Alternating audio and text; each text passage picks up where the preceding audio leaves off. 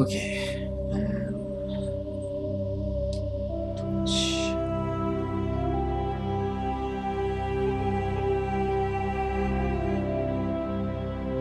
So I've started the stream and on my PC, and now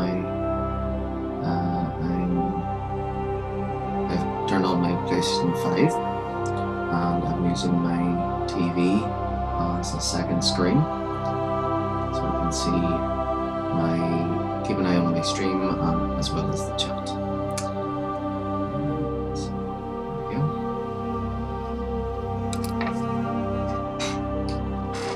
Testing.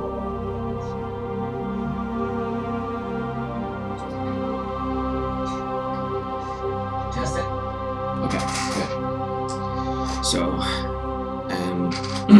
yeah, I have to do that at the start of every stream to make sure that the microphone is working and that I'm not actually talking to myself.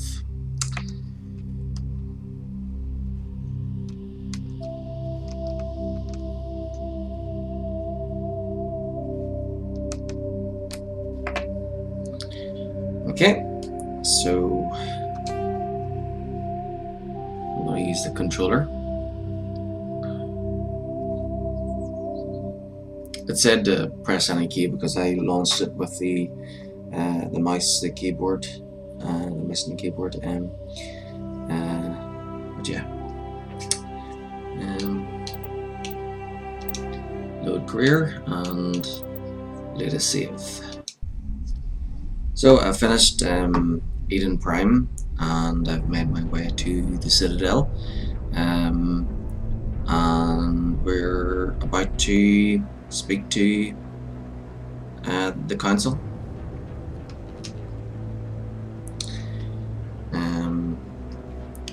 So this is my second playthrough of Mass Effect Legendary Edition on the PC. I have played Mass Effect lots of times. I've played the original Mass Effects dozens of times, and I bought 2 copies of Mass Effect Legendary Edition last year, and I streamed the console versions twice, once with a random male shepherd and once with a random female shepherd. The male shepherd got the pure renegade, and the female got the pure paragon. This time it seems it's been the opposite. So the female shepherd got pure renegade this time, and I ignored all the paragon decisions, and this time this random male shepherd will be pure paragon, which means that I'll be trying to pick all the blue options when they're available, and I'll be ignoring all of the red renegade actions and choices. So here we go. The hearing's already started. Come on.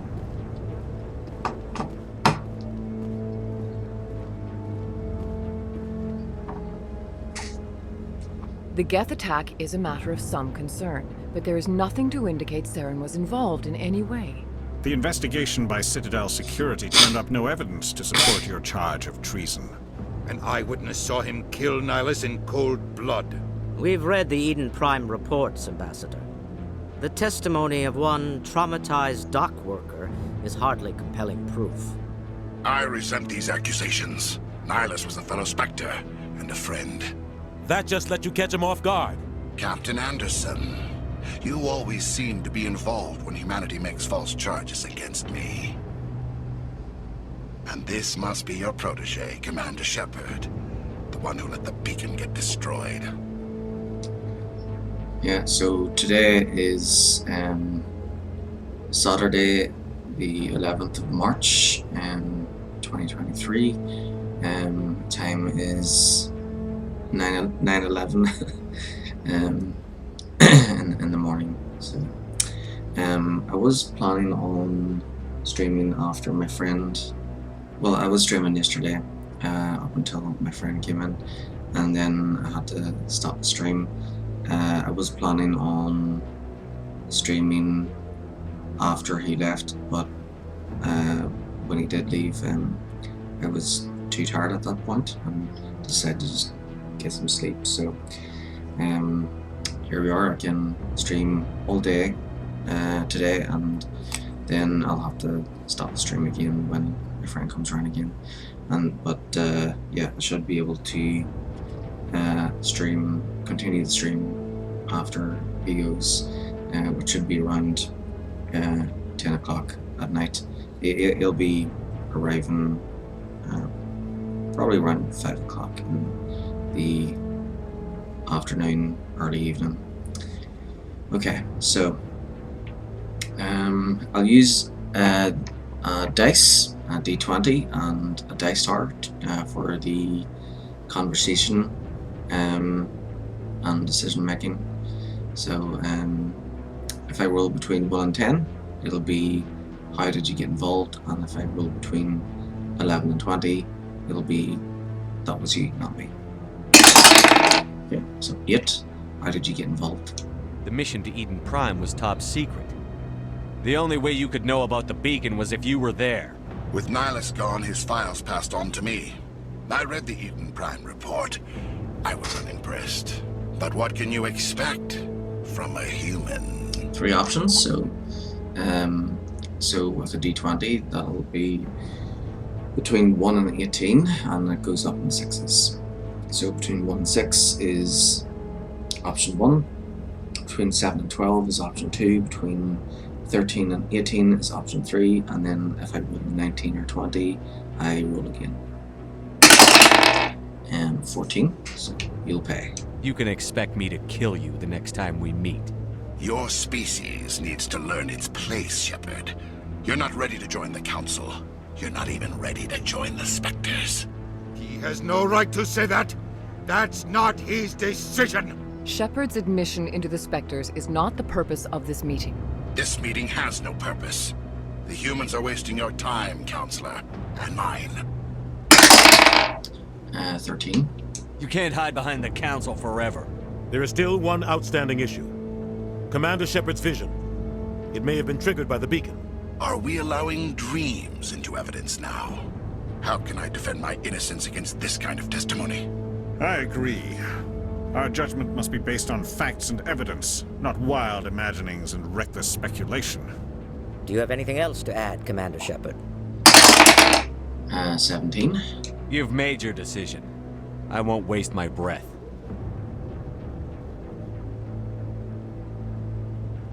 The Council has found no evidence of any connection between Saren and the Geth. Ambassador, your petition to have him disbarred from the Spectres is denied.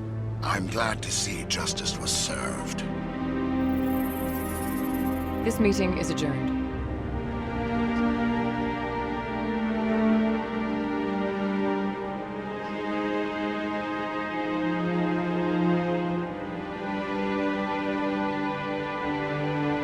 It was a mistake bringing you into that hearing, Captain. You and Saren have too much history. It made the Council question our motives. I know Saren. He's working with the Geth for one reason. To exterminate the entire human race. Every colony we have is at risk. Every world we control is in danger. Even Earth isn't safe. 18. We need to deal with Saren ourselves. As a Spectre, he's virtually untouchable. We need to find some way to expose him. What about Garrus, that CSEC investigator? We saw him arguing with the Executor.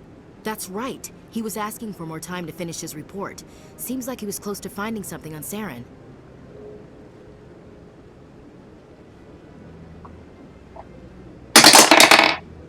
7. Any idea where we could find him?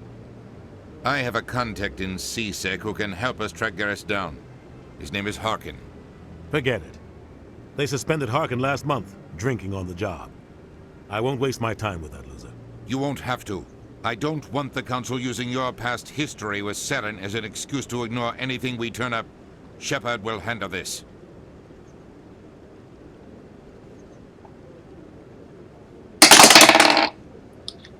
7. I'll take care of it. I need to take care of some business. Captain, meet me in my office later. Harkin's probably getting drunk at Cora's Den. It's a dingy little club in the lower section of the wards.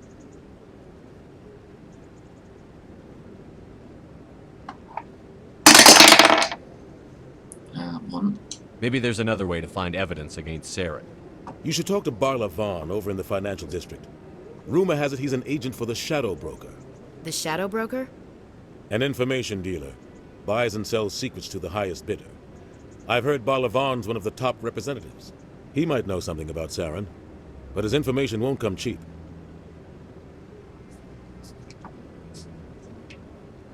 You and Saren have a history. What happened? About 20 years ago, I was part of a mission in the Skillian Verge. I was working with Saren to find and remove a known terrorist threat. Saren eliminated his target, but a lot of people died along the way, innocent people. And the official records just covered it all up. But I saw how he operates. No conscience, no hesitation. He'd kill 1,000 innocent civilians to end a war without a second thought.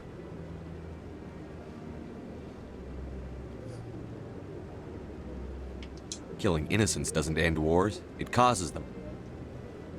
I know how the world works, Commander. Sometimes you're forced to make unpleasant decisions. But only if there's no other way. Saren doesn't even look for another option. He's twisted, broken. He likes the violence, the killing. And he knows how to cover his tracks. Sometimes 1,000 people must die so 1,000,000 can live. But only if there's no other way. Saren doesn't even look for another option. He's twisted, broken. He likes the violence, the killing. And he knows how to cover his tracks. So I don't need to rule for these decisions because these are just, questions. Tell me more about the Shadow Broker. He's a necessary evil of galactic politics. Buying and selling information is a part of the game. And the Shadow Broker just happens to be the best player on the field. Always sells to the highest bidder. Doesn't get involved in politics. Doesn't pick sides. A simple system, but it works. He's not a threat to anyone, not directly. He's just a resource we can use, or she is. Or maybe they are. Nobody really knows. Tell me about Barla Vaughn. He specializes in moving large sums of money without leaving a paper trail. A financial genius. Doesn't do anything illegal, but he knows all the loopholes. He's got an impressive client list. Ambassadors, diplomats, specters. That's probably why the Shadow Broker uses him. I want to know more about the Spectres. They're not your typical government agency. They tend to work alone, behind the scenes. They take care of problems the Council can't. It's not easy preserving peace across an entire galaxy. The Council prefers to use diplomacy and negotiation. But sometimes more extreme measures are needed. They sound like shadow operatives. Everything about them is classified. We don't even know how many there are. The latest Alliance estimate puts their numbers under 100, but the Council couldn't do its job without them. They're the Citadel's top agents, the last line of defense, the final option before open war. The entire galaxy respects and fears them. If a Spectre shows up, you know something big is about to happen. What happens when a Spectre goes rogue, like Saren? It doesn't happen often. The Council is careful when they select their candidates. But when something does go wrong, there's usually only one solution. Send another Spectre to bring the rogue agent down. What happens when a Spectre goes rogue, like Saren? It doesn't happen often. The Council is careful when they select their candidates. But when something does go wrong, there's usually only one solution. Send another Spectre to bring the rogue agent down. What's their command structure like? There is no command structure. Each Spectre answers directly to the Council. Sometimes they're sent on specific missions. Other times, they act on their own. They tend to operate outside the law, do whatever it takes to accomplish their goals. The Council just turns a blind eye. Spectres have a lot of power, Shepard. How do they decide who becomes a Spectre? You can't just apply to join. There's no training program. Spectres aren't made. They're born. The Council's always looking for exceptional individuals. People who can get the job done. like you. They've been watching you for years. They see something in you. They want you on their side. Nihilus was supposed to give them a final recommendation, but with him gone, things are still up in the air.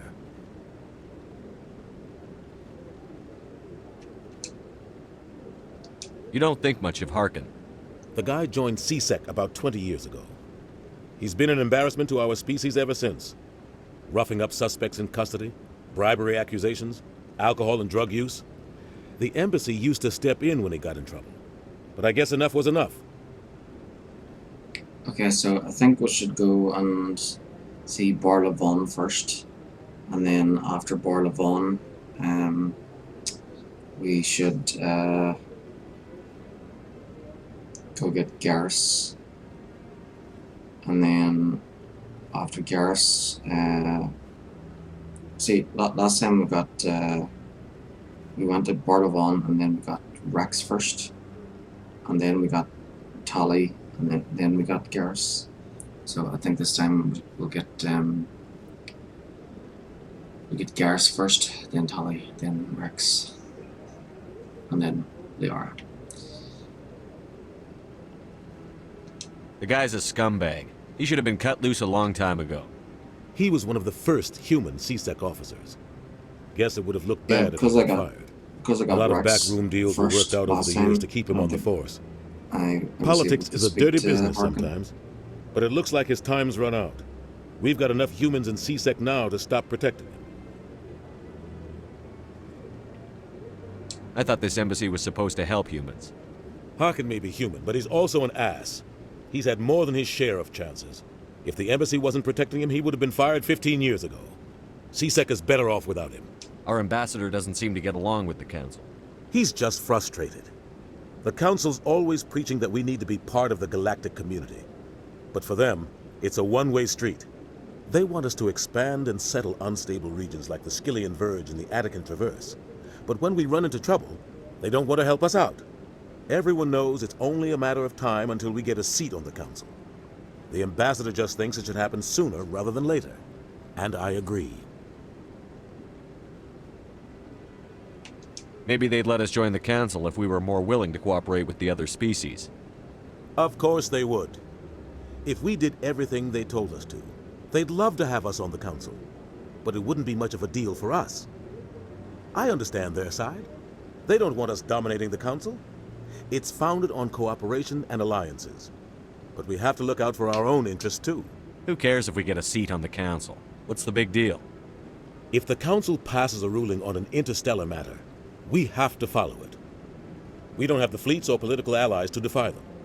Once we get a seat on the council, we'll be able to influence those rulings, protect our own interests, no more jumping through hoops whenever we want something. Take this mess we're in now. If humanity had a seat on the council, we'd just send the Citadel fleet out to take care of Saren and his Geth. Problem solved. I should go. Good luck, Shepard. I'll be over in the ambassador's office if you need anything else.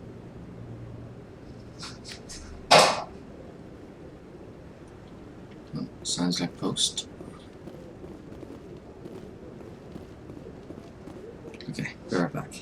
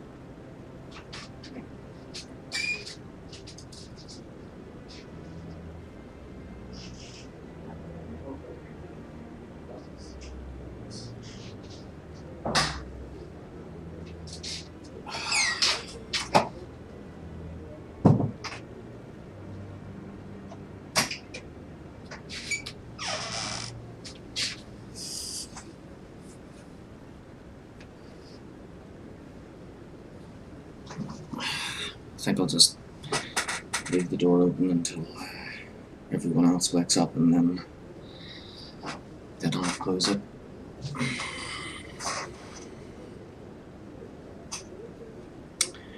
Okay.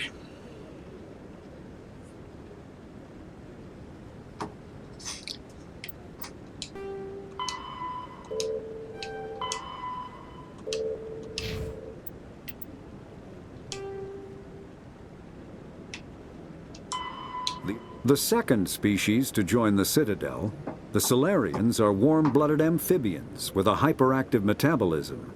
Solarians think fast, talk fast, and move fast. To Solarians, other species seem sluggish and dull-witted. Unfortunately, their metabolic speed leaves them with a relatively short lifespan. Solarians over the age of 40 are a rarity. The Solarians were responsible for advancing the development of the primitive Krogan species to use as soldiers during the Rachni Wars. They were also behind the creation of the genophage bioweapon the Turians used to quell the Krogan rebellions several centuries later. Solarians are known for their observational capability and non-linear thinking. This manifests as an aptitude for research and espionage. They are constantly experimenting and inventing, and it is generally accepted that they always know more than they are letting on.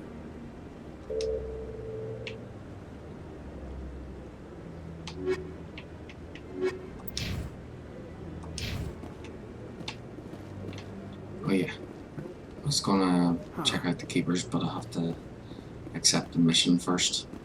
That guy's up to something. What? Oh, no, I wasn't. Never mind.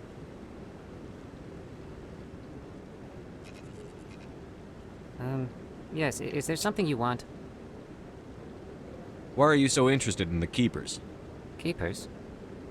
I've got no interest in the Don't get coy. I know what I saw. I'm not so sure I should be talking to you about this. We're just talking. Is there something wrong with that? No. So we I have guess it wouldn't hurt to tell accept you. the mission. I'm using a small scanner to gather readings on the Keepers. So far I've had mixed results. I find it difficult to get near the creatures. Why were you being so secretive about it, though? Well, technically we're not supposed to disturb the Keepers. I don't really think my scanning disturbs them, but the authorities might disagree. I'd like to do it more openly, but it's not really worth getting arrested over. I could help you out. I'm not worried about the authorities.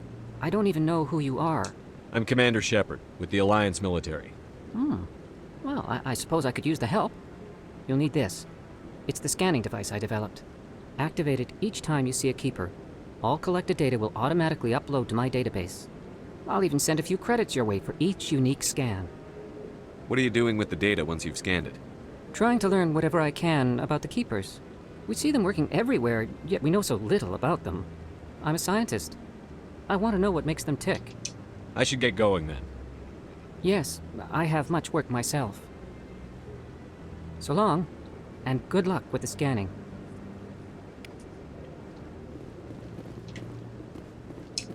Okay, so there's one.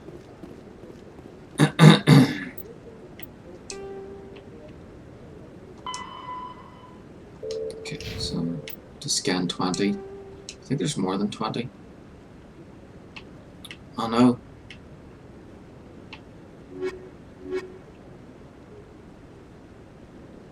The Elcor. When the Asari discovered the Citadel, they also discovered, after... I think it was, the I think it was the Keepers. The,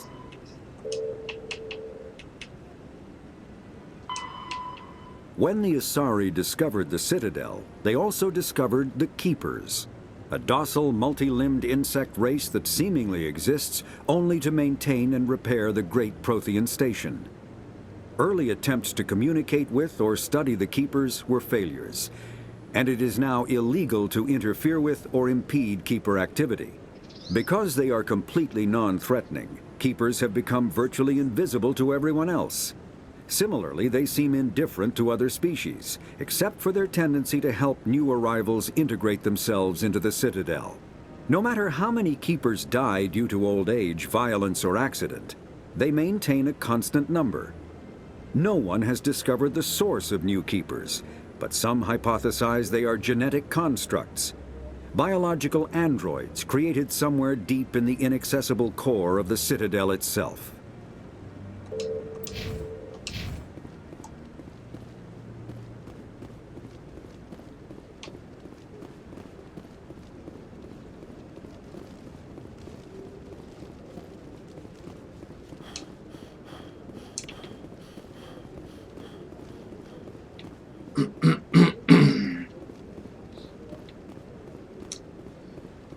I think in the original mission for this, you had to scan 24 keepers.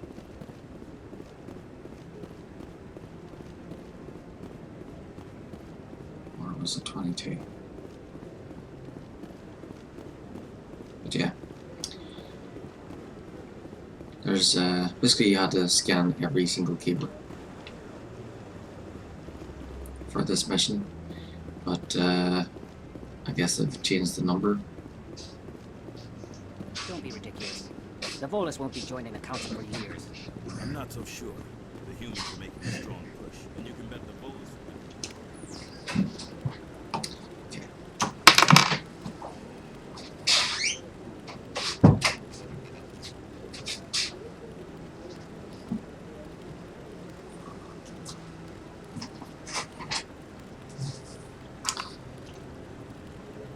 Okay, people have started to wake up, and thought I'd go and close the door.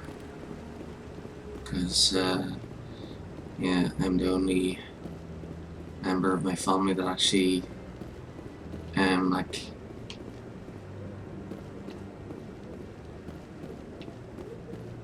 has manners.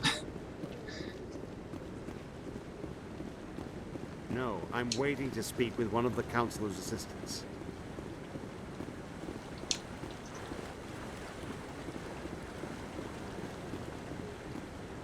No, Commander.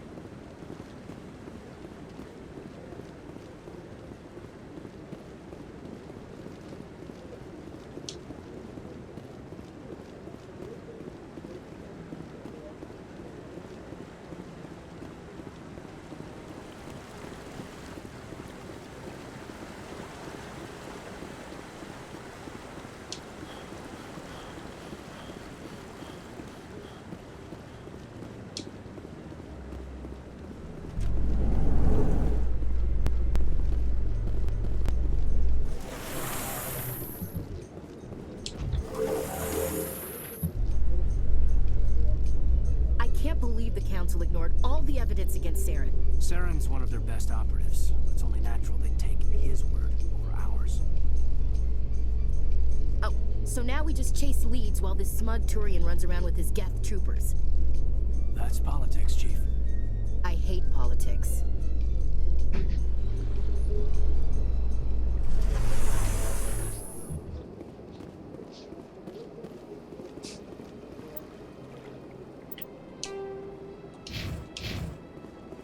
Look at that bug thing over there. What's it doing? Please do not disturb the keepers. Welcome to Presidium Tourism Terminal 2. You are standing near the base of the Citadel Tower, one of the Presidium's most recognizable and important structures. Behind me is the spectacular Relay Monument, a scale model representation of a Prothean mass relay. To your left is one of the Keepers, the enigmatic caretakers of the Citadel, working on a control panel. You may see Keepers involved in various tasks throughout all levels of the Citadel. We ask that you do not interfere with them in any way. The Keepers are essential to the smooth operation of the Citadel. Obstructing their daily work will result in harsh penalties, including incarceration and rehabilitation. Tell me about the Relay Monument.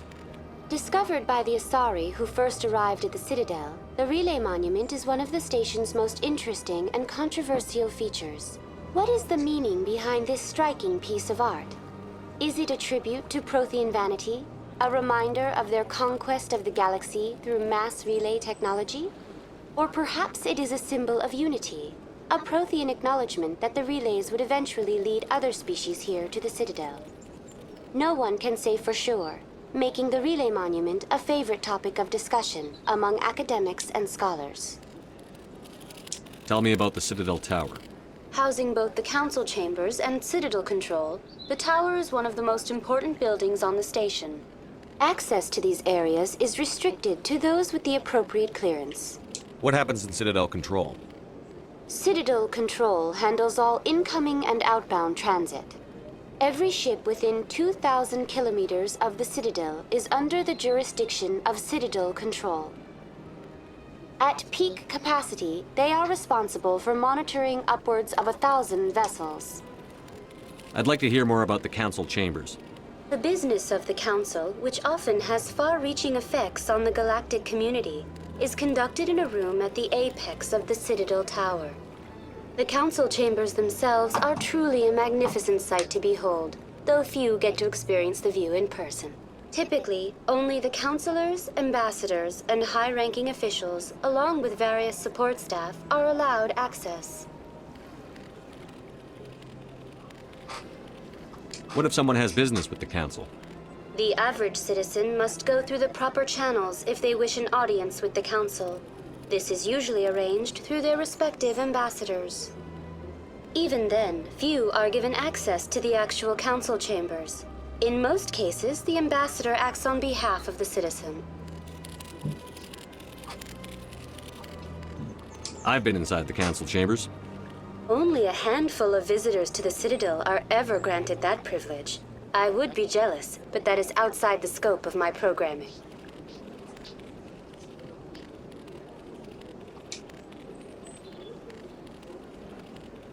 I'd like to know more about the Keepers. Little is known about these peaceful servants of the Citadel, though they are essential to the operation and maintenance of the entire station. Citadel regulations protect the Keepers against interference during the performance of their tasks. Failure to comply will result in harsh penalties. Keepers can be seen in all sections of the Citadel, but are typically found in and around the tower.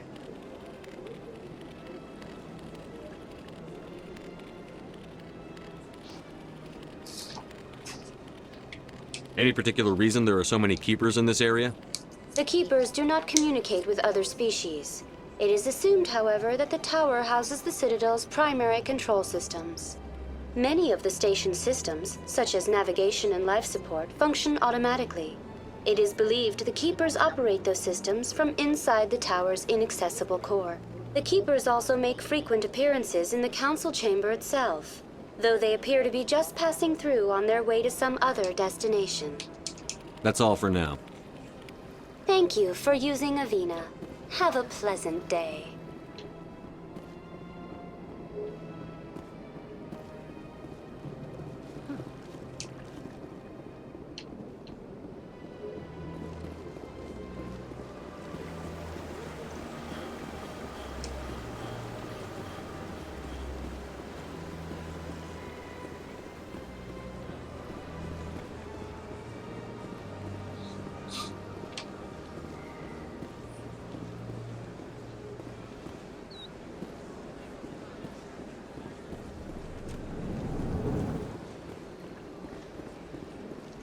What's this?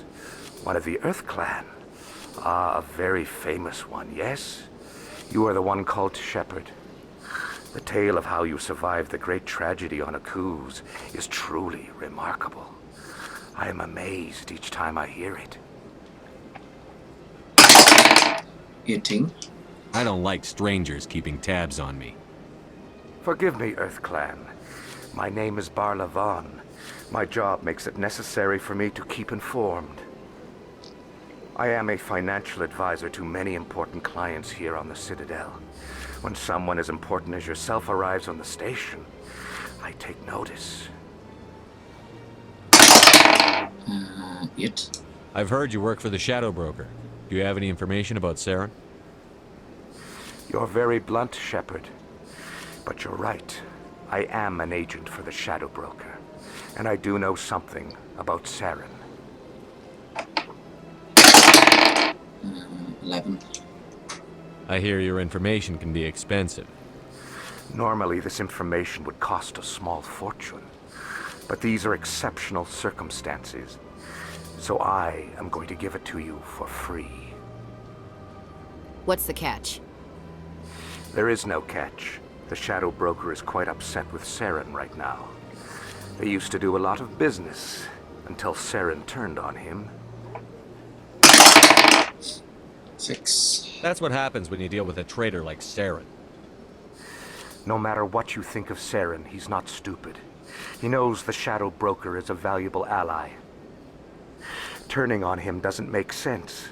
Not unless something huge was at stake. I don't know the details, but the Shadow Broker hired a freelancer to deal with it. A Krogan mercenary.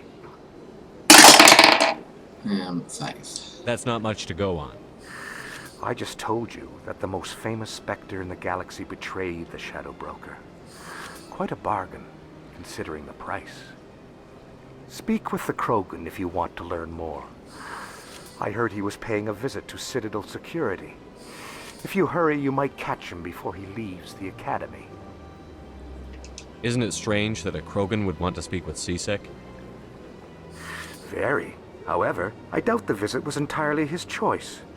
You'll need to speak with him if you want to know more. Tell me more about your job. Galactic finance is incredibly complex. A mix of laws and regulations from dozens of interstellar economies. I'm an expert in how all these economies interact. For a fee, I share my expertise. I also offer premium services for those clients who need someone to conduct business without drawing unwanted attention. Discreet and efficient. That's my motto. Sounds pretty shady. Everything I do falls completely within the bounds of interstellar commerce law. Even so, many of my clients would prefer their transactions remain undisclosed. For example, suppose a Hanar ambassador was petitioning the Council to reduce tariffs on Hanar goods. How would it look if he had money invested in a Hanar exporting company? Even if his true motives were to help his people, he would be accused of advancing the petition for his own personal gain. I can keep his personal finances private. Still sounds shady to me. Then we can only hope you will never be cursed with a large enough fortune to require my services. Tell me more about the Shadow Broker. Most people think I deal in finances, but my real currency is knowledge. I trade information, and it has made me very wealthy. But the Shadow Broker is the true master. Every day he buys and sells secrets that could topple governments, always giving them to the highest bidder. Yet somehow he never seems to upset the natural balance of power. All those secrets being passed around seem to even out. Nobody ends up with an advantage in the end. Any guess what his identity might be? I don't know. Nobody does. The Shadow Broker could be any race, any gender. I have a theory that it's actually an entire group working under one identity. How else could they juggle so many contacts at the same time? How else could they keep all that information from getting crossed? But they've got the perfect setup. Every government is forced to play their game so they don't get behind. But no matter how long you play, no matter how many secrets you buy, you can never win. I thought you'd know more about the man you work for. From time to time, I come across information I sell to the Shadow Broker. That's my only involvement. I like it that way. The more you know, the more dangerous the game becomes. I don't like danger, Commander. I'll leave that to you. What's it like living here on the Citadel?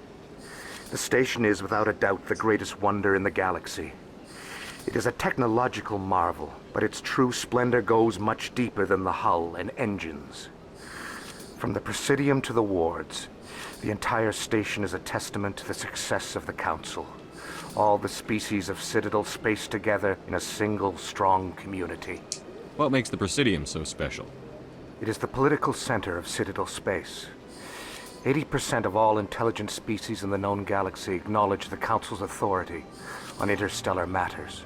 But only the most powerful and influential species have embassies here on the Presidium. This level of the station is reserved for the elite, Shepard. People like us.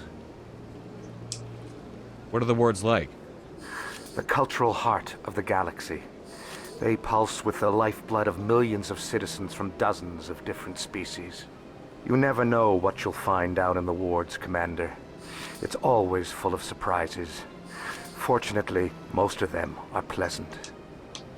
I should go. Goodbye, Commander.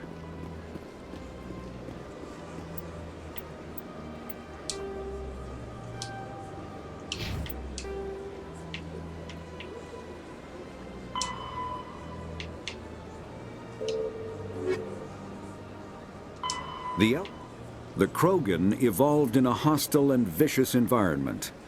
Until the invention of gunpowder weapons, eaten by predators was still the #1 cause of Krogan fatalities. Afterwards, it was death by gunshot. When the Solarians discovered them, the Krogan were a brutal, primitive species, struggling to survive a self-inflicted nuclear winter. The Solarians culturally uplifted them, teaching them to use and build modern technology, so they could serve as soldiers in the Rachni War. Liberated from the harsh conditions of their homeworld, the quick-breeding Krogan experienced an unprecedented population explosion. They began to colonize nearby worlds. Even though these worlds were already inhabited, the Krogan rebellions lasted nearly a century, only ending when the Turians unleashed the Genophage, a Solarian-developed bioweapon that crushed all Krogan resistance. The Genophage makes only 1 in 1,000 pregnancies viable, and today the Krogan are a slowly dying breed. Understandably, the Krogan harbor a grudge against all other species, especially the Turians.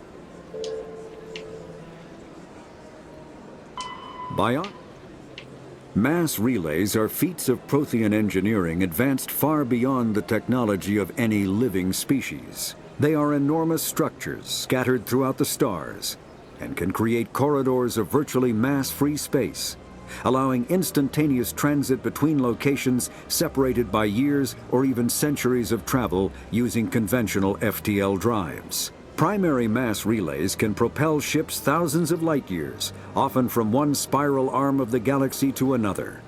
However, they have fixed one-to-one connections. A primary relay connects to one other primary relay and nowhere else. Secondary relays can only propel ships across a few hundred light years. However, they are omnidirectional. A secondary relay can send a ship to any other relay within its limited range. There are many dormant primary relays whose corresponding twins have not yet been located. These are left inactive until their partner is charted, as established civilizations are unwilling to blindly open a passage that might connect them to a hostile species.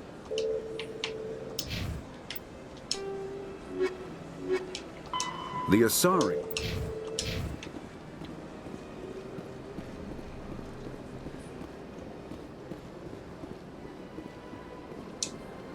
Ah, human.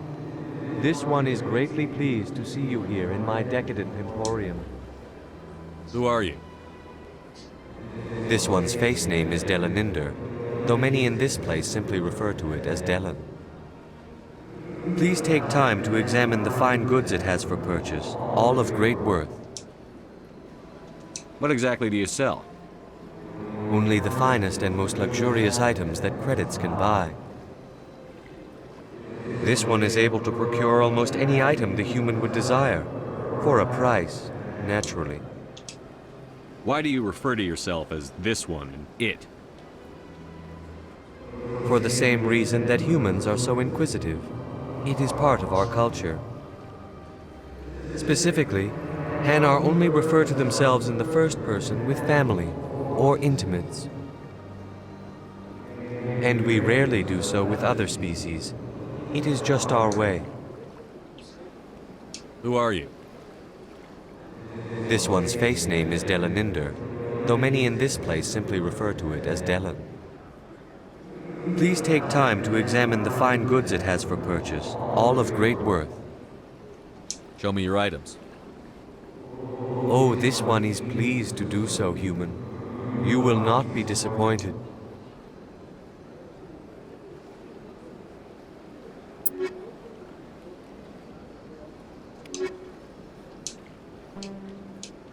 Commander.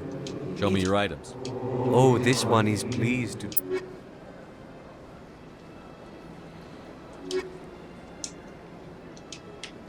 Commander. Show me your items. Oh, this one is pleased.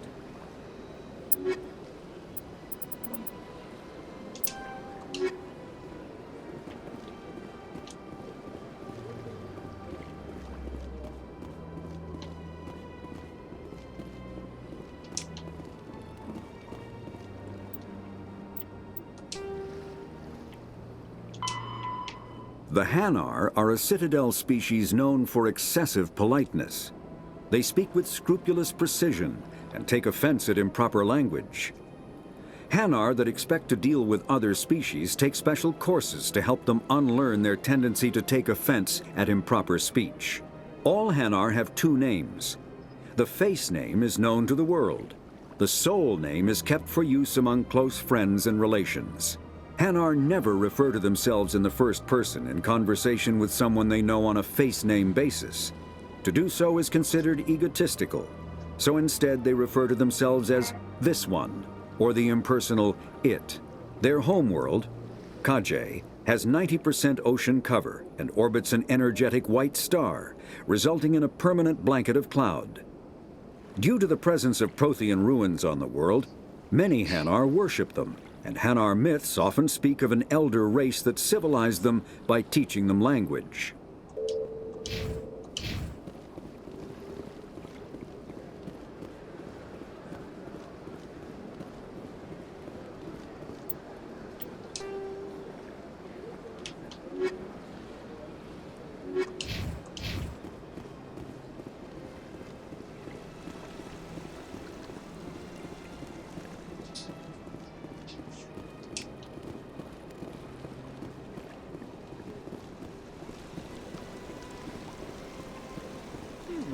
Welcome to Presidium Tourism Terminal 3. Here in the financial district, a number of businesses offer various goods and services to their exclusive clientele. The statue you see before you was commissioned to honor the Krogan soldiers who gave their lives to protect Citadel space during the Rachni Wars. In the aftermath of the Krogan rebellions, several embassies petitioned to have the statue removed. However, this motion was eventually quashed by the Council. Tell me more about the Krogan rebellions. In recognition of their efforts during the Rachni Wars, the Krogan were granted several new colony worlds by the Council.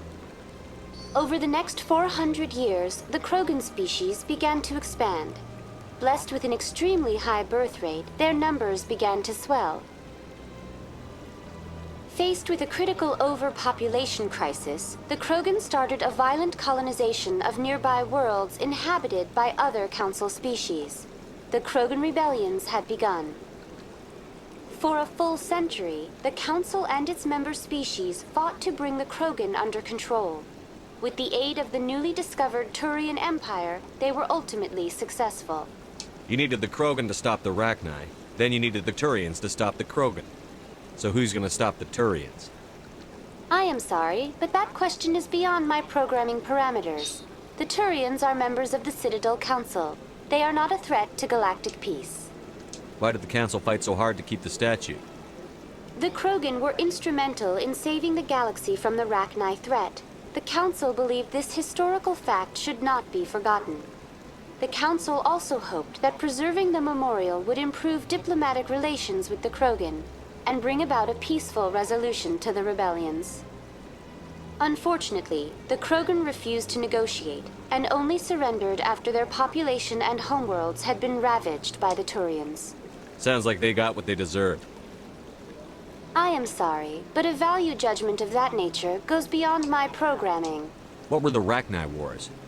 Nearly 2,200 years ago, explorers seeking to expand Citadel space opened up mass relays leading to systems controlled by the Rachni. A highly intelligent and aggressive insect race, the Rachni unleashed a war of conquest against the rest of the galaxy that lasted for nearly 3 centuries. The emergence of the Krogan finally turned the tide in favor of the Citadel species. Krogan forces provided the numbers necessary to halt the Rachni advance and drive them back. The Krogan then pursued their retreating fleets. Able to survive the harsh environments of the Rachni homeworlds, the Krogan hunted their enemy to extinction. Was it really necessary to wipe them out? I am sorry, but a value judgment of that nature goes beyond my programming. That's all for now. Thank you for using Avina. Have a pleasant day.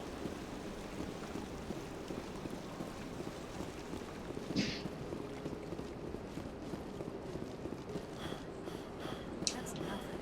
I've had my office rearranged 5 times. Welcome. I am Naelina. I don't recognize you as one of our expected clients today. Would you like me to see when the consort will be able to meet with you? Can't I just go in? I'm afraid not. Yeah, you must understand there are many who seek the consort services. But if you wish to leave your name, she'll make every effort to meet with you. Commander Shepard, with the Alliance Navy.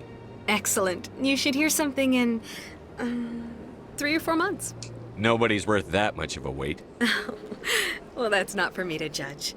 I have your name and you'll be contacted. Is there anything else? What do you do here, Naelina? I'm one of the consort's acolytes. Many of the people here today will not see the consort, but they expect to be attended to just the same. It's our job to ensure that they leave contented. What exactly do you attend to? Well, each acolyte has her unique abilities. Some soothe with song, others with conversation. As much as possible, we seek to match the needs of our clients to the skills of our acolytes.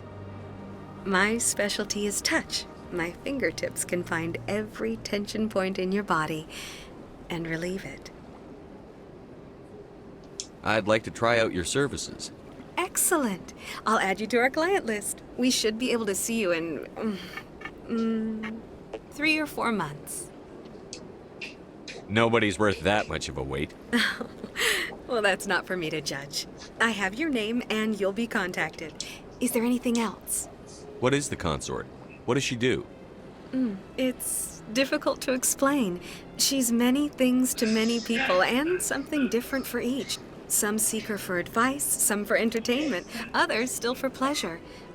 Most of the time, our clients won't realize what they were seeking until after she has provided it for them. You make her sound like some kind of oracle. No, not in the usual sense. She's merely a woman with remarkable compassion and a generous spirit. I suggest you make an appointment and see for yourself. I think I'm done here. Oh, well, I hope you'll return again in the future. We always enjoy seeing new clients. Naelina. Yes, Shaira? Send the commander up to see me. I wish to speak with him. Yes, of course, mistress.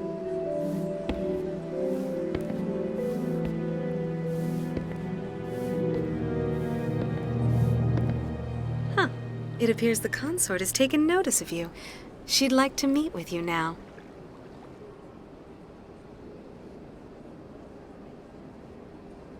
What does she want to see me for?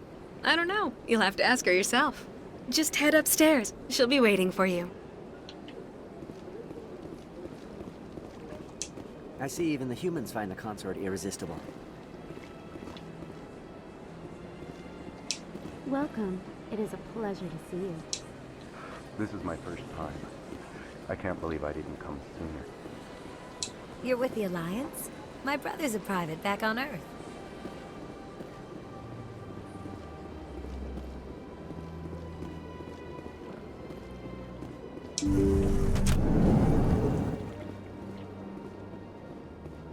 That is close enough, Commander. I've heard a great many things about you since your arrival here in our citadel. 11. You wanted to speak with me? I have a certain problem that could use your expertise. 15. Get to the point. I have a friend, Septimus, a retired Turian general. I won't discuss the details, but he wanted me to be more than I could be. We had a falling out. Now he spends his days in Korra's den, drinking and spreading lies about me. If you would speak to him as a fellow soldier, I believe he will listen to you and let the matter be. What happened between you? I respect his privacy too much to go into the details. If he wishes to tell you what happened, that is his prerogative. Well, we have to accept the mission. What exactly do you want me to tell him? Appeal to his sense of honor. Remind him of his position as a general. If you can convince him to stop spreading lies about me, I would be very grateful. Now I must ask you to take your leave. I have many clients waiting to see me.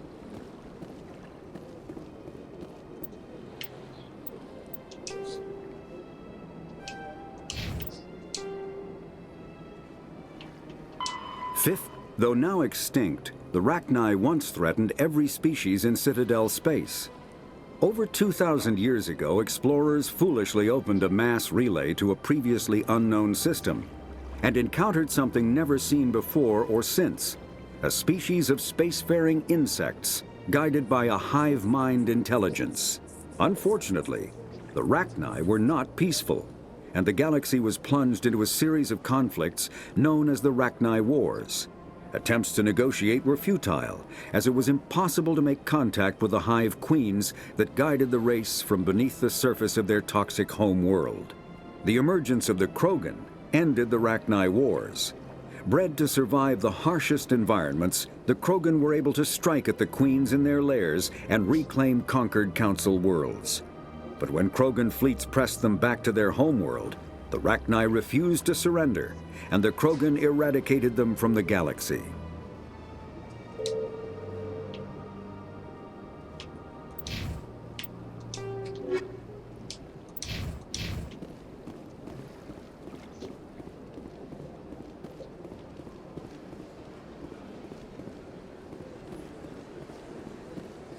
I have to admit I'm a little nervous. That's understandable.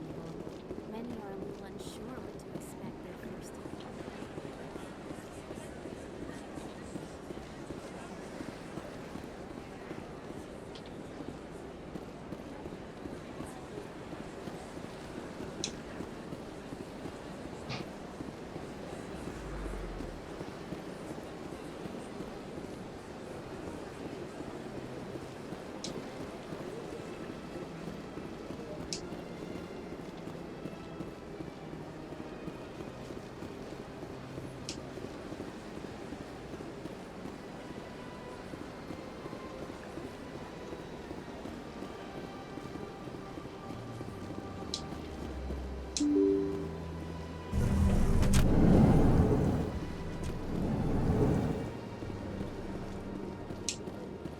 I can't believe I landed a job here. This place is fantastic.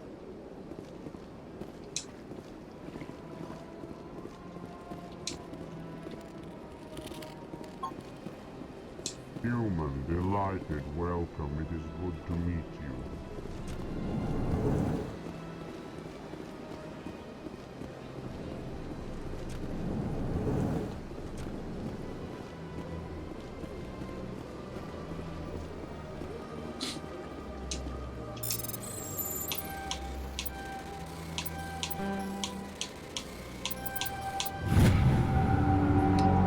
Diplomatic advisory warning.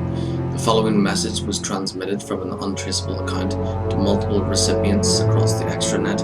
Further monitoring of the situation is warranted. My fellow Biotic, you have been selected to receive this transmission because of our shared plight. Few understand us, fewer tolerate us. We must stand together. We must build our own new world. Come, join us in the Hawking Edit cluster. Only as one body can we right the wrongs done to our kind.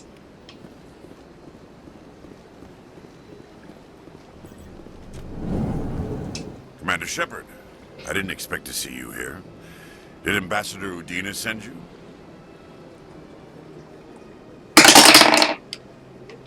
Have we met before? No, but I know you well enough. I'm Executor Palin, head of CSEC. It's my job to know when someone like you arrives on the Citadel. Was there something you needed, Commander? I get the feeling you're not too fond of humans.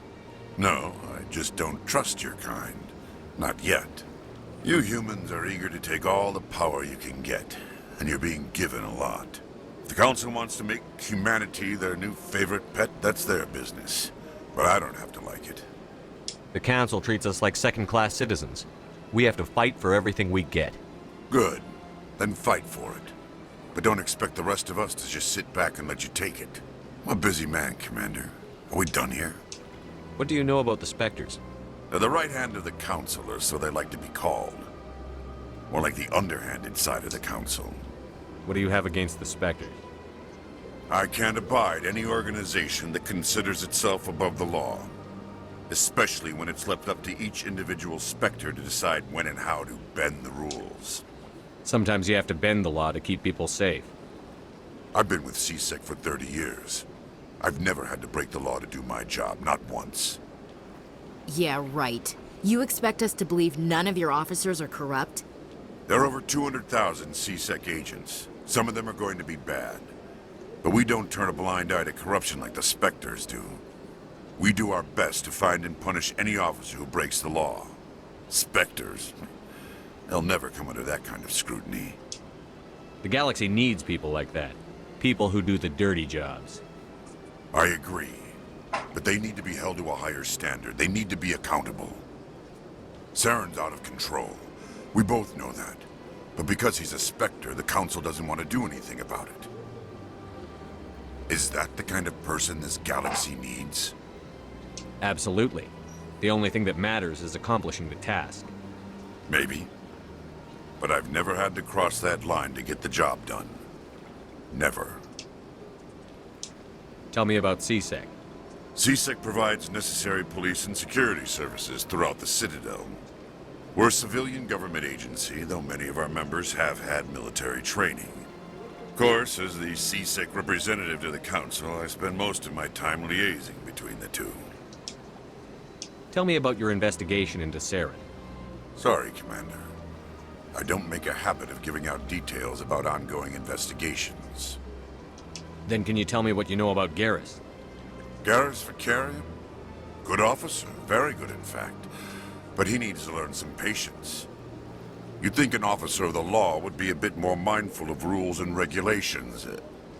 Was there anything else? I'll be going now. Goodbye, Commander.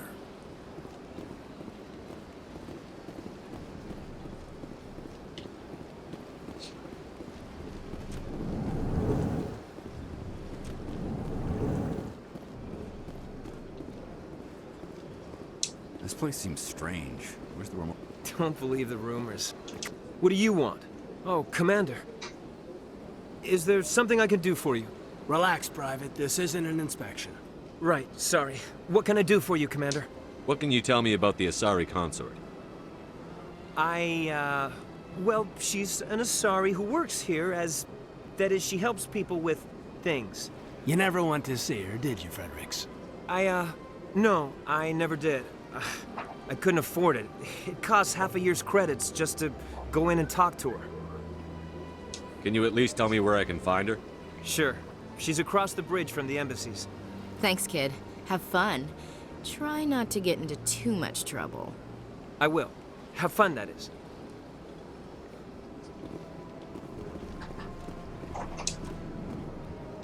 I don't have time to talk now. I'm very busy. Hello, Commander. Can I get you something?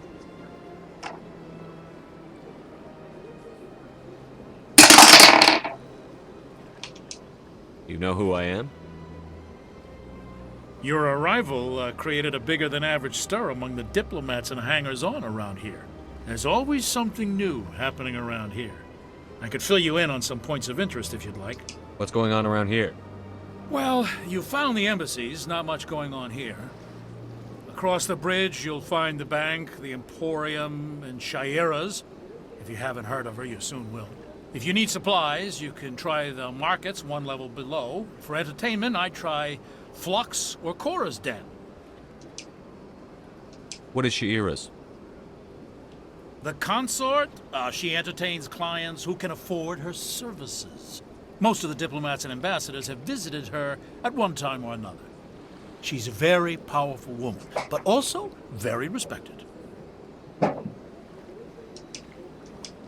Tell me about Flux and Cora's Den. Well, Flux has gambling and dancing, certainly more lively than this place. Cora's den, on the other hand, well, let's just say it's livelier and deadlier, all at the same time. Goodbye. So long, Commander. Have a pleasant day.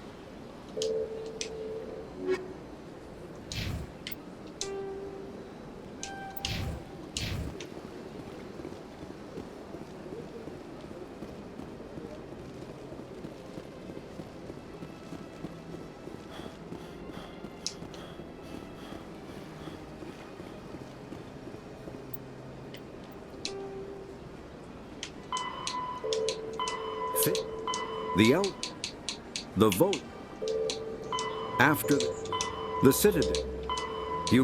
Just making sure that the terminus.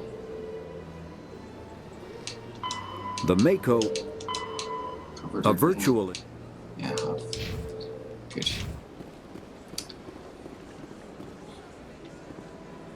I've told you before, you're not allowed in here. This one believes.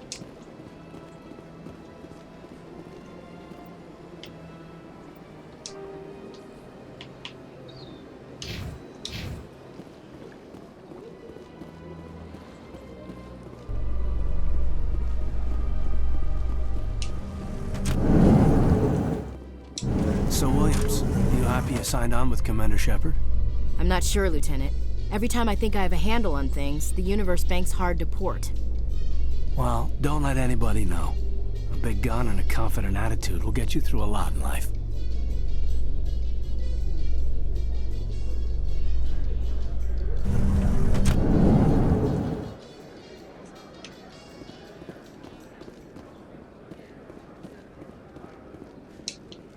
Do you really think we'll find him down here? He always stops in for a few games of Quasar before he makes his drop. Fist is gonna be pissed if we take down his supplier. That's the point. We want him angry.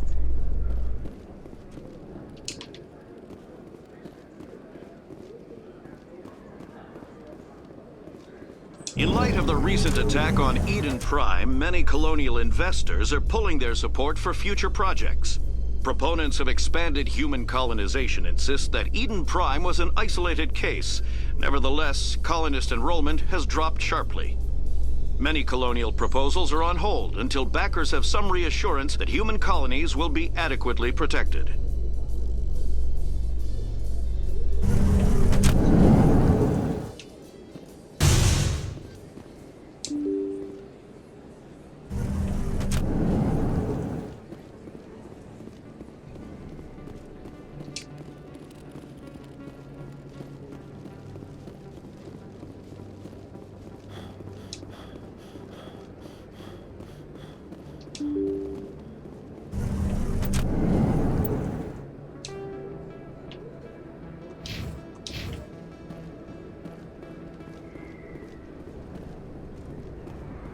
That's him.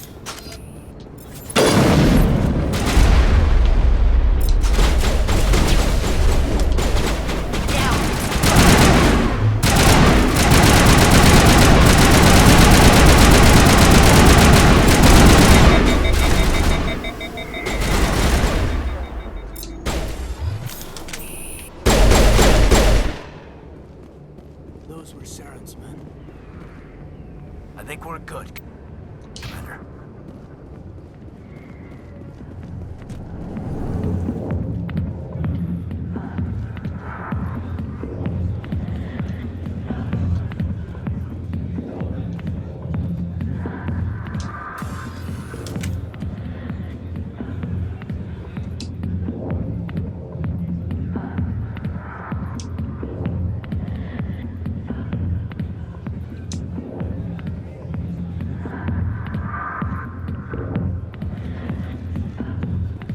I got business here, but not with you.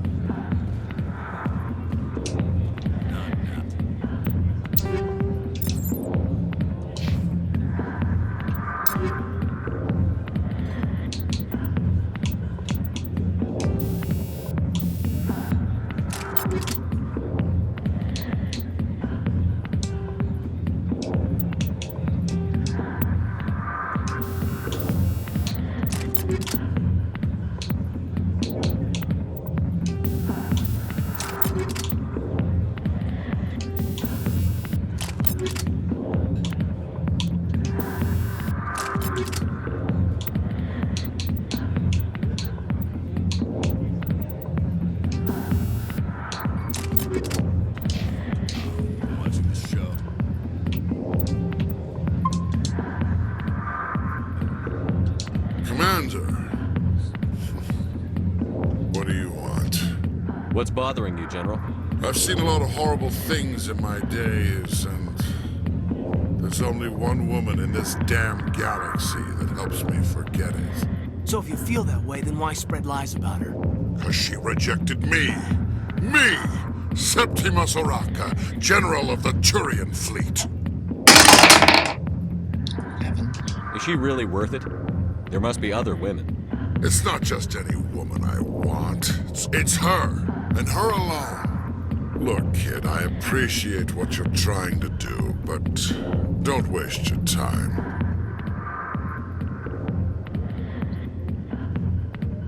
Enjoy your drink, General. Yeah, off you go. See you later, kid. I don't feel right just leaving like this. Don't waste your time, kid. Run away now, while you still can. Goodbye, General. Yeah. It's for the best. Don't waste your time on me. So I shouldn't talk to him until after I become a Spectre.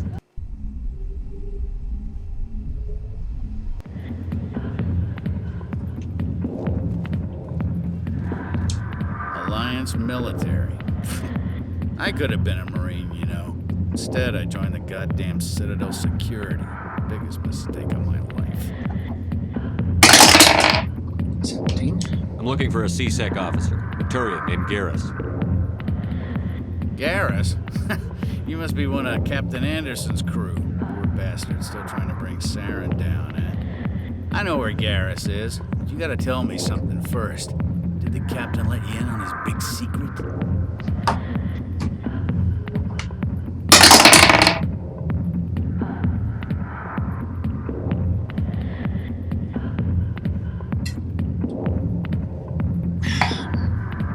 So got it. I just need to know where Garrus is. But it's all related, don't you see? The captain used to be a Spectre. Didn't know that, did you? It was all very hush-hush.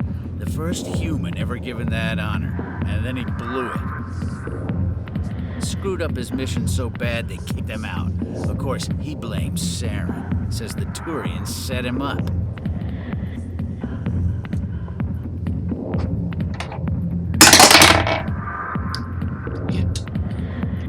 You said they covered all this up. How'd you hear about it? I spent 20 years working cases here on the Citadel. People on this station love to talk. Secrets are like herpes. If you got them, you might as well spread them around. You're a pig. Just noticed that now, did you? Why'd they kick him out? Have to ask him. I never heard any of the details. Bet it's a good story, though. The heroes fall. Classic tragedy. Why should I believe a drunk like you? Fine, ask Anderson. I bet he tells you. He's too stupid and proud to lie right to your face. Just tell me where Garrus went. Garrus was sniffing around Dr. Michelle's office. She runs the med clinic on the other side of the wards. Last I heard, he was going back there.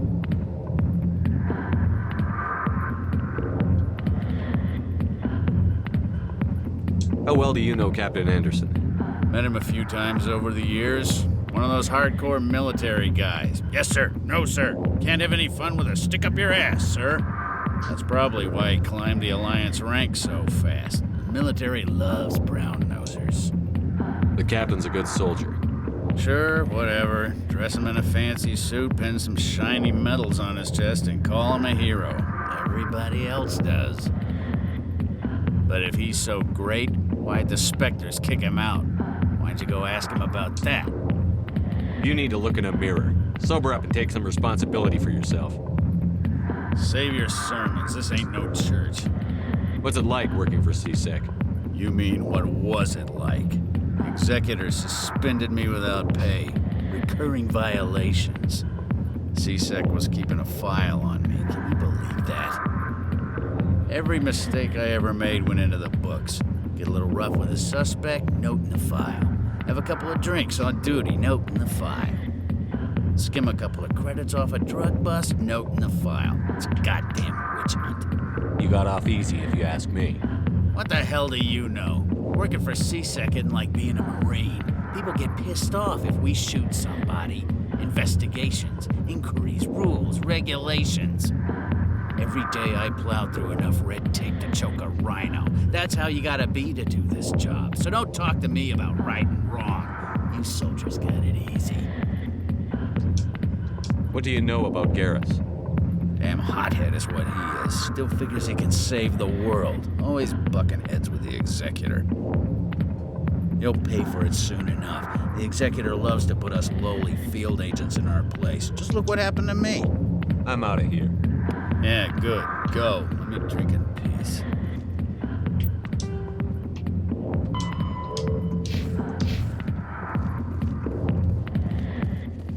The back rooms are private, reserved for Fist and his friends. Who's Fist? He owns this club, but the customers have to stay out front. Goodbye. Enjoy the club.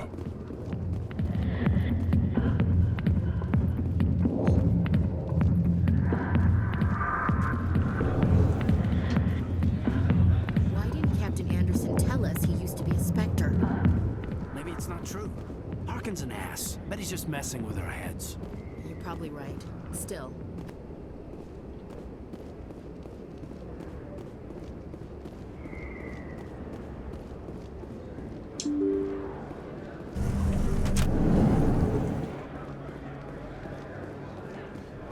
Hello there. Welcome to Moorland's famous shop. You want many good supplies, yes? Let me see what you have. Oh, you will be pleased, I think. Very good things I have. You will see.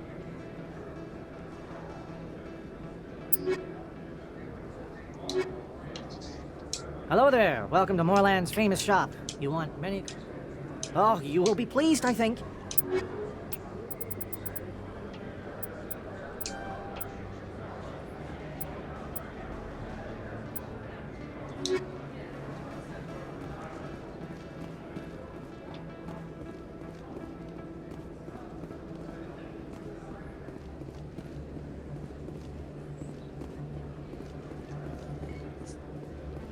Is that really... What? You're Commander Shepard, the hero of Eden Prime. I am so honored to meet you. Nice to meet you. And you are? My name is Conrad. Conrad Werner. They say you killed more than 100 Geth on Eden Prime. I spend most of the time trying to stay alive and help the colonists. Hey, I know you're probably busy, but do you have time for a quick autograph?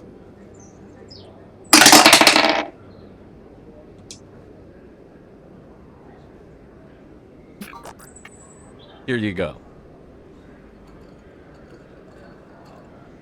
Thanks. I really appreciate it. My wife is going to be so impressed. I'll let you get back to work. But next time you're on Earth, I'd love to buy you a drink.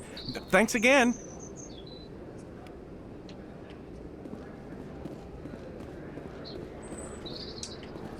Best place on this ward to buy upgrades.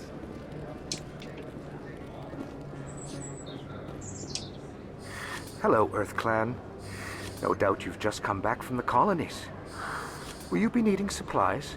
What colonies are you talking about? Oh, my mistake, Earth Clan. I assumed... It doesn't matter. Pharaohs? Noveria? Well, if you haven't heard of them yet, I'm sure you will soon. But it doesn't matter where you hail from. My goods are available to all. What can you tell me about Noveria? The corporate capital of the Attican Traverse. Very cold. Very snowy. I don't get too many clients from there. They all have their own private suppliers. I'd like to know more about Pharos. It's an old Prothean world. Their buildings still litter the surface. The humans aren't the first to colonize it, but they are the most recent. I just realized I haven't heard from my contact on that planet for some time. Ah, well, I'm sure he's fine.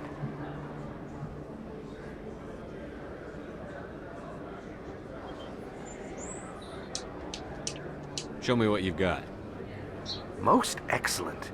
I am sure you will find something pleasing.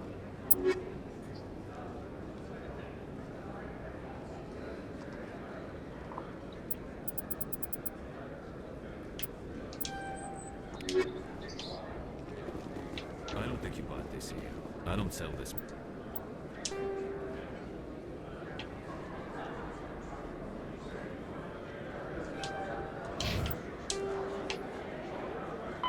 Pharos is a habitable world in the Attican Beta Cluster. 2/3 of the habitable surface is covered with the ruins of a crumbling Prothean megatropolis. In the millennia since the Prothean extinction, the ruins have been repeatedly picked over by looters many times. Pharos was considered a poor prospect for colonization, as little open ground remains for agriculture. The only sizable freshwater sources are the poles, which are tapped by the decaying Prothean aqueduct systems.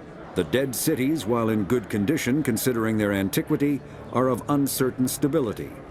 Ground level is congested by a dozen meters of fallen debris, and the air is fouled by dust. In 2178, the Human Exogeny Corporation announced its intention to place a permanent colony on Pharos to thoroughly explore the ruins. The pioneer settlement was placed on the upper levels of several intact skyscrapers, using the surviving Prothean aqueducts and rooftop hydroponic gardens to support the population. Noveria is a cool, rocky world with most of its hydrosphere locked up in massive glaciers. A privately chartered colony world, the planet is owned by the Noveria Development Corporation Holding Company.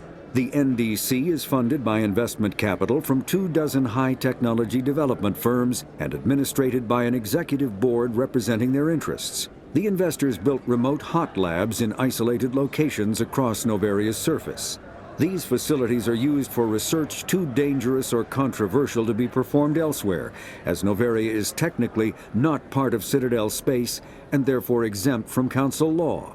By special arrangement, Citadel's special tactics and reconnaissance agents have been granted extraterritorial privileges, but it remains to be seen how committed the executive board is to that principle. Given its unique situation, it is understandable that Noveria is often implicated in all manner of wild conspiracy theories.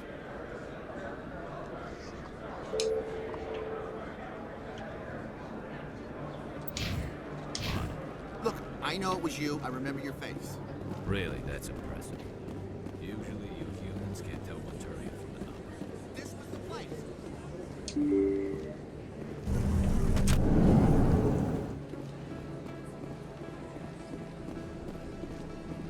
Commander Shepard? I'm Emily Wong. I'm an investigative journalist working here on the Citadel.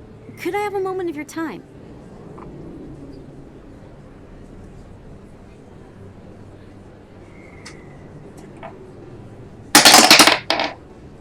What do you need? I've been hunting for evidence of corruption and organized crime on the Citadel, but there are places I can't go. I was hoping you might share anything you find during your own investigation. I can make it worth your time. How do you know that my investigation is going to uncover anything you need? You wouldn't be investigating if it weren't big. And if it's big, it's something I'd like to hear about.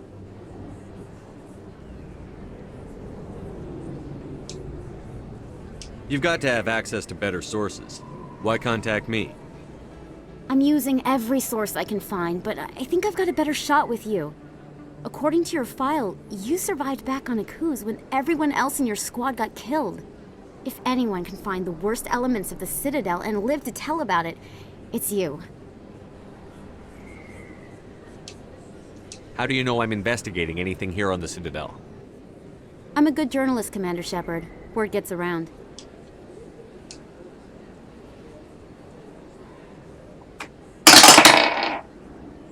Sounds like a good cause. If I find any information, it's yours. Thank you, Commander. You won't regret it.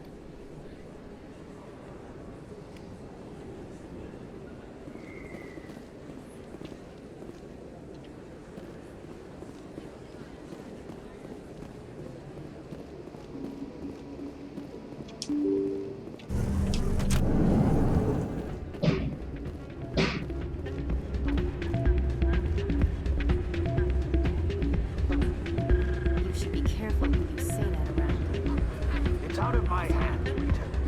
I'd bring her back in a second, but she doesn't want to come. Sorry, I'm kind of busy right now. So, what can I do for you?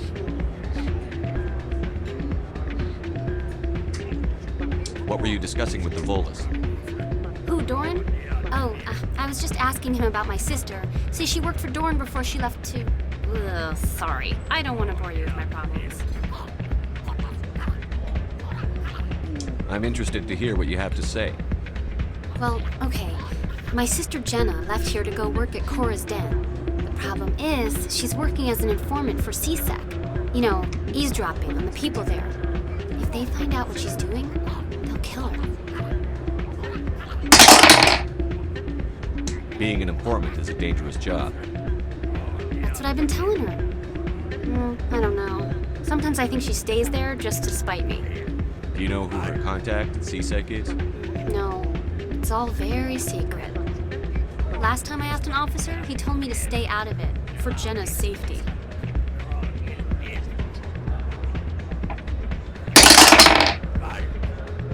Maybe I could help her understand just how dangerous Cora's Den is. Would you? That'd be great. Just don't tell her I sent you. Well, I should get back to work before I get in trouble.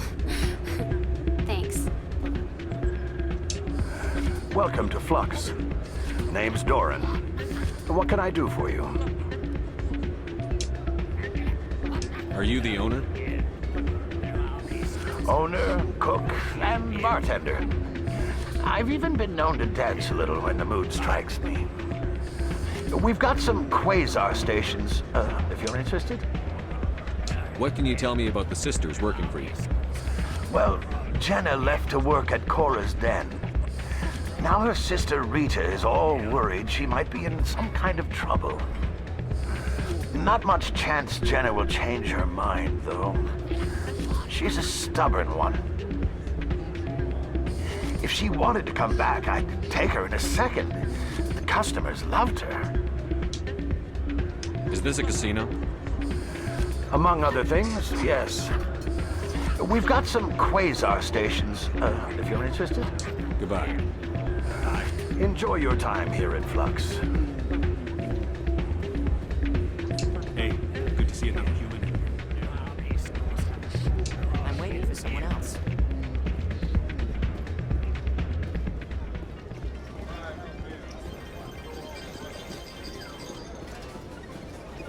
I think somebody rigged this machine to funnel credits through the system. Let me trace the signal.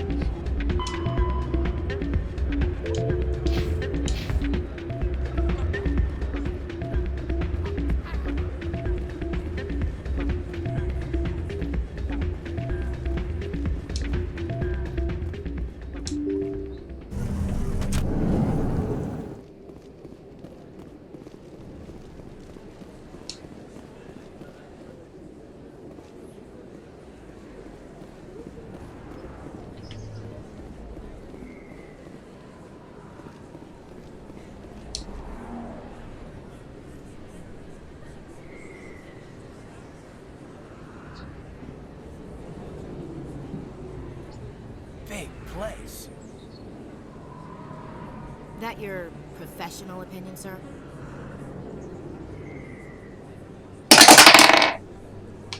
How can they keep tabs on all of this? Presidia may as well be on another planet. There is definitely a gap between their presentation and what's here. Tracking arrivals must be a nightmare. This makes Jump Zero look like a porta-john, and it's the largest deep space station the Alliance has. Jump Zero is big, but this is a whole nother scale. Look at the ward arms. How do they keep all that mass from flying apart?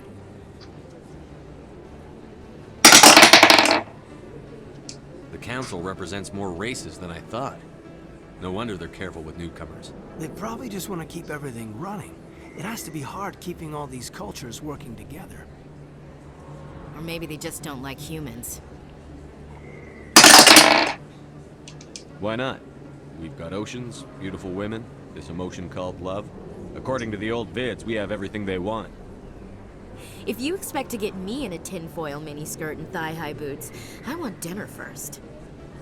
Sir. That will be enough, Chief. At ease, Lieutenant. Can't see her in a skirt anyway. Damn straight you can't. Ready to move out, sir. A lot of traffic here. How fast do you think those cars are going? Not really my kind of place, but there sure are some spectacular views here.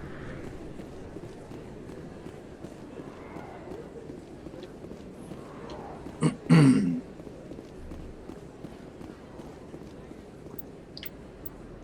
think there's only 4 of them. And then the access corridor, which is back the way we came. Hey, I know you. You're Shepard, right? I saw the monument at Still not Akuz. Shepard. They got a CSEC. whole section about you there. It's a miracle you survived.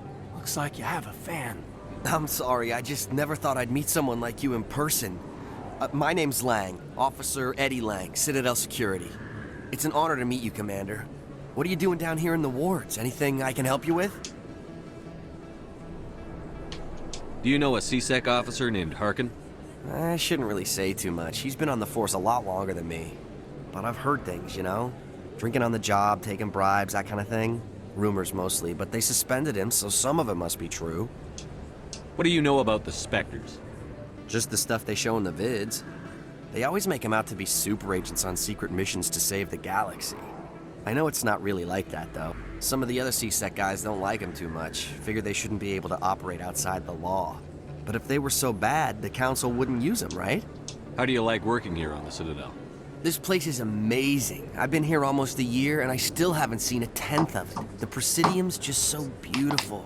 Good place to go and relax. But I really like it here down in the wards. There's always something going on somewhere. Like that new club they just opened a few months ago, Flux. Wicked scene in there, Commander. You should check it out when you have some time.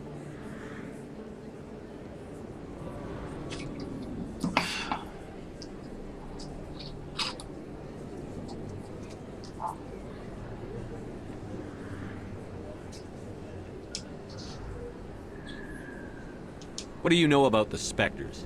Just the stuff they show in the... But if they were so bad, the Council wouldn't use them, right? Why'd you join Citadel Security? I don't know. Seemed like the right thing to do, you know? Maybe it's in my blood. My grandfather was a cop back on Earth. It's kind of what CSEC is. Police for the Citadel. I'm still pretty new at it, but I like it so far. Way more interesting than staying back on Earth. You get to meet all kinds of cool aliens, like those Hanar. Wild. Plus, CSEC gets a lot of respect here. We uphold the law. People, even aliens, appreciate that. I have to go. Right. You're probably real busy. Well, see you around, Commander.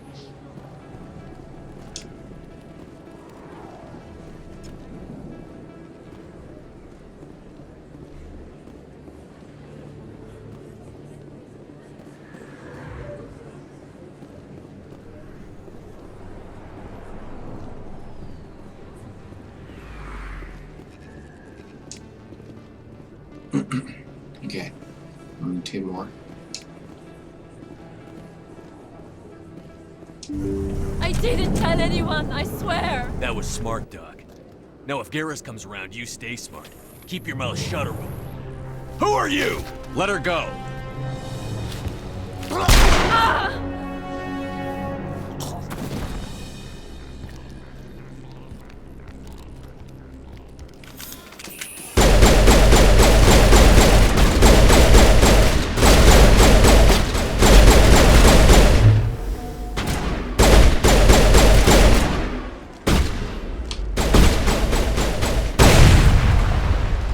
Get down!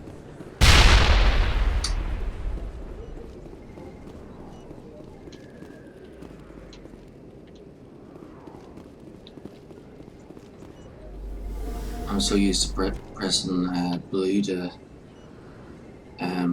reload, and I forgot that you don't need to reload in this first game.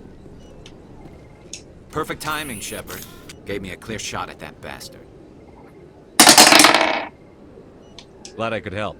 Dr. Michelle, are you hurt? No, I'm okay. Thanks to you. All of you. Why were they threatening you? Who do they work for? They work for Feast. They wanted to shut me up, keep me from telling Garrus about the Quarian. What Quarian? A few days ago, a Quarian came by my office. She'd been shot, but she wouldn't tell me who did it. I could tell she was scared, probably on the run. She asked me about the Shadow Broker. She wanted to trade information in exchange for a safe place to hide.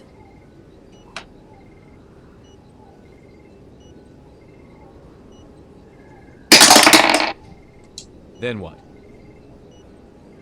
I put her in contact with Fist. He's an agent for the Shadow Broker. Not anymore.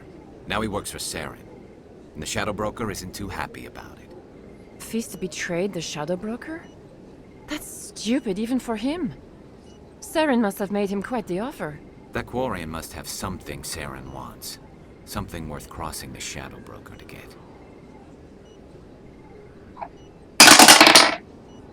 She must have something that proves he's a traitor. Did the Quarian mention anything about Saren or the Geth? She did. The information she was going to trade. She said it had something to do with the Geth.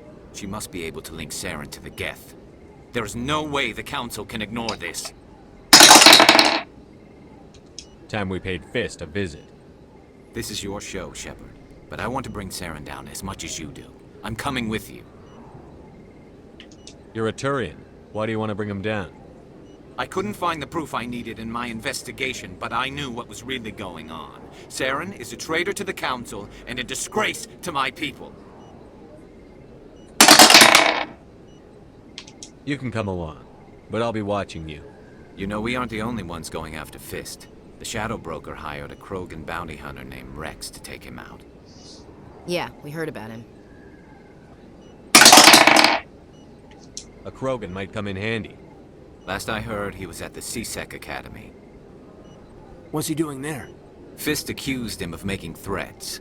We brought Rex in for a little talk. If you hurry, you can catch him at the Academy before he leaves. Move out.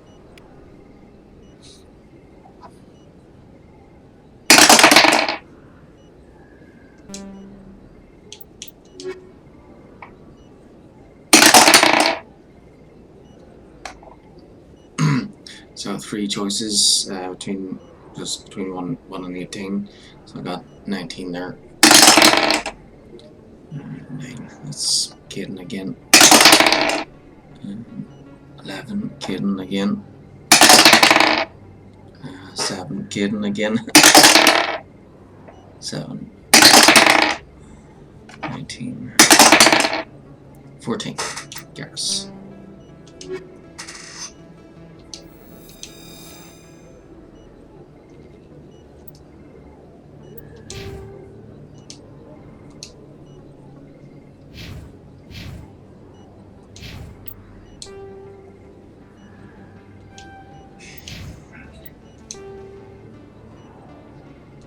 The Elk, driven from their home system by the Geth nearly 3 centuries ago, most Quarians now live aboard the Migrant Fleet, a flotilla of 50,000 vessels ranging in size from passenger shuttles to mobile space stations. Home to 17 million Quarians, the flotilla understandably has scarce resources. Because of this, each Quarian must go on a rite of passage known as the pilgrimage when they come of age. They leave the fleet and only return once they have found something of value they can bring back to their people. Other species tend to look down on the Quarians for creating the Geth and for the negative impact their fleet has when it enters a system. This has led to many myths and rumors about the Quarians, including the belief that underneath their clothes and breathing masks, they are actually cybernetic creatures, a combination of organic and synthetic parts.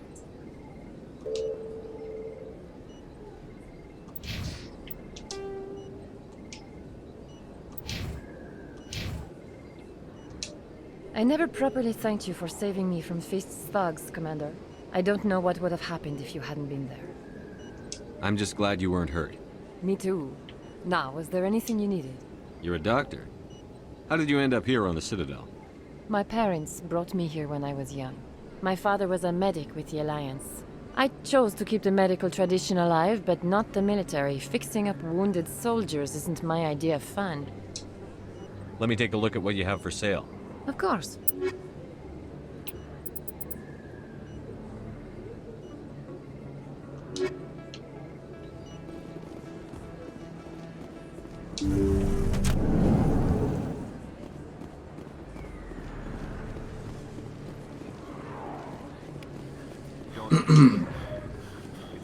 Okay, so I should hit the CSAC and get Rex. I'll go this way so I can do that side mission with the... A Solarian excavation team has run into an unexpected problem after unearthing a Prothean dig site. Rogue Hanar AI. protesters have blockaded the dig site, claiming that artifacts of the Enkindlers, as the Hanar call them, should not be disturbed. The excavation team has appealed to Hanar representatives on the Citadel to reach a diplomatic solution.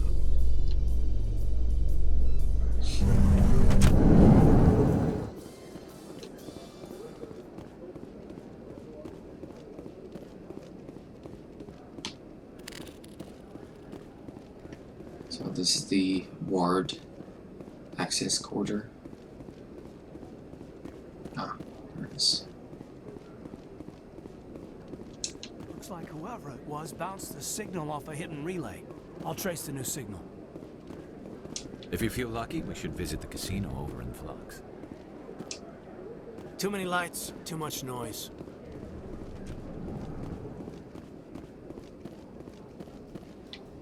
Binary Helix has settled out of court with a Krogan group that had accused the Genetics Corporation of fraud.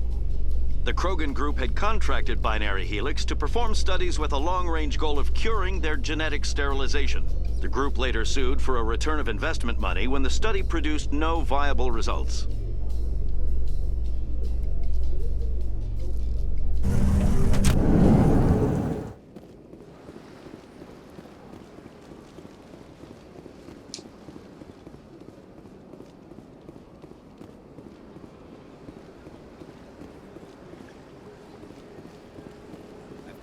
I think the next signal is This one believes it has the right behind Borga Vaughn, and then the last one is behind him in the shop with the Hanar upstairs.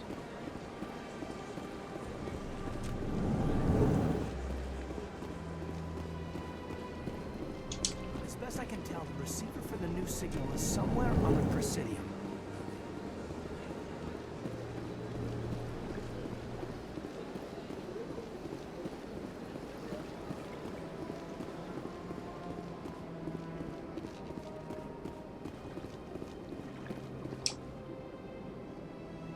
This must be the signal's endpoint.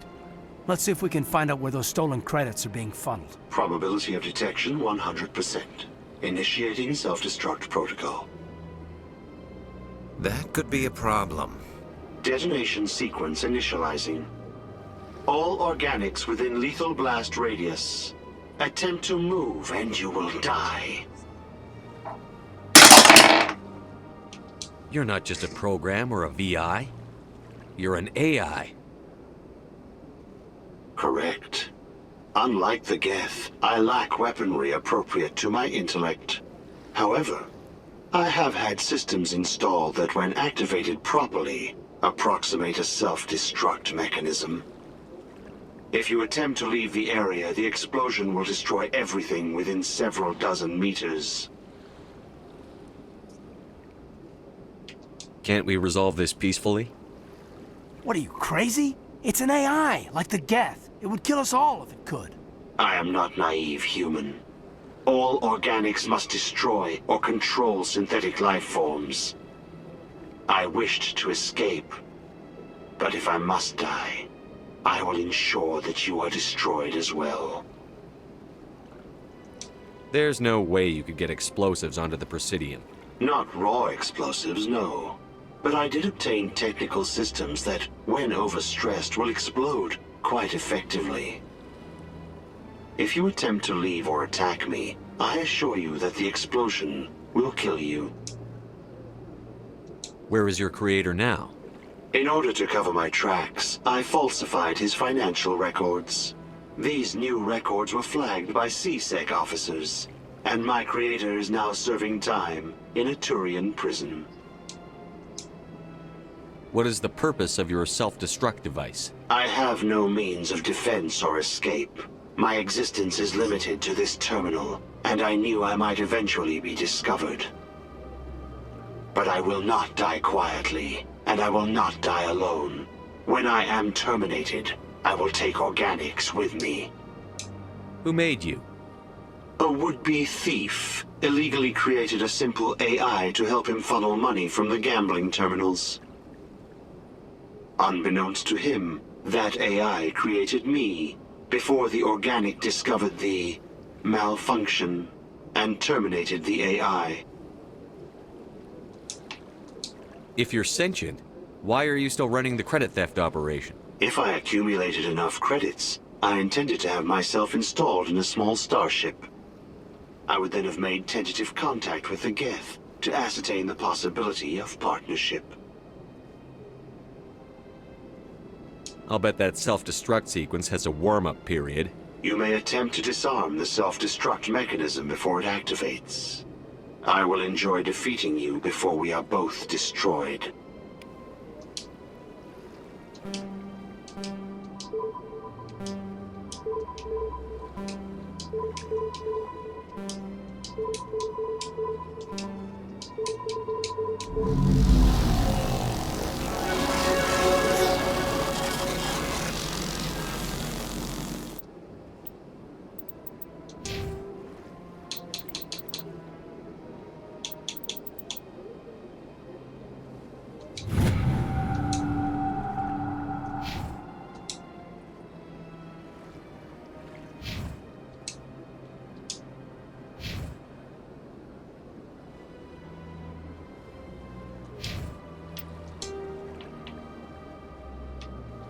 Biotics, an artificial intelligence, is a self-aware computing system capable of learning and independent decision-making.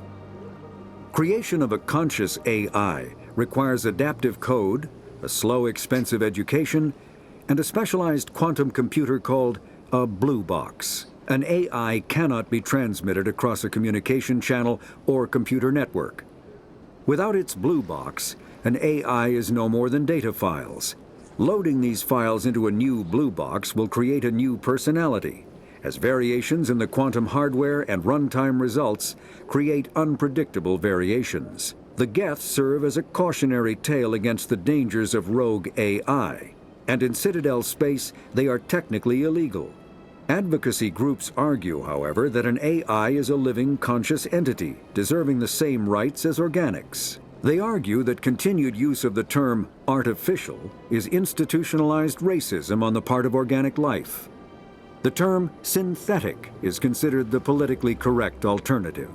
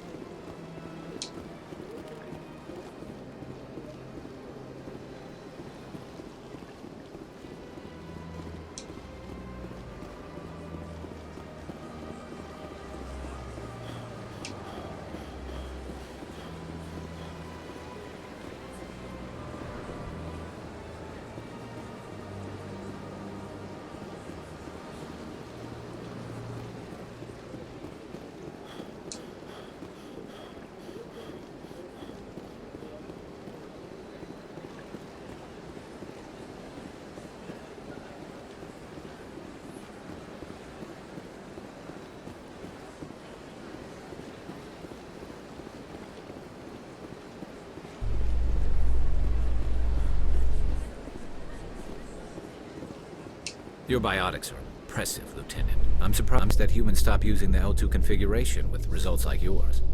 My headaches can be pretty bad, and I'm one of the lucky L2 implants. The L3s are safer. Humanity will be judged by the sacrifices its people are willing to make, Lieutenant. The Turians would have kept the L2 implants.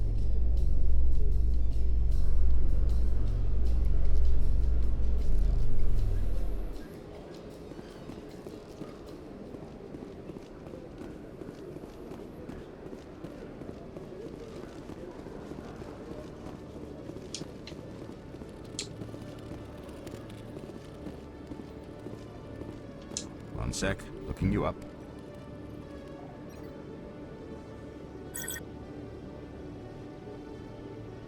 Commander Shepard, here with the Alliance military. First time on the Citadel, that about right? How did you know all that? I'm the CSEC requisitions officer. I need to make sure our buyers are authorized. So, will you be purchasing anything today, Commander Shepard? Show me what you've got. Excellent. I hope you find what you're looking for.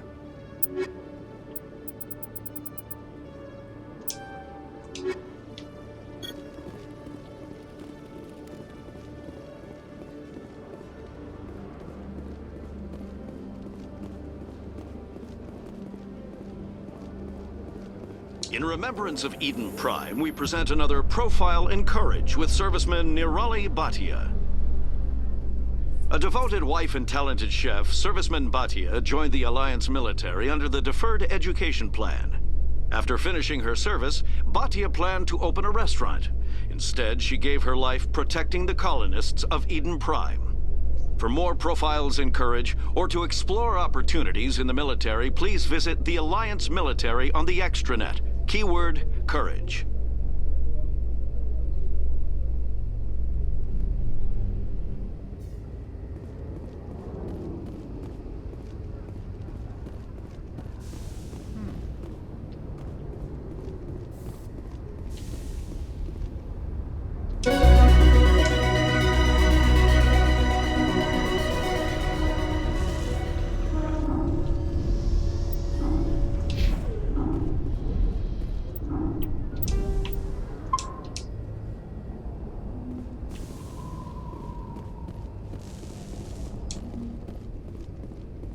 In entertainment news, Francis Kitt has announced plans to direct Hamlet with L-Corps cast members. The production will open dramatic theater to the L-Corps with a Hamlet who uses L-Corps body language and pheromones. Kitt claims that he's also excited by giving a human audience the chance to judge Hamlet by his deeds and not his emotions.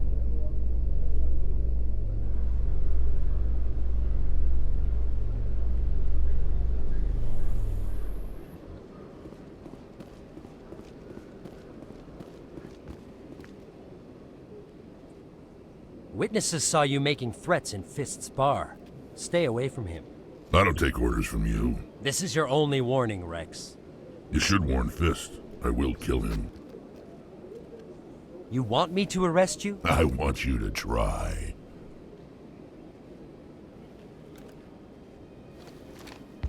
Go on. Get out of here. Do I know you, human? My name's Shepard. I'm going after Fist. Thought you might want to come along. Shepard. Commander Shepard. I've heard a lot about you. We're both warriors, Shepard. Out of respect, I'll give you fair warning. I'm going to kill Fist. Fist knows you're coming. We'll have a better chance if we all work together. My people have a saying. Seek the enemy of your enemy, and you will find a friend. 20, roll again. 7. Does this mean you're part of my team, Rex? Let's go. I hate to keep Fist waiting. Okay, so there's 4 choices, so between 1 and 20 goes up in 5s. 17.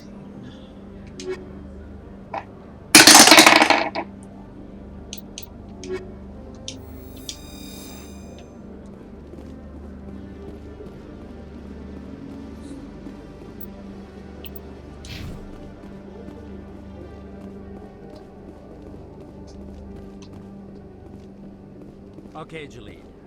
Let me get this straight. Your business partner, Shorban, he's threatened you? Well, no, not exactly. But he wants to meet with me. I think he's going to kill me. And why do you think that? I can't really get into the details. But Shorban will kill me if I leave here unprotected. I can't help you. Not unless you give me something more to go on. I can't. I'm sorry. Then I've got other work to do. But But nothing. Don't bother me unless you're willing to give me details. Hey there. Oh, you're not CSEC, are you? Did you want something? I think I'll be going. Oh, all right then. Oh, it's you again. They still won't believe me, you know. Nobody believes me. What do you want us to believe? My colleague is trying to kill me, and I thought we were friends. How do you know he wants you dead? He's changed. He won't talk to me at work anymore, and he started following me. Yesterday, he followed me all the way home, just waiting for a chance.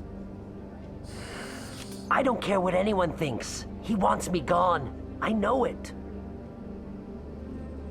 Is there something I can do? Talk to your friend, maybe? Would you? That's all I want. Someone to talk to him.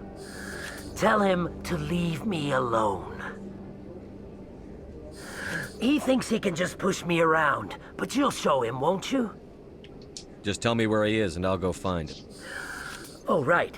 Well, he wanted to meet with me down in the wards near the markets.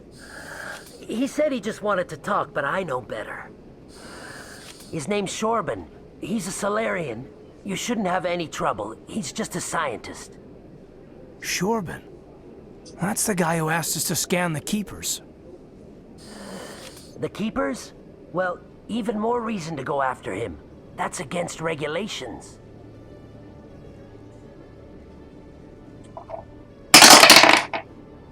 I better look into this right away. Find out what he's up to. Anything's possible with Shorban these days. Well, good luck.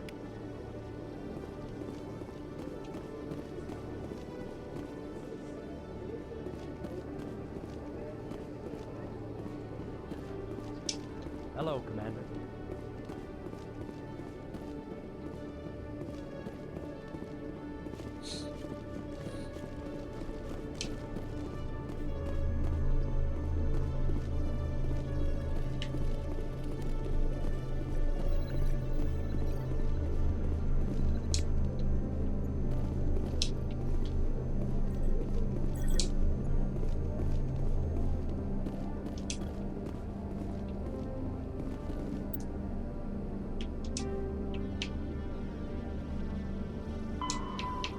All modern infantry weapons, from pistols to assault rifles, use micro-scaled mass accelerator technology. Projectiles consist of tiny metal slugs suspended within a mass-reducing field, accelerated by magnetic force to speeds that inflict kinetic damage. The ammo magazine is a simple block of metal. The gun's internal computer calculates the mass needed to reach the target based on distance, gravity, and atmospheric pressure, then shears off an appropriate-sized slug from the block. A single block can supply thousands of rounds, making ammo a non-issue during any engagement. Top-line weapons also feature smart targeting that allows them to correct for weather and environment. Firing on a target in a howling gale feels the same as it does on a calm day at the practice range. Smart targeting does not mean a bullet will automatically find the mark every time the trigger is pulled. It only makes it easier for the marksman to aim.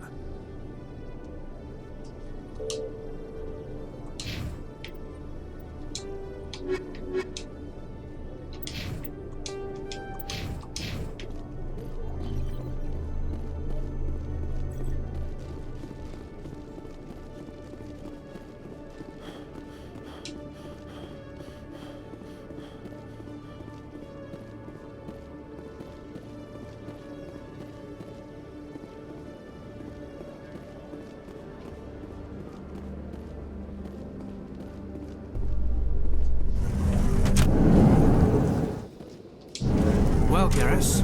Any regrets about leaving Citadel security? Fighting a rogue Spectre with countless lives at stake and no regulations to get in the way? I'd say that beats CSEC. Well, we don't lack for excitement, that's for sure.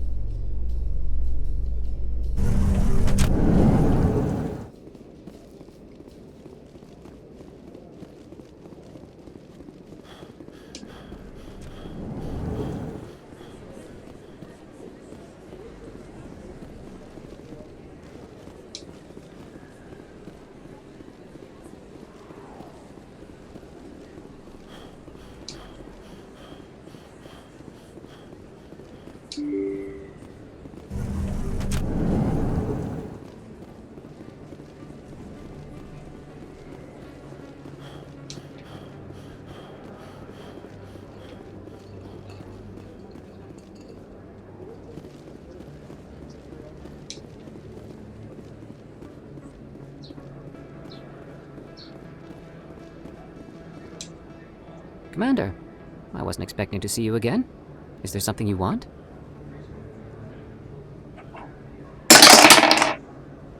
You can start by telling me the truth, Shorban. I'm not sure what you're referring to. My experiments are...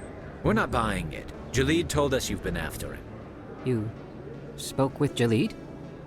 Then you know about the data? No, but you're gonna tell me. Everything. You boys can go. Looks like my plans have changed.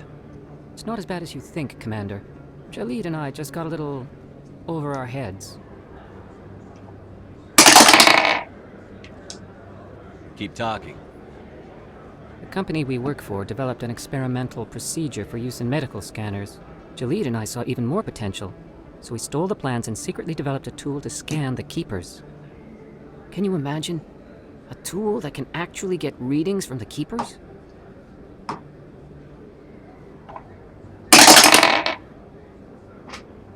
What's so special about that? The Keepers are almost impossible to scan, and you can't capture them or get samples. They just self-destruct. After centuries here, we still don't know anything about them. Don't you see? We were the first to scan them, ever. You've seen it yourself, Commander. You know we can do it.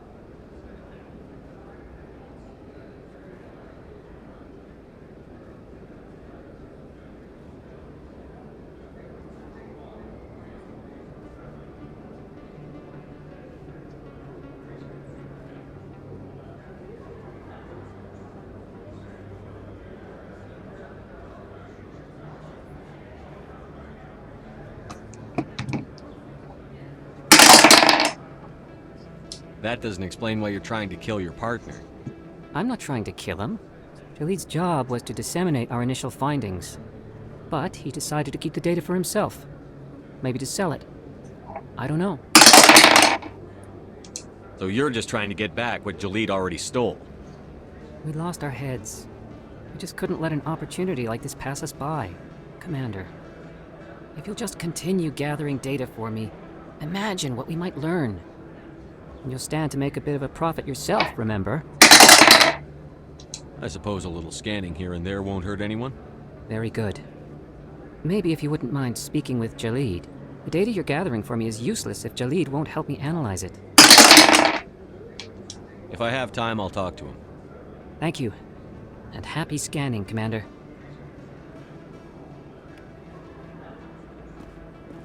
So I have to go back and talk to Jalid again in CSEC.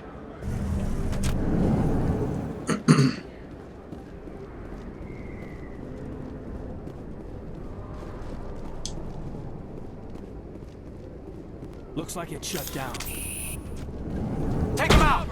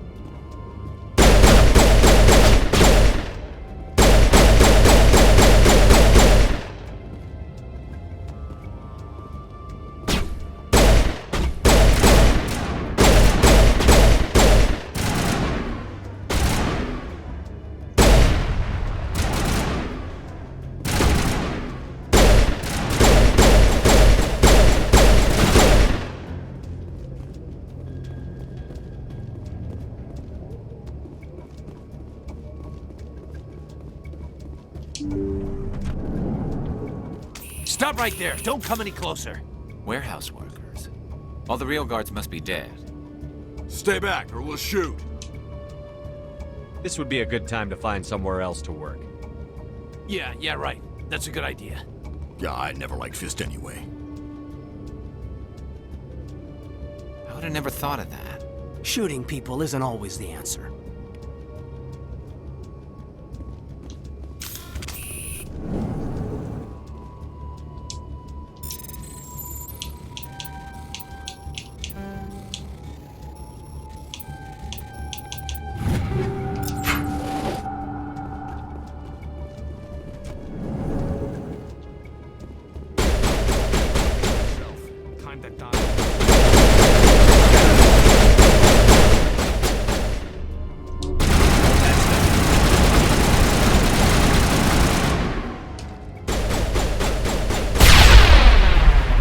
Get down!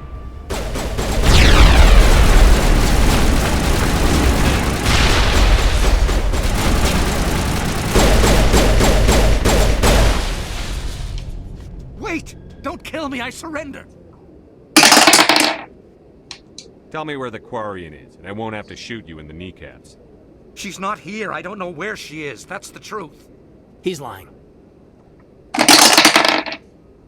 You've got 3 seconds to come clean. Then I start shooting. The Quarian isn't here. Said she'd only deal with the Shadow Broker himself. Impossible. The Shadow Broker only works through his agents. Nobody meets the Shadow Broker. Ever. Even I don't know his true identity. But she didn't know that. I told her I'd set a meeting up. But when she shows up, it'll be Saren's men waiting for her. Give me the location. Now. Here on the wards, the back alley by the markets. She's supposed to meet them right now. You can make it if you hurry. Am I supposed to just forget your part in all this? Hey, I came clean. I told you about the meeting. Besides, I've got my own problems now. The Shadow Broker wants me dead. I have to disappear. Forget about me. I'm a ghost. You're not my concern. Don't worry, you'll never see me again.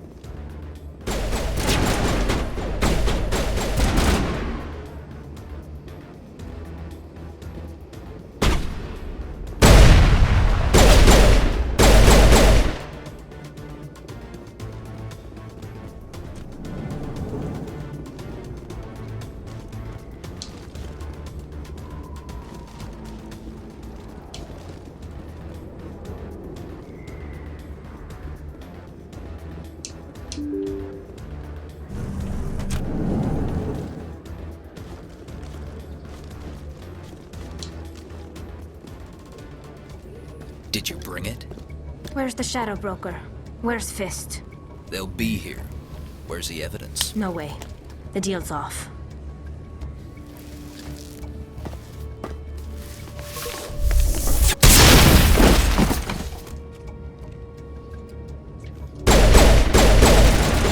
Fire in the hole!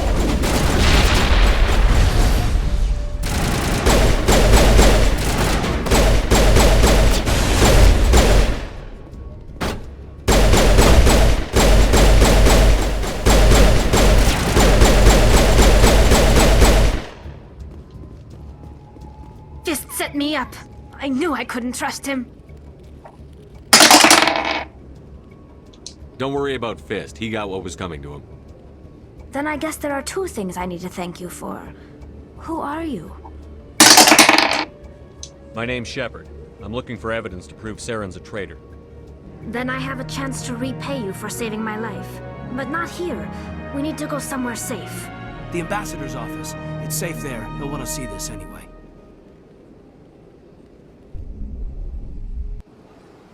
You're not making my life easy, Shepard. Firefights in the wards, an all-out assault on Korra's den. Do you know how many... Who's this? A Quarian?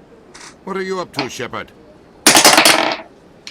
This Quarian can help us bring down Saren. I would have told you that if you hadn't jumped down my throat.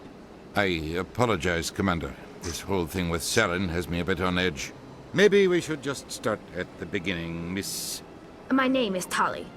Tali Zora Naraya. We don't see many Quarians here. Why did you leave the flotilla? I was on my pilgrimage. My rite of passage into adulthood. I've never heard of this before. It is a tradition among my people. When we reach maturity, we leave the ships of our parents and our people behind.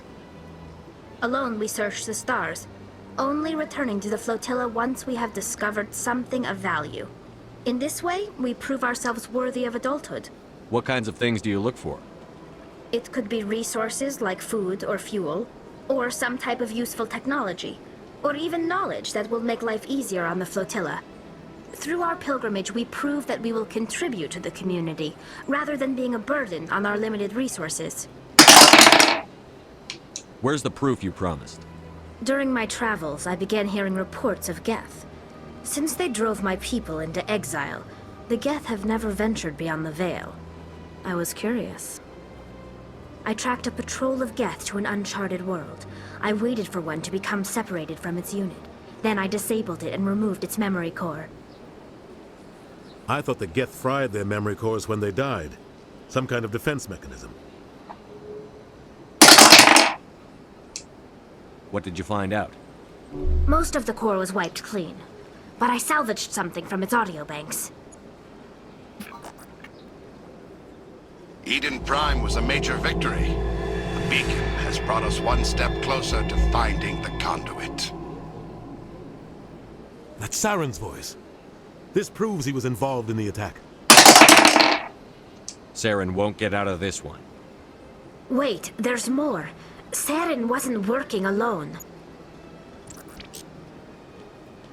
Eden Prime was a major victory.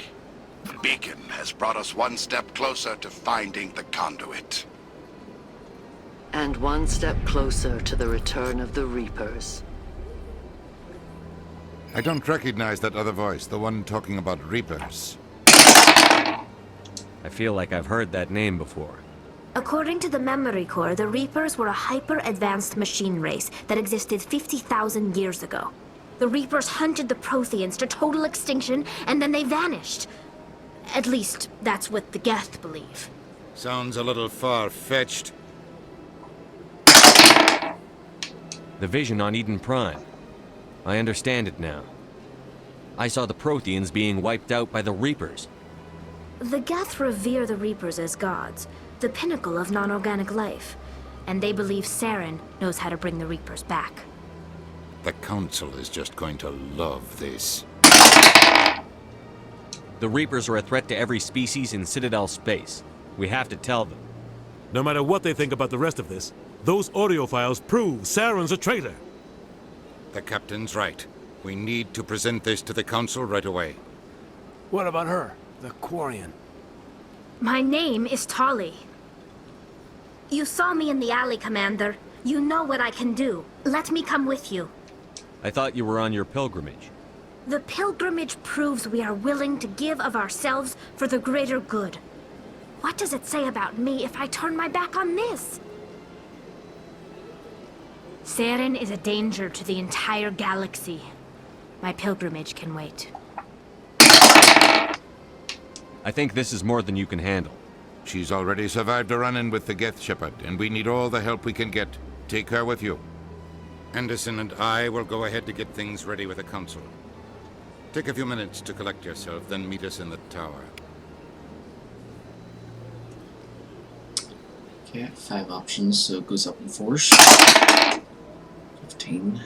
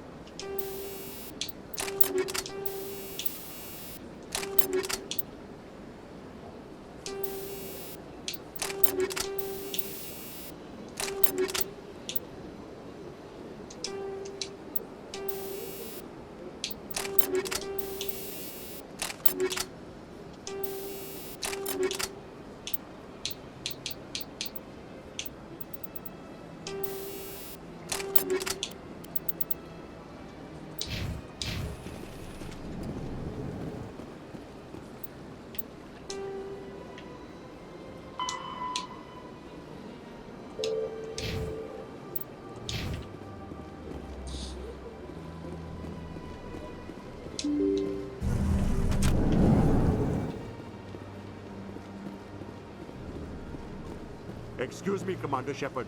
Could you spare a moment of your time? Commander Shepard, my name is Samesh Bhatia. Forgive the intrusion, but I have nowhere else to turn. 19, roll again. 18. A lot of people want my help these days. What makes you special? My wife was a Marine. She was in the 212 on Eden Prime. The 212? Isn't that Ashley's unit? She might want to meet Mr. Bhatia. I've requested that my wife's body be returned to me for cremation, but the military has refused my request. Why did they refuse your request? There's got to be some reason. I don't know. All I know is that they have declared it impossible for my wife to be returned to me. 20, roll again. We'll look into it. The man in charge of my case is Mr. Bosker. When I last saw him, he was in the expensive bar over there. Thank you for your time. I just want to give my wife a proper funeral, and the respect she deserves.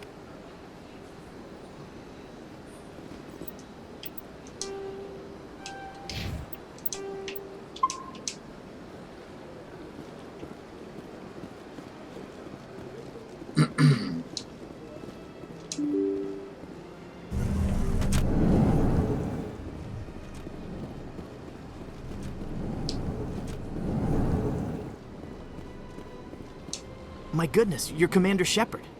Your activities made for quite a briefing in the Diplomatic Corps. Is there something I can do to assist you? Yes. A man named Samesh Bhatia is having some trouble claiming his wife's body. Ah, Mr. Bhatia. A good man in an understandably frustrating position. I wish I could help him. Serviceman Nirali Bhatia died on Eden Prime, as Mr. Bhatia no doubt told you. Her wounds are inconsistent with any type of weapon damage we've seen before. That is why her body is being held. You're studying her injuries to learn more about Geth weaponry. The tests we're conducting may lead to better defenses against Geth attacks.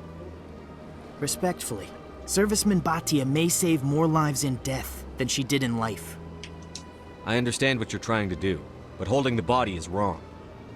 Commander, you of all people should understand how far we must go to protect humanity. Not if we lose our humanity in the process. I'm out there fighting to stop crap like this. All right, Commander. You win. It was hard enough refusing Mr. Bhatia. I'm not going to risk an incident by refusing you. Tell Samesh that the body is being shipped back to Earth. I'll go now to see to it myself.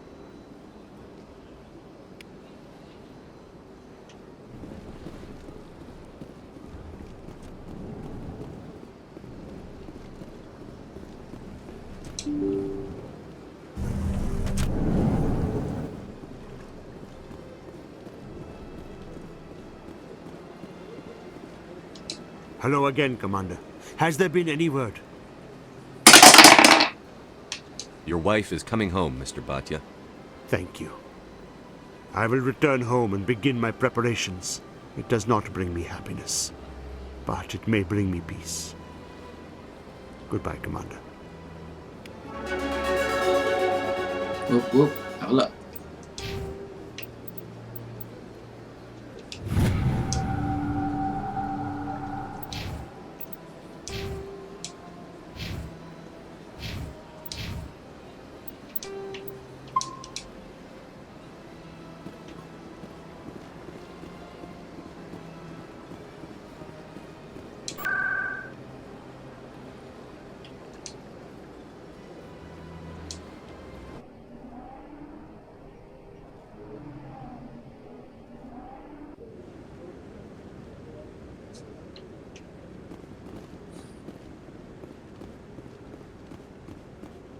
Come on. Udina's presenting the Quarians' evidence to the Council. Eden Prime was a major victory. The beacon has brought us one step closer to finding the conduit. And one step closer to the return of the Reapers. You wanted proof? There it is. This evidence is irrefutable, Ambassador. Saren will be stripped of his Spectre status, and all efforts will be made to bring him in to answer for his crimes. I recognize the other voice, the one speaking with Saren. Matriarch Benezia.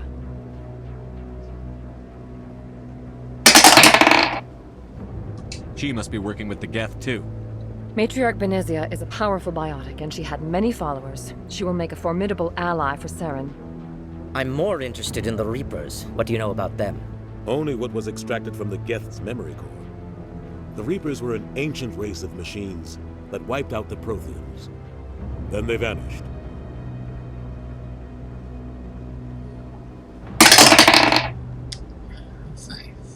The Geth believe the Reapers are gods, and Saren is the prophet for their return. We think the conduit is the key to bringing them back. 1132. Saren's searching for it. That's why he attacked Eden Prime. Do we even know what this conduit is? Go on mech launch. After this. 5. Saren thinks it can bring back the Reapers. That's bad enough. Listen to what you're saying. Saren wants to bring back the machines that wiped out all life in the galaxy? Impossible. It has to be. Where did the Reapers go? Why did they vanish? How come we found no trace of their existence? If they were real, we'd have found something.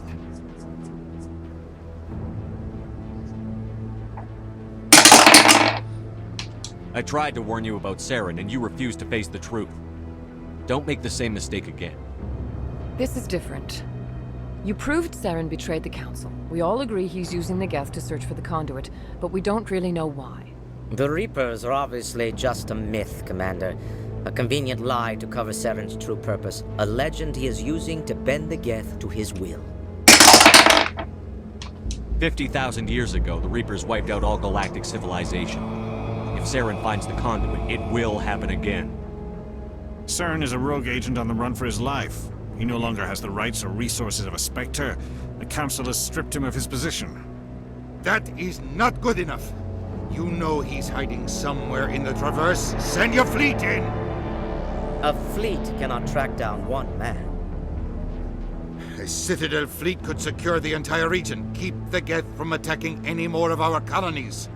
Or it could trigger a war with the Terminus systems. We won't be dragged into a galactic confrontation over a few dozen human colonies. Every time humanity asks for help, you ignore us. Shepard's right. I'm sick of this council and its anti-human bull... Ambassador, there is another solution. A way to stop Saren that does not require fleets or armies. No, it's too soon.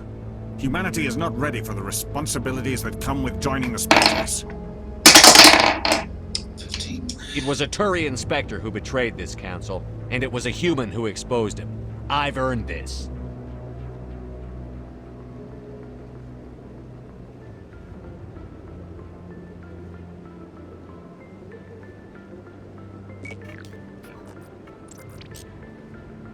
Commander Shepard, step forward.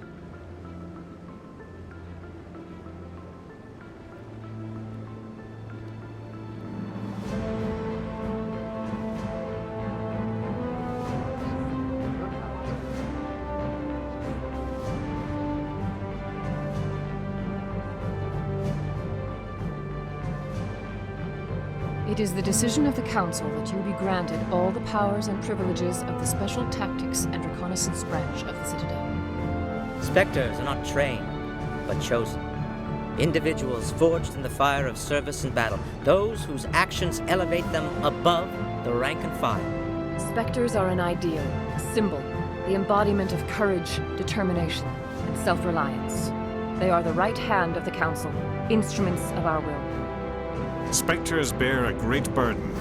They are protectors of galactic peace, both our first and last line of defense. The safety of the galaxy is theirs to uphold. You are the first human Spectre, Commander. This is a great accomplishment for you and your entire species. 19, roll again. 2. I'm honored, Counselor. We're sending you into the Traverse after Saren. He's a fugitive from justice, so you are authorized to use any means necessary to apprehend or eliminate him.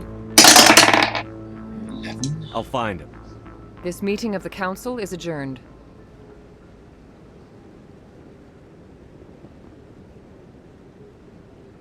Congratulations, Commander. We've got a lot of work to do, Shepard. You're going to need a ship, a crew, supplies. You'll get access to special equipment and training now. You should go down to the C-Sec Academy and speak to the Spectre Requisitions Officer. Anderson, come with me. I'll need your help to set all this up.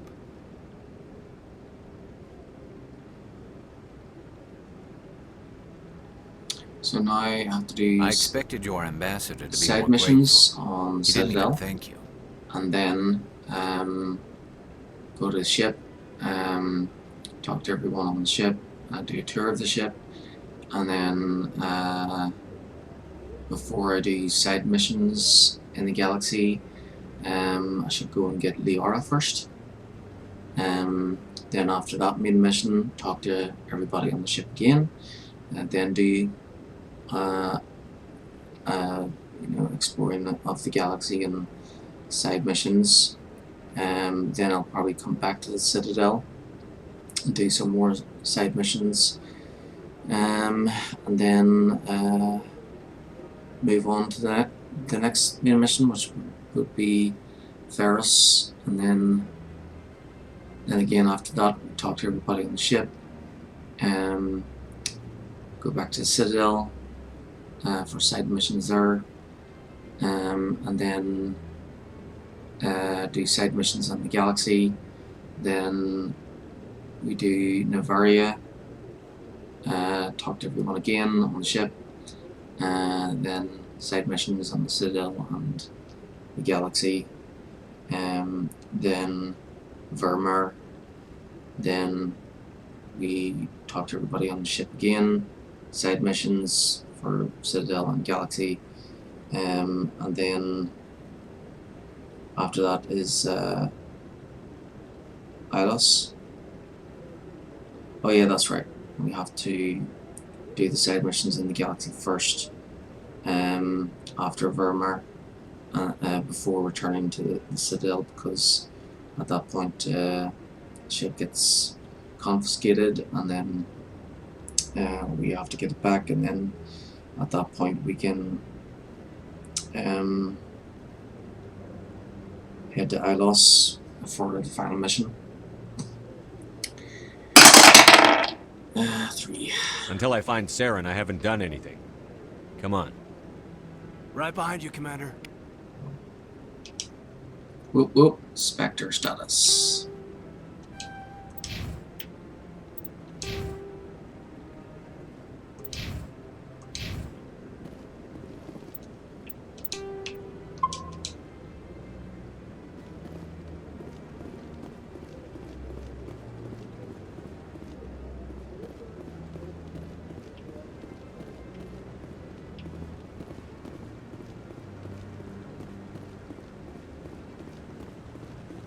No, I'm waiting to speak.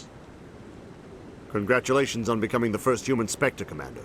I'm certain you'll be up to the challenge. 13. Who told you I was a Spectre? I'm a senior officer with the Alliance. I knew about your candidacy before the Normandy was sent to Eden Prime. My name is Admiral Kahoku. It's about time the Alliance got one of our own in with the Spectres. We need people like you to deal with our problems. Is something wrong, Admiral? I'm getting stonewalled by bureaucratic assholes. Nothing new. Maybe you can help me, Shepard. One of my recon teams was investigating some strange activity out in the Traverse. We lost contact yesterday. Now I can't get clearance to check it out. Suddenly it's a restricted area. But that doesn't apply to you, Shepard. Spectres can go anywhere they want. You could find out why my team dropped out of contact. 12. I'll find them, Admiral. I appreciate that, Commander. I was running out of options. I'm gonna stay here and see if I can find anything out through official channels. Won't hold my breath, though. I'll upload the info on where my team was last seen to your ship. Maybe you can get some answers.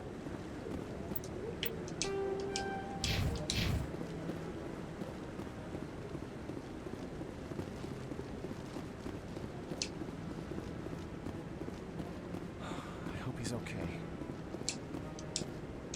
I'm on a break. Talk to someone else if you need anything. I've got a lot on my mind.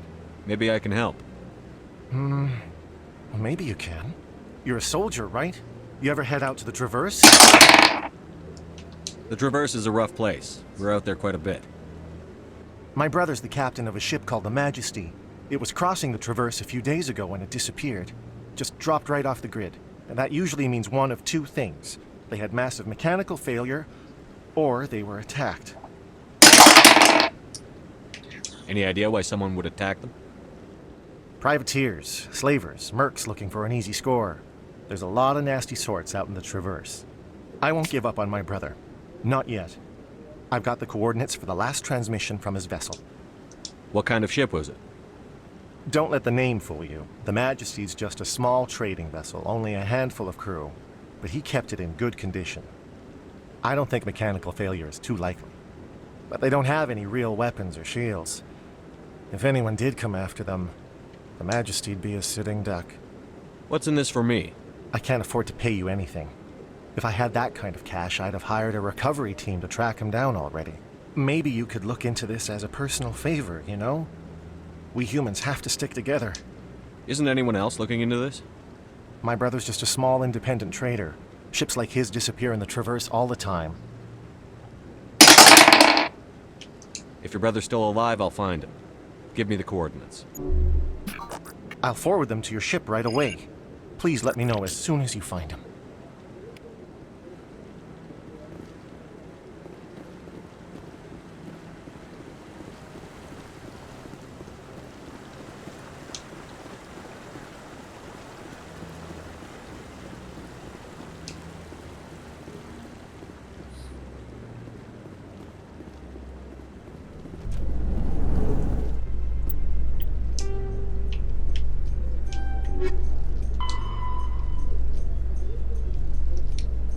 Meet them at the docking bay.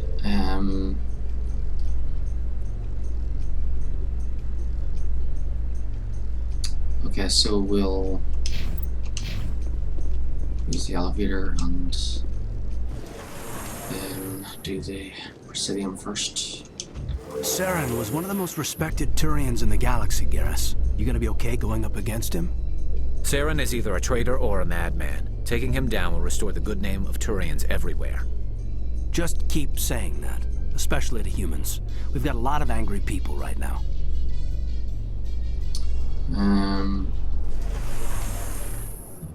So I'm not sure if I can do the one with the jellyfish with the honor or not. But I'll see it before checking it out. And then I think there's only one other thing here. It is Helena. Well, actually, yeah, we should go and talk to her first.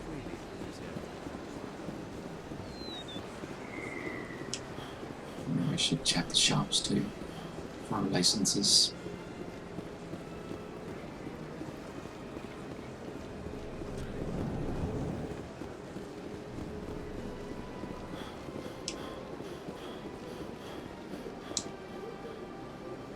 Commander, it is good to see you again. Show me your items. Oh, this one is...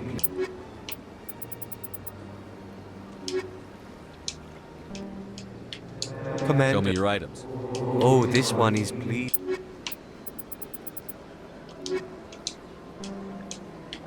Commander. Show me your items. Oh, this one is...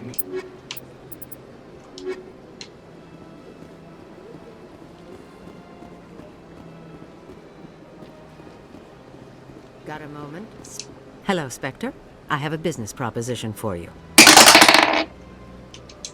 How did you know I'm a Spectre? Word travels. Your name comes up in certain circles. I'm acquainted with a pair of powerful crime bosses. They're hiding on remote worlds, and I have the coordinates. You could do the galaxy a favor. What kind of defenses would these two have? I haven't the faintest idea, but they're certain to be armed. Their partnership's soured, and each believes that the other intends to kill him. They will be well prepared. You're obviously with them. Why don't I just arrest you instead? Arrested for what? You and I are simply having a conversation. I have excellent legal representation. Arresting me would be a waste of your time. I eliminate them, and then you take over and try to eliminate me.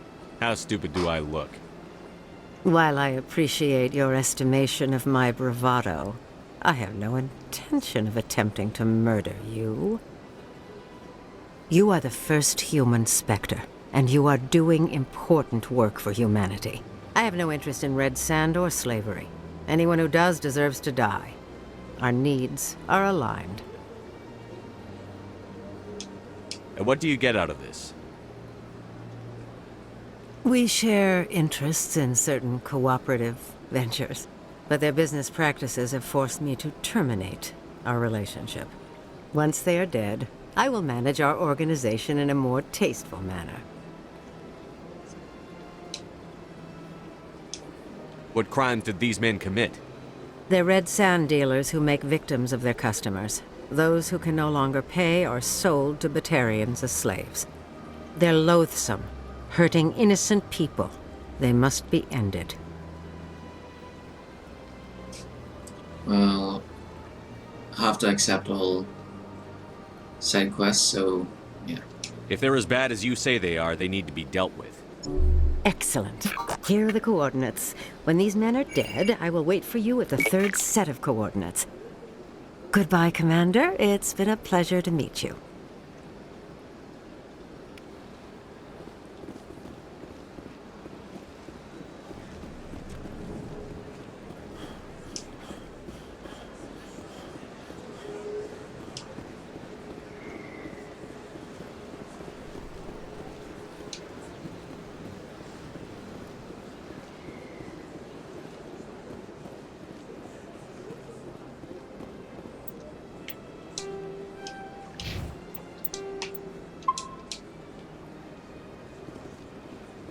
That Hanar refuses to listen to reason. Why can't it act in an orderly and lawful manner? Are there laws being broken here? I am not unreasonable. The Hanar is free to spew its nonsense once it purchases an evangelical permit. So if the Hanar gets a permit, it's allowed to preach? No. Registered evangelicals must follow regulations. There are specific areas where preaching is legal. Failure to follow the regulations results in the forfeiture of the license. Why don't you just arrest the Hanar? I could arrest the jelly, but my superior has requested that I find a solution that does not anger the Hanar. The Hanar become vocal when they feel their religious beliefs are being suppressed. What's the purpose behind the evangelical permits? Forcing religious evangelicals to register for a permit weeds out undesirables. It keeps the area safe. The Citadel is too important to become a battleground for a religious war. If you'd like, I could talk to the Hanar for you. I have argued with the stubborn jelly all afternoon. You are certainly welcome to try.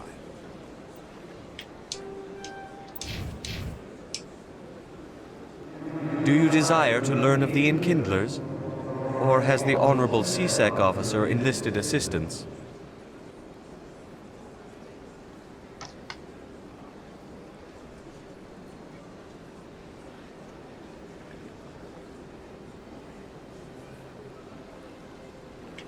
Is this really how you want to represent the Enkindlers? The truth of the Enkindlers must be made known. They gave the Hanar language, and gave the universe the mass relays. This one only wishes to spread the truth to any who will listen. There is no intent to cause trouble. Is this how the Enkindlers would want you to use this gift of consciousness? The Enkindlers would wish for their message to be spread to all sentient races.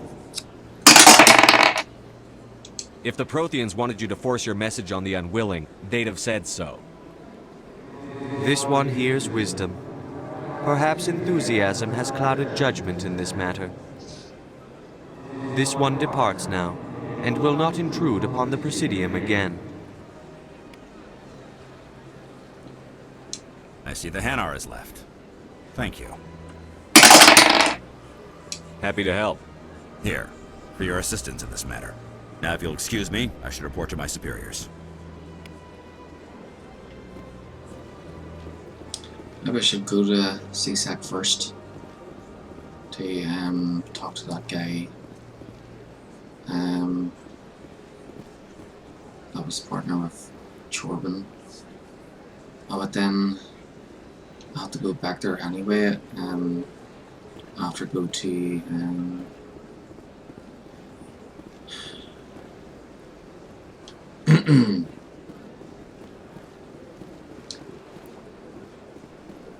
what?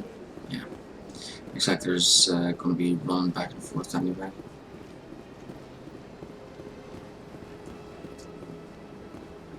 I was thinking of going to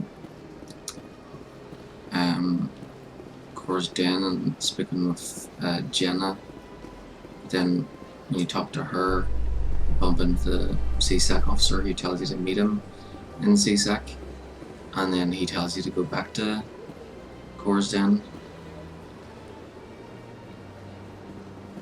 Or, well, he tells you to meet I'd him love with to see someone. what the Normandy can do in a fight.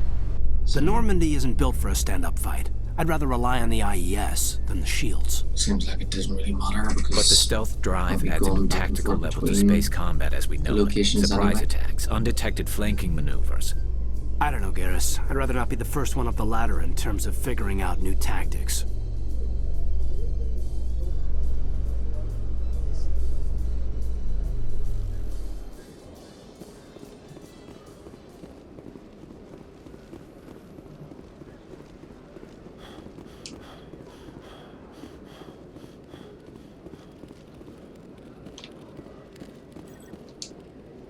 Hello, Commander. Show me what you've got. Sounds good. Just let me set you up. Oh, this must be a mistake. System's telling me to offer you our select stock. Spectre? Well, I'd heard about that, but I didn't realize it was you. Sorry, Commander. I think I'll be going. Sure thing, Commander. You have a good day now. Hello, Commander. Show me what you've got.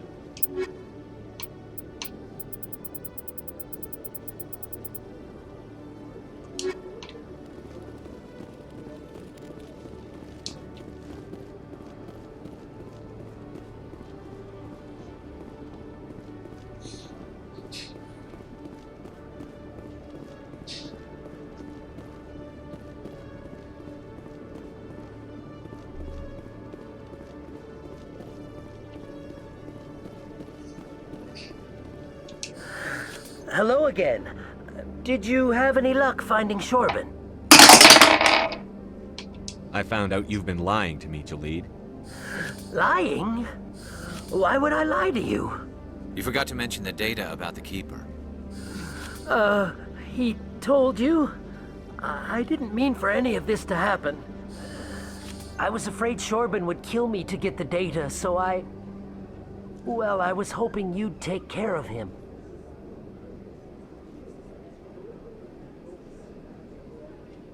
That's a lot of sirens outside. Wonder what's going on. I'm scanning the Keepers for Chorbin, but you two need to stop fighting. You're helping us? But, well, if you say so. Well, if Chorbin can forgive and forget, then so can I. I appreciate the help, Commander. I better go get that data analyzed.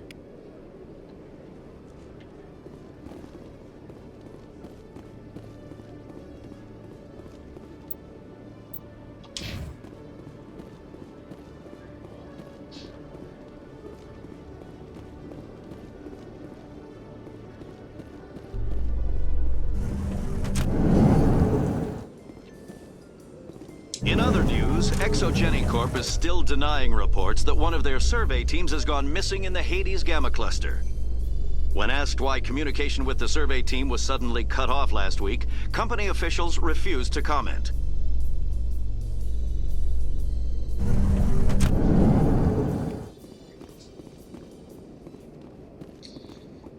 Okay. I need to go and get something to eat. I'll be right back.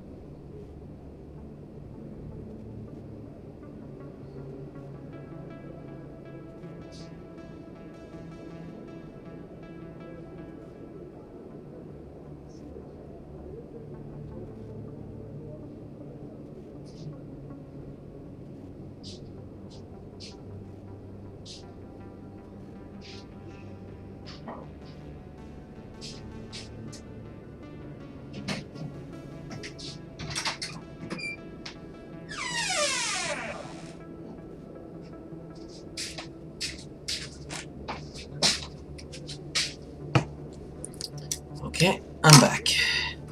And I've got my lunch with me.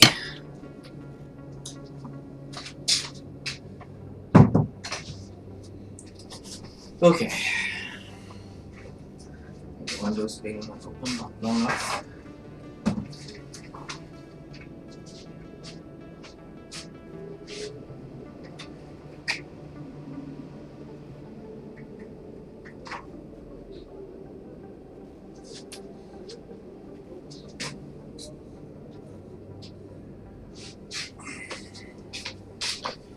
There we go.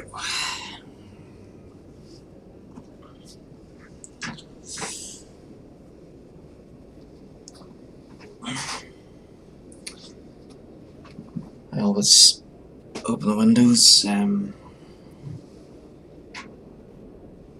the morning and then close them in the afternoon. But couldn't do that the past 2 days because of the cold weather.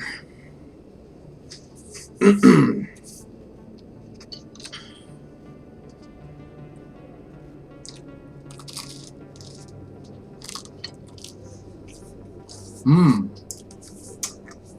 Delicious. Okay.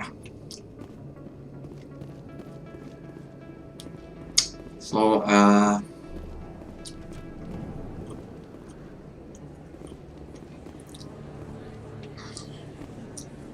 yeah, Dr. Michelle. Doctor. I think she has like another problem with, it's not with this dog system, it's Morlan.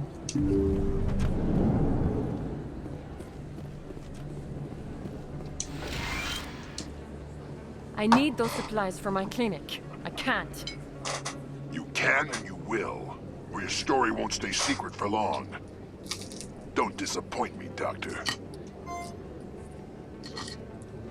Oh, Commander Shepard. I didn't see you come in.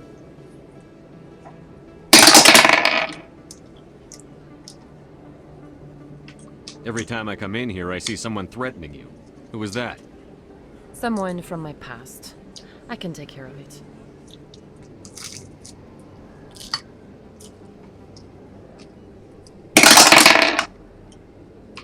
Just tell me what's going on. I was fired by my previous employer for giving out free medical supplies to clinics like this. They never filed any charges. They just wanted me to leave without any fuss. But somebody must have found out. Now they are blackmailing me. I have to give them what they want. If the board finds out about my past, I could lose my license. They'll shut my clinic down.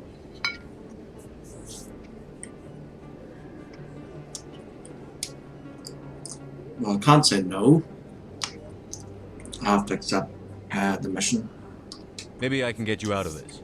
Tell me what they want. I have to give some of my medical supplies to a merchant in the markets. They expect delivery today. Okay. Can't pick, no, not my problem, so it'll have to be one of the first two. 19, second one. Give me your contact's name. I'll deal with this guy, whoever he is. Deal with him? But won't they expose my past?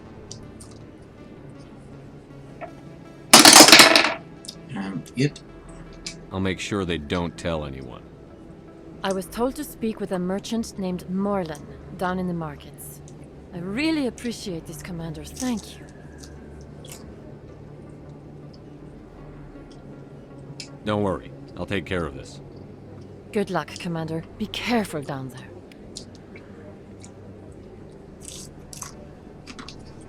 Commander Shepard, any luck with my blackmailer? Did you speak with Morlan down in the markets? I'll handle this my own way. Of course. I didn't mean to pressure you. Was there something else you needed? Let me take a look at what you have for sale. Of course.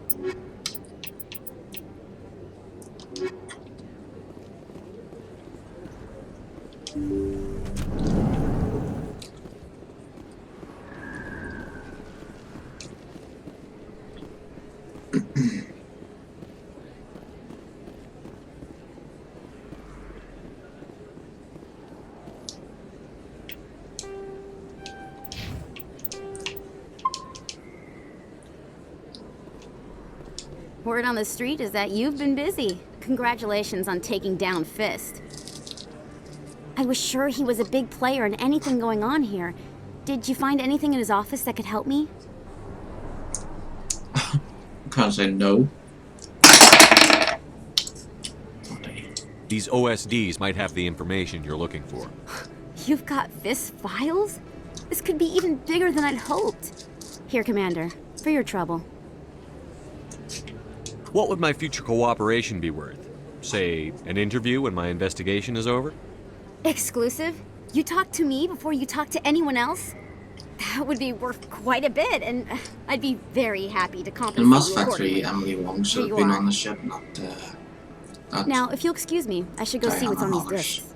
Who the frig is Diana Hollers? Don't even know who she is until Mass Factory. But yeah, Emily Wong, she's the nice one.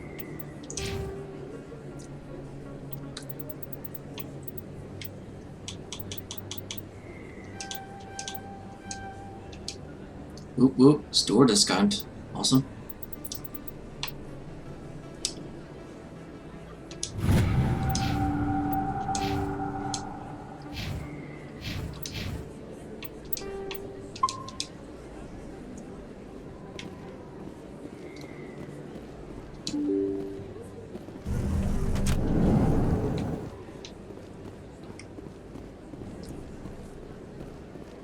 Okay, so we talked to Morlin, and then we returned to Welcome back, Earth Clan. Dr. Will Michelle. you be needing supplies for your return to the colonies? Show me what you've got. Most excellent. I am sure you will find something pleasing.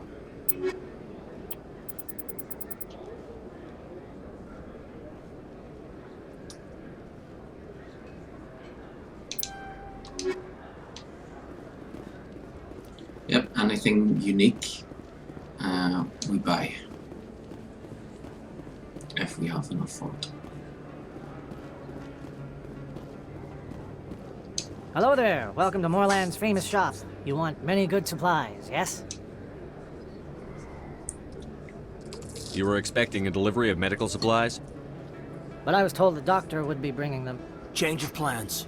A change, but the doctor... I don't... This is not right, human. Shut up, Morlin. I told Baines you'd screw this up. What the hell's going on here? Who are you?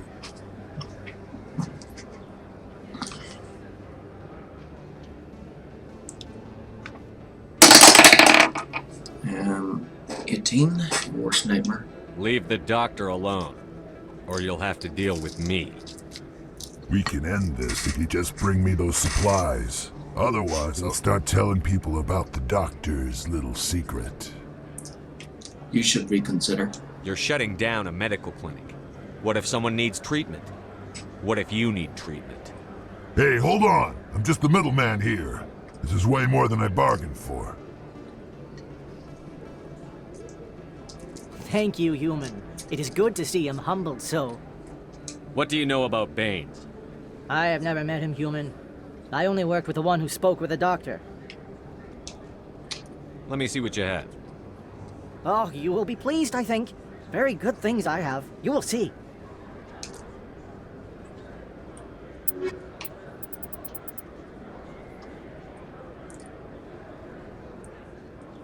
Can't afford it. Yes, human. You need something, yes? Oh, you will be pleased, I think. Okay, back to the doctor. Or wait, you know what, maybe we should go see Jenna first. And then go to the doctor.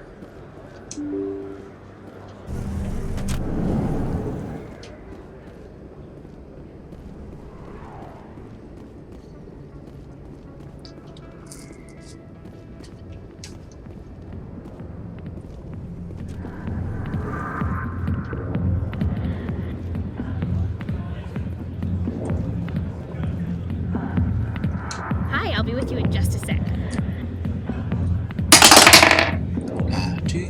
Okay. I'll wait right here. Why do I get the feeling you're not here to order drinks? 12. This will be quick. I need to talk to you about your work with CSEC. I don't know what you're talking about. Now, if you don't mind, I need to get back to my customers. 19, again. 18, don't be stupid. This isn't a game, Jenna. These people are dangerous. Now you sound like my sister. Why is everyone so concerned about me? I can take care of myself. I need to go. I'm not a stripper. I don't get paid to stand around and look pretty. Lovely girl.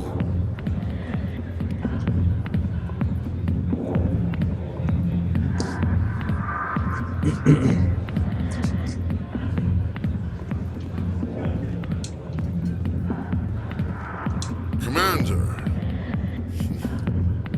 what do you want?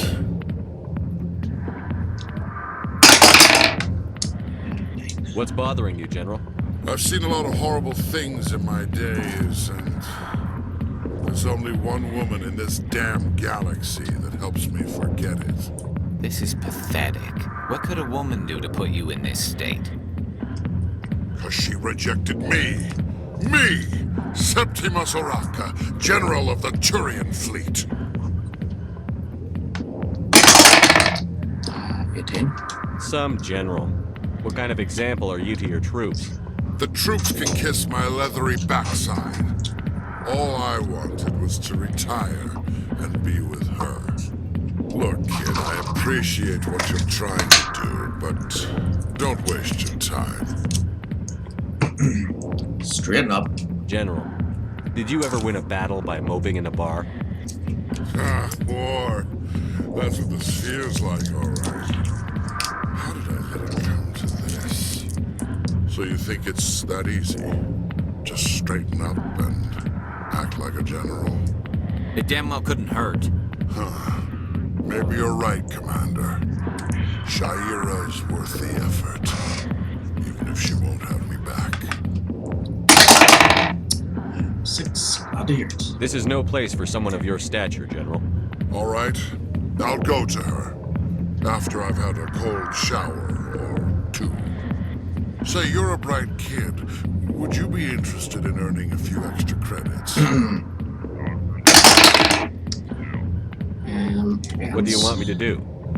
There's an Elcor diplomat out there who believes Shaira gave up his secrets. Why does he think that? Because I told him. Look, I just need you to convince him of the truth. Hi. What makes you think he'll believe me? You'll bring him proof. Take this data pad. It shows where I got my info. It will exonerate Shaira and convince the Elcor. All right. Who am I taking it to, and where is he? His name is Zaltan. He's an Elcor diplomat. He's over in the embassies complaining about Shaira. Well, here's to soldiers acting like soldiers. Thanks, Commander. You know, you might make a good general yourself one day.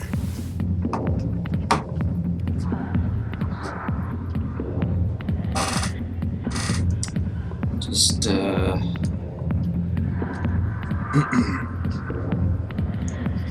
just move the dice tower and dice over to this way here.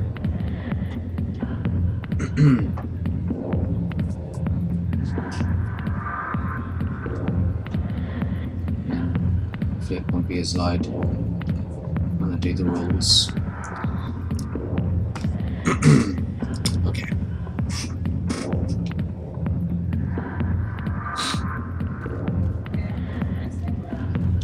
Go away.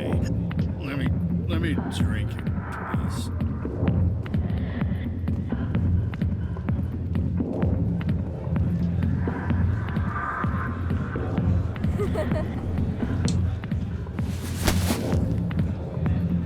If you've got questions about Jenna, meet me at CSEC Academy.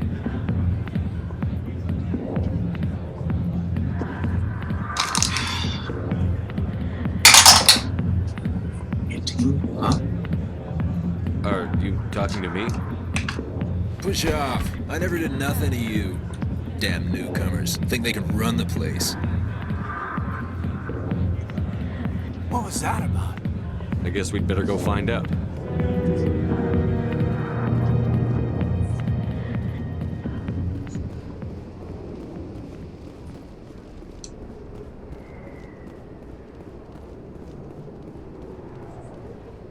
Oh yeah, to speak to Dr. Michelle.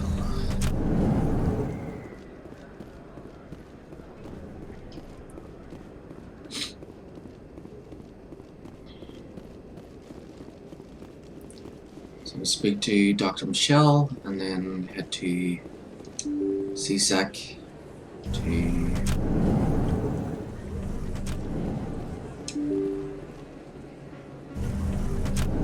talk to Chelik, and then and maybe we should head to Presidium and talk to that Elcor and Shaira, and then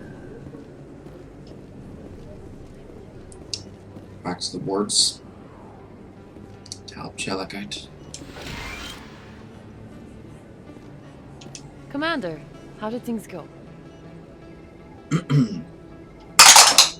11. It's over. He won't be bothering you anymore. Really? That's a great relief, Commander. Thank you. I can't pay you for your help, but I can give you a discount on any supplies you purchase here. The thug said he worked for a man named Baines. Sound familiar? Baines?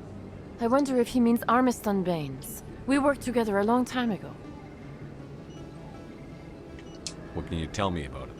Last I heard, the Alliance military was contracting him for some research in the Traverse. Captain Anderson might know him. We'll see what the captain can tell us. I wish I could tell you more. Is there anything else I can help you with, Commander?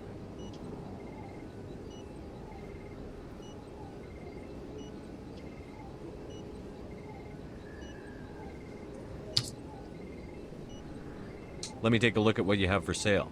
Of course.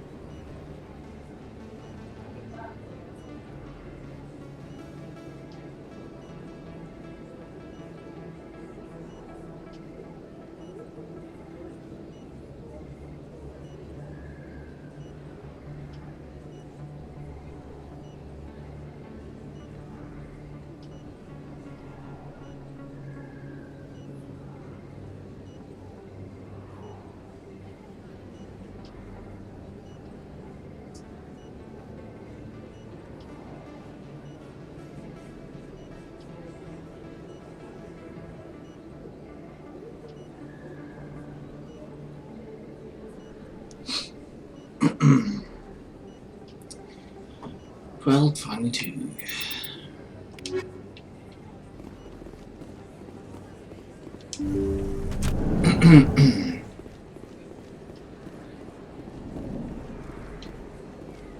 We should just fast travel.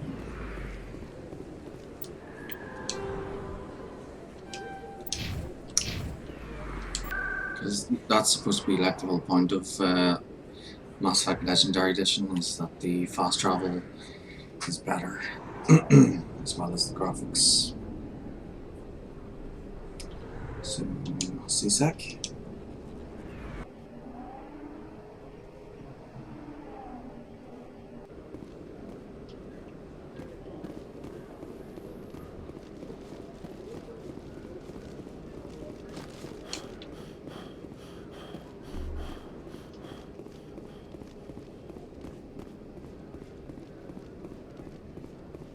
Detective Chelik, come into my...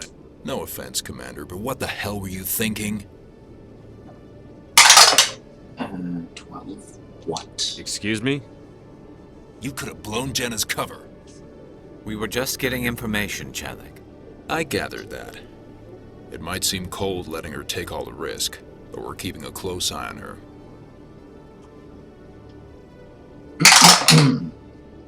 15. Get her out. It's too dangerous. You need to find another way. It's not that simple, Shepard. This job isn't easy and it's usually unpleasant. I'll take help anywhere I can find it. But since you're so concerned with her safety, maybe there's a way we can help each other.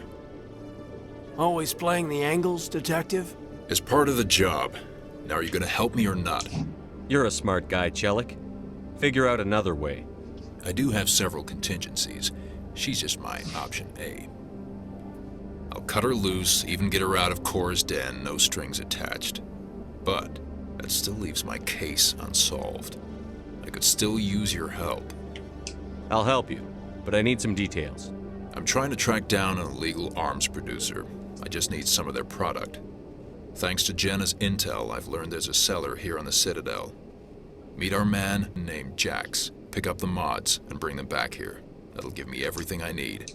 Why are you so concerned about these mods? We have access to some of the most sophisticated weaponry there is. It's what gives us our edge. What do you suppose happens when we lose that edge? These give criminals an advantage we can't afford to let them keep. I'll persuade Jax to tell me where these mods are coming from. No. You tip Jax off and all my leads will disappear faster than you can say bad bust. Where can I find this Jax? Jax is down in the lower level of the markets. I'll send word through our channels that you're the buyer. Good luck, Commander.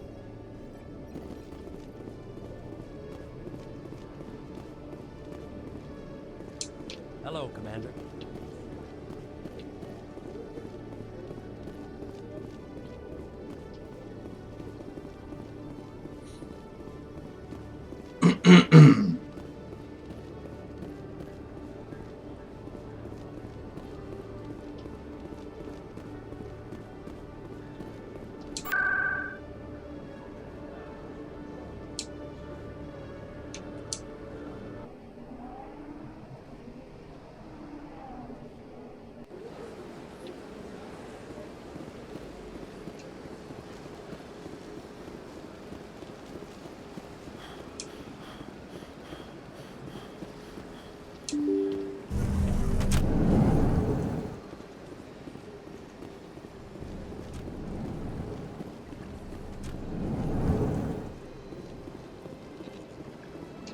Strange greeting, human.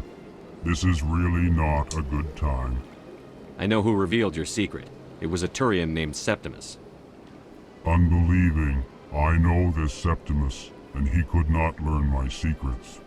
The only way he could learn them is from the Asari consort. Here, there should be proof enough for you. Confused. This is difficult to fathom. If the Turian could learn this on his own, dismayed, anyone can discover my secret. We're back.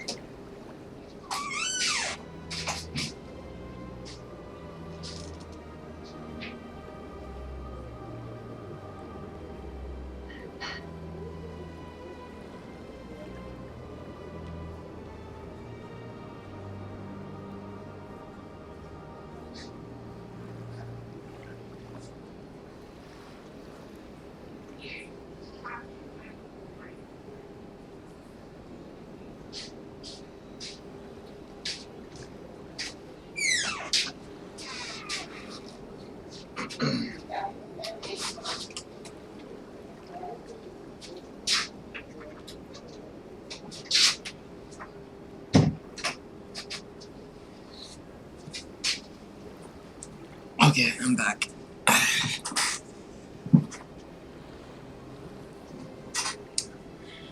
Right, so I rolled 9. The Septimus is a powerful man, and it wasn't easy for him to find. Relieved. I suppose you are correct, human. Thank you for this information. Startled realization. I must speak with the consort. She will be most displeased with my actions. Anxious request. Please, human, if you will excuse me, I must go now. Yeah, keep your voice down when you're talking.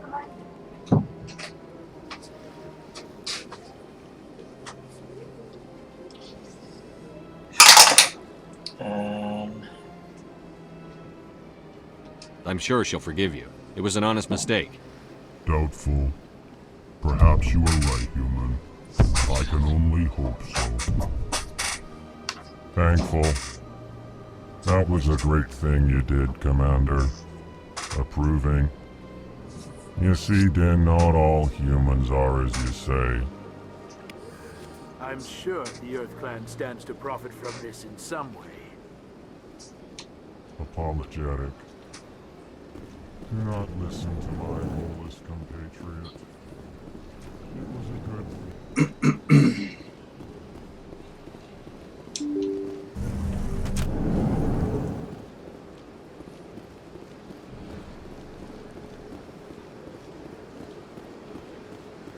Okay, so we're to talk to Shaira next.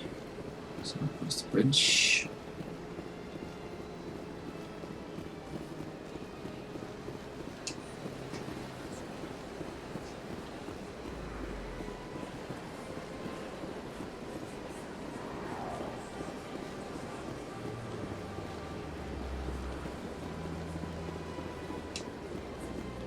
I went fairly often when it was still the Arcos.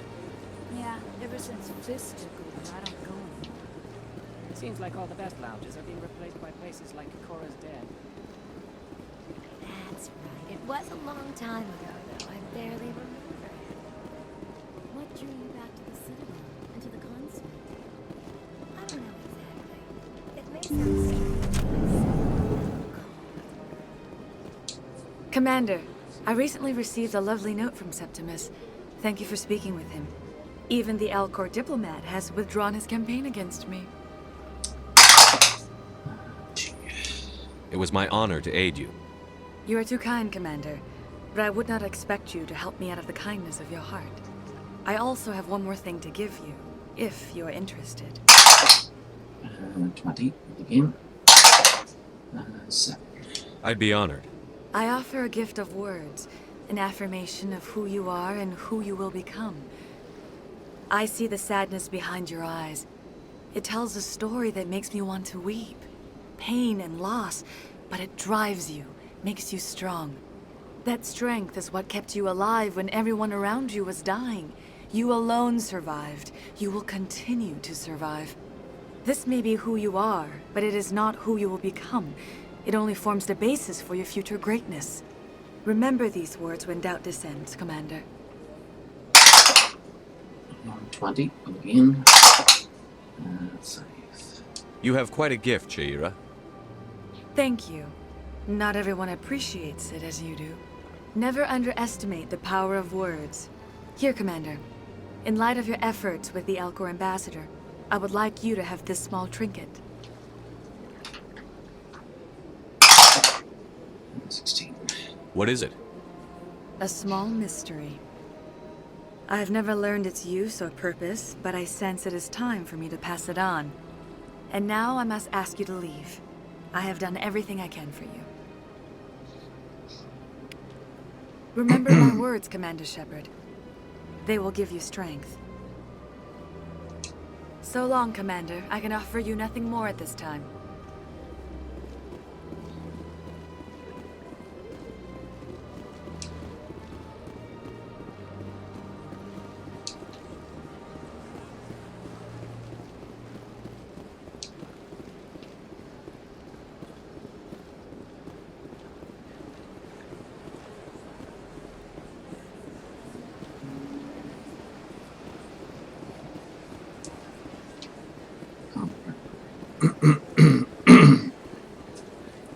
Forgot there was one right here.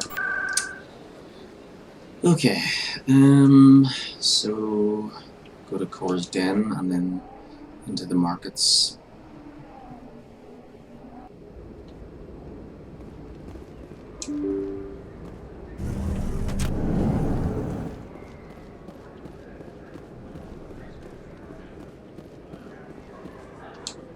Hold it. That's close enough, Army. You got my payment? 6. Do you have the X mods? Show them the merchandise. Looks good. Damn straight it is. These mods are the best on the market. Now hand over my credits. Here you go. Here you go. Enjoy it. Come on, boys. We're done here.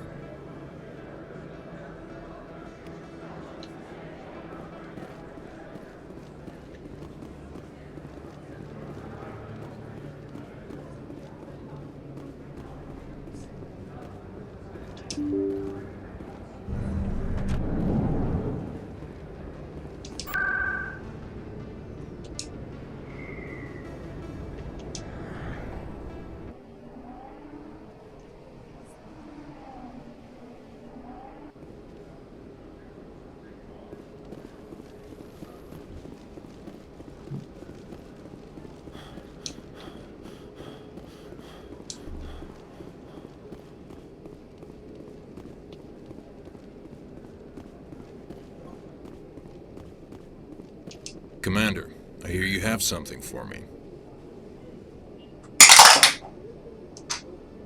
Here's your shipment, Chelik. Excellent. This is everything I need. Maybe more than I need.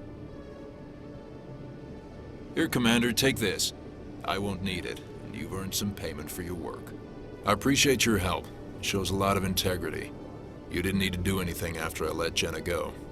Now I need to get these mods into evidence. Thanks again, Shepard.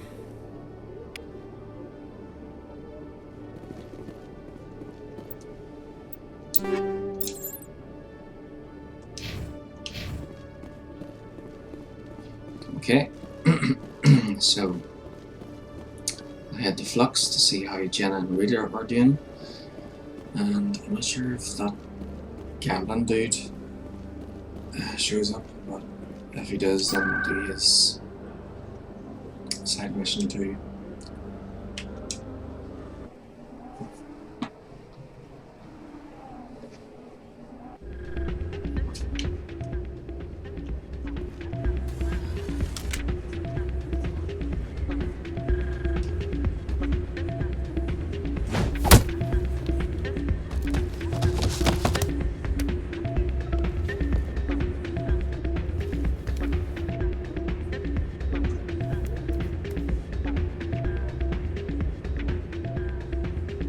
Yeah, what is it? Why were you tossed out of there? Doran didn't have a clue what I was doing. He assumed I was cheating. I know Doran. If he says you're cheating, you're cheating. I was just tipping the scales in my favor. Only as an experiment. It still sounds like cheating to me. To you, maybe. But this device is merely intended to simulate situations and record results. Recording losses is easy, of course. Nobody notices those. Why do you need to record these outcomes? Ah, now you're getting to the heart of it. I've spent the last 5 years developing a system that can accurately predict wins and losses on the Quasar. I just need a few more recorded wins and I can complete the algorithms.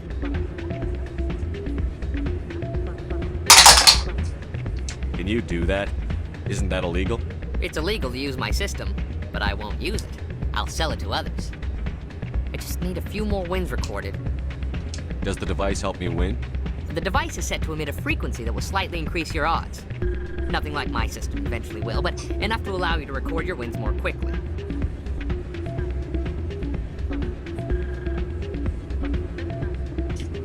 Why don't you just sell the device then? What? No. This device is archaic. It uses brute force to achieve its goal. Besides, you saw how easily it was detected. My system, when it's complete, will be far more efficient and completely undetectable.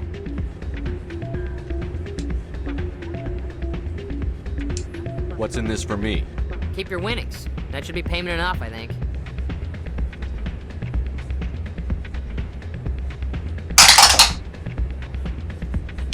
I'll help you out. I suppose I could let you try it. Here you go. When you've recorded enough wins, it'll let you know. Of course, if you get caught with the device, well, you saw what happened to me. Well, off you go. That data won't collect itself.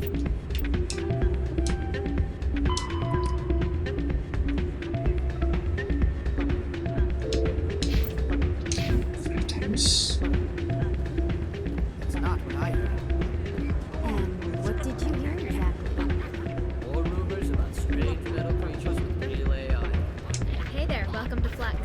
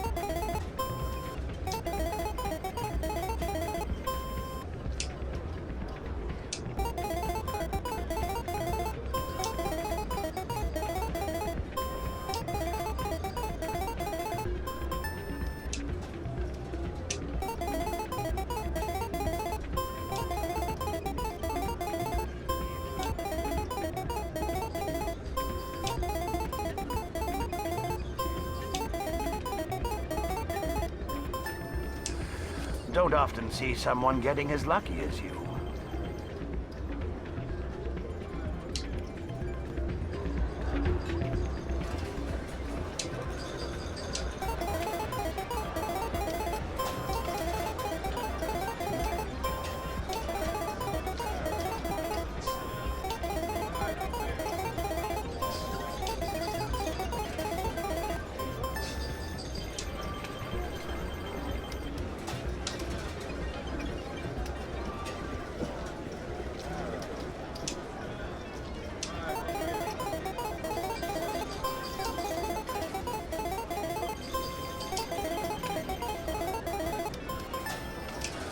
Your luck seems unnatural, human.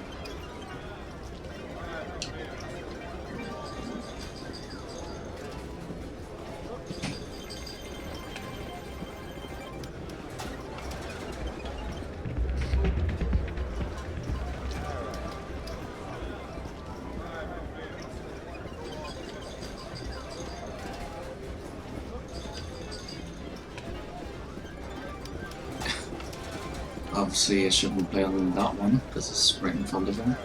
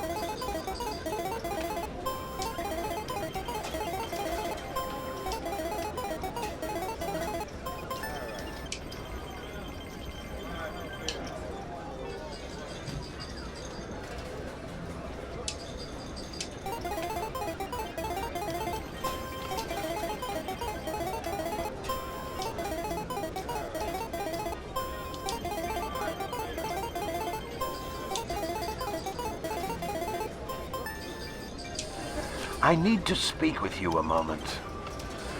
You've got the same device Shells had earlier. Did he give it to you, or did you take it from him? Never mind. It doesn't matter how you got it. But I can't let you keep it. I don't think you're gonna take it from me. Don't make a scene, Commander. I've already recovered the credits you won. Now, I suggest you stick to playing the game fairly, or not at all.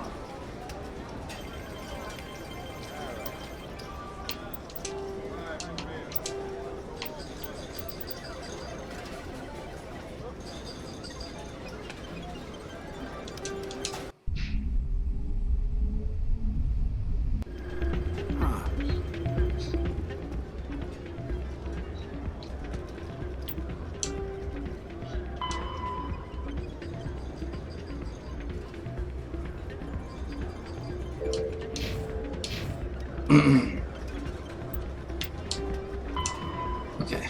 Use the gambling machines at least 5 times.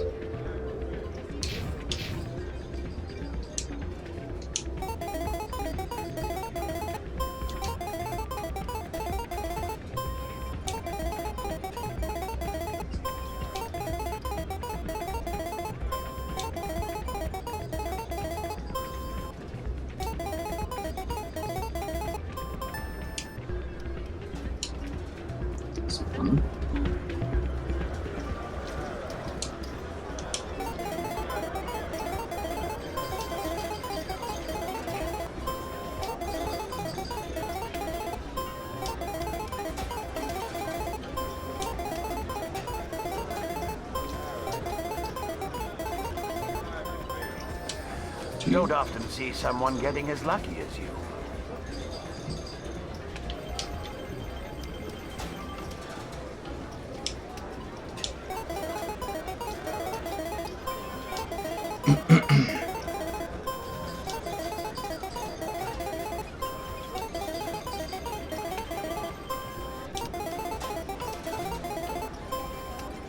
Three.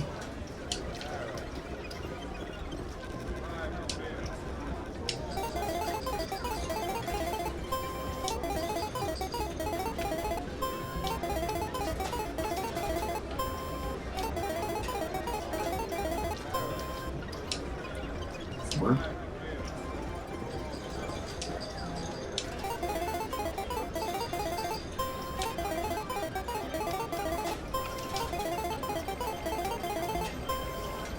Five.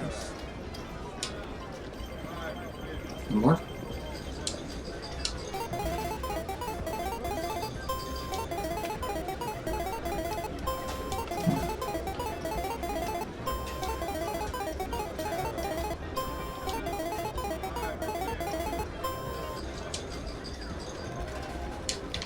I might get green.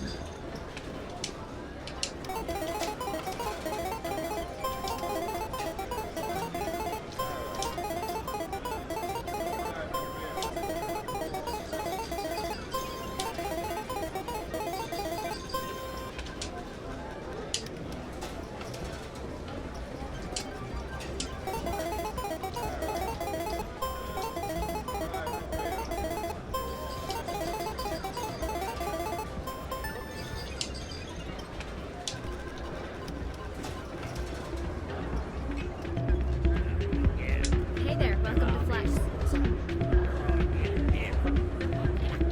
Hey, Jenna came back looking for work. Thanks for getting her out of Cora's den. 17, no problem. I was glad to help out. Yeah, everyone seems real happy to have her back. They should be. Aren't you? I'm glad she's out of the den. I'd just forgotten what it was like to have her around. I haven't had a decent tip since she got back. I still can't believe that could happen out in the open. Neither could he. So, did you record 5 wins with the device yet? I'm getting to it. Well, don't wait forever. I need to record 5 wins.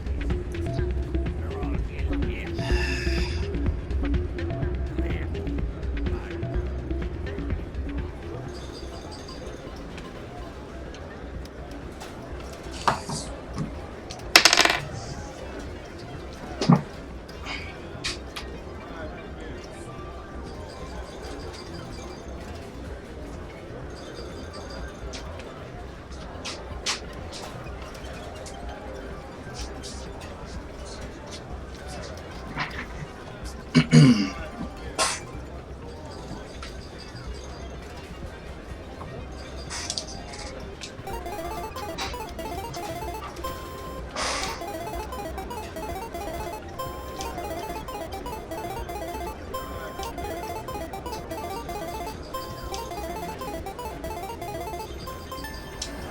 luck seems unnatural, human.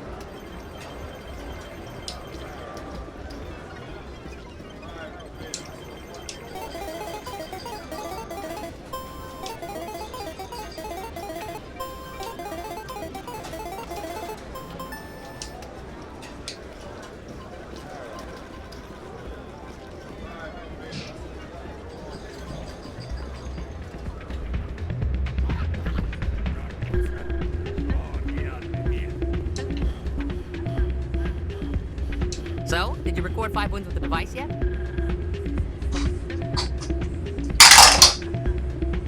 Here you go. I hope it's what you're looking for. Excellent indeed. This will provide me with invaluable data. You enjoy those winnings. I'm gonna get the system completed.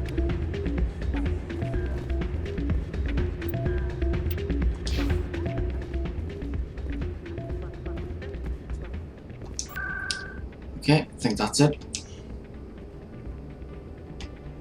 Now to the ship.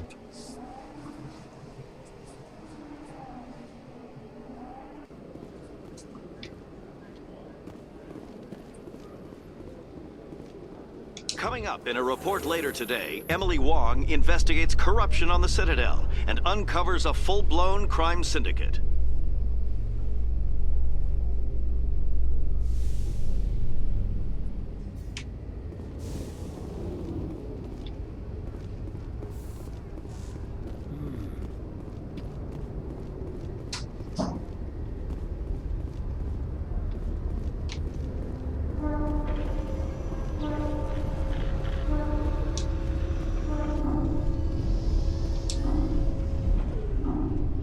I've got big news for you, Shepard. Captain Anderson is stepping down as commanding officer of the Normandy. The ship is yours now. She's quick and quiet, and you know the crew. Perfect ship for a Spectre. Treat her well, Commander. This isn't right. The Normandy belongs to you. You needed your own ship. A Spectre can't answer to anyone but the Council. And it's time for me to step down. What kind of leads do we have? Saren's gone. Don't even try to find him. But we know what he's after. The conduit. He's got his Geth scouring the Traverse looking for clues. We had reports of Geth in the Pharaoh system shortly before our colony there dropped out of contact, and there have been sightings around Noveria. Find out what Saren was after on Pharos and Noveria. Maybe you can figure out where the conduit is before he does. 16. Is that it? Anything else? We have one more lead. Matriarch Benezia, the other voice in that recording. She has a daughter, a scientist who specializes in the Protheans. We don't know if she's involved, but it might be a good idea to try and find her. See what she knows. Her name's Liara, Dr. Liara Tassoni. We have reports she was exploring an archaeological dig on one of the uncharted worlds in the Artemis Tau cluster.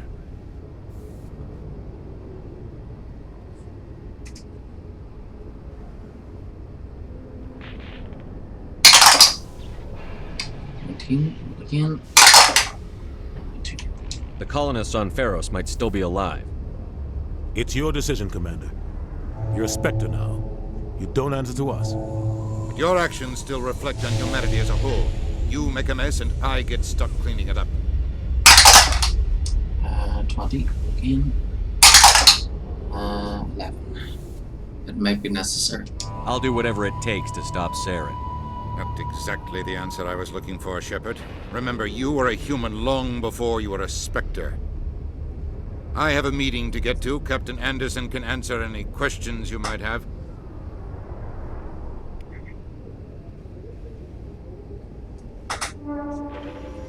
Yes, Commander?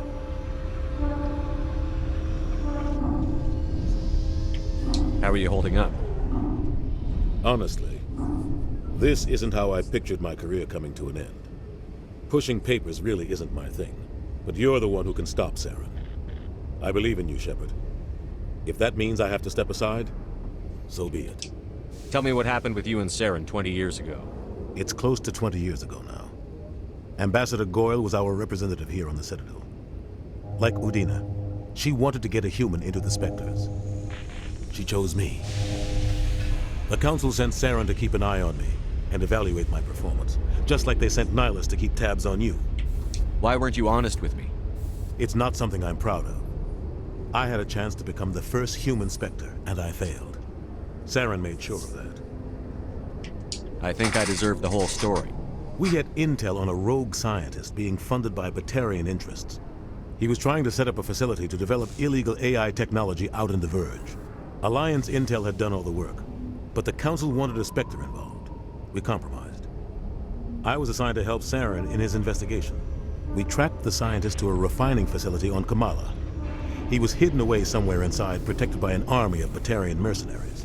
The plan was simple. Sneak into the plant, capture the scientist, sneak back out.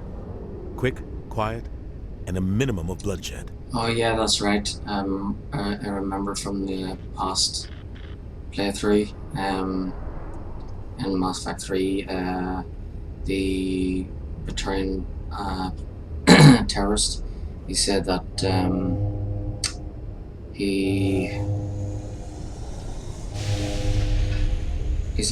there was something about the Batarians find like a Reaper corpse, a dead Reaper, and their scientists were studying it, and became indoctrinated or something. And originally they were hoping to try and keep it secret because they wanted to use the Reaper tech to enhance their own species so they could take over the galaxy. I'm guessing things didn't go as planned. Saren and I split up to cover more ground. Then about halfway through the mission, there was a massive explosion in the refinery core. Officially, it was ruled an accident, but I think Saren detonated it on purpose to draw off the enemy guards. How many casualties? The explosion tore the refinery to shreds. The whole place was on fire. Black chemical clouds poured out into the atmosphere. Nobody inside survived. There was a camp for the workers and their families nearby. Between the fires and the toxic fumes, the final death count was over 500. Mostly civilians. Saren didn't care. The target was eliminated, mission accomplished, and I ended up taking the blame. That ended all talk of me joining the Spectres. Saren caused the explosion. How'd he pin it on you? In his report, Saren accused me of blowing his cover. He said it was my fault the guards were ready for us. He claimed that's why it turned into a massacre. Saren's report was all the proof the Council needed to kill my chances of becoming a Spectre. Why'd you let him get away with it? Who do you think the Council was going to listen to? Me? Or their best agent? I had a bad feeling about him right from the start. I should have been more careful. Maybe I could have stopped things before they got out of hand. Don't blame yourself, Captain. I don't. I blame Saren. I think he wanted things to go bad. He was looking for an excuse to blow that refinery. Maybe he just likes the violence. Maybe he was just trying to make me look bad to keep humans out of the Spectres. If so, he pulled it off. The only thing I care about is stopping Saren. You're right, Commander. It's no good living in the past. What do you know about Armiston Baines? Where did you hear that name? Never mind, I don't want to know. Baines is dead. Has been for quite some time. The people I spoke with seem to think he was still alive. It's not common knowledge. Military's keeping it under wraps. Baines was doing some high-level work for the Alliance. Stuff even I wasn't aware of. One day he turns up dead on a drifting scout ship. Everyone suspects it was foul play, but it was never officially investigated. What can you tell me about the ship? I don't know much about it. You should talk to Admiral Kahoku. One of his crews discovered Baines' body.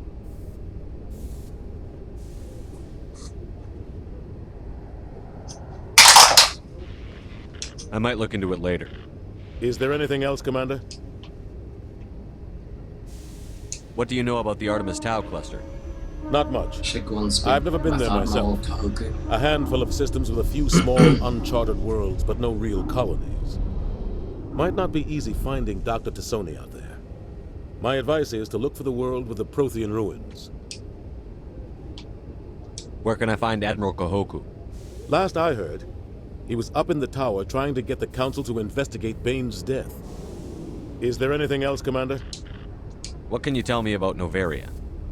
Novaria's trouble. Always has been. The whole planet's basically a center for corporations to conduct illegal research. Watch your back there, Shepard. Spectres are about the only form of Citadel authority Novaria respects. But they aren't popular. Any extra intel you can give me on our colony at Pharos? The entire planet used to be one giant Prothean city. Mostly ruins now. But some of the infrastructure is still intact. The colony tried to build on what the Protheans left behind. We lost all contact with them when the Geth attacked. I should go. I'll be here if you need anything.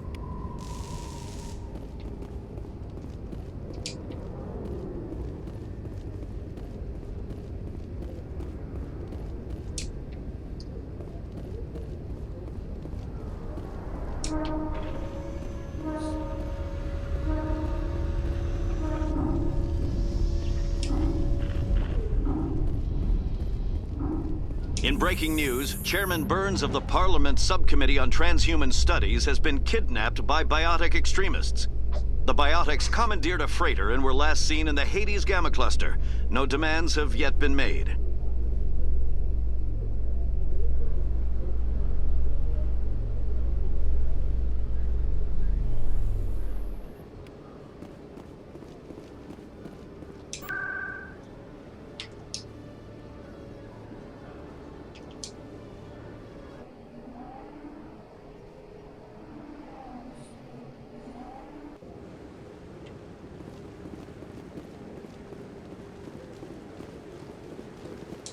No, I'm wait. Commander, any luck finding my recon group? Captain Anderson said you had information on Baines. Not as much as I'd like to.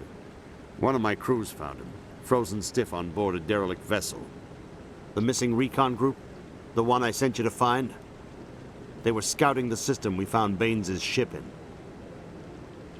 You should have mentioned this earlier, Admiral. Baines is already dead. It's too late for him. I'm only concerned about my team. Someone has to find them. Please, Shepard, I'm counting on you.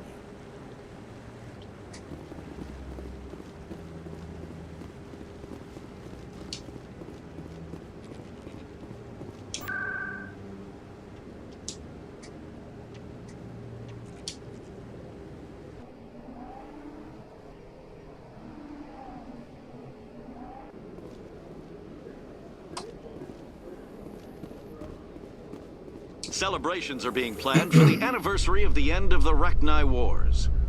Many Council worlds, particularly Asari and Solarian colonies, will hold victory parades to commemorate the defeat of the invading Rachni. In a rare admission of debt, several Asari colonies have invited Krogans to be honored for the victories the uplifted Krogans made possible.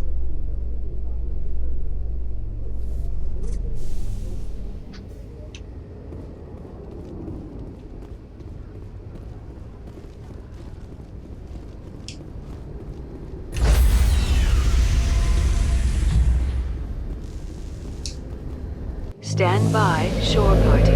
Decontamination in progress. I heard what happened to Captain Anderson. Survives 100 battles and then gets taken down by backroom politics. Just watch your back, Commander. Things go bad on this mission, you're next on their chopping block. Saren's out there somewhere, and we're gonna find him. Everyone on this ship's behind you, Commander. 100%. Intercom's open. If you got anything you want to say to the crew, now's the time.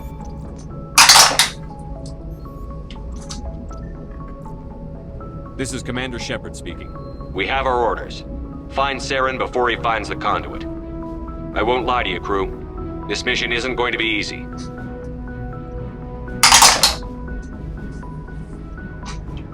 The The Council wants to ignore this. That's no surprise. They never helped us in the past, no reason they'd start now. But we don't need their help. We can do this on our own. This began with an attack on a human settlement in the Traverse. But we know Saren won't stop there. His Geth armies aren't going to stay on the far fringes of Citadel space.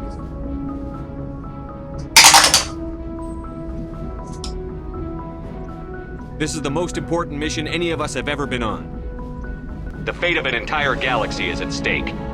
We will stop Saren, no matter what the cost. Well said, Commander. Captain will be proud. The Captain gave up everything so I could have this chance. We can't fail. Yes, sir.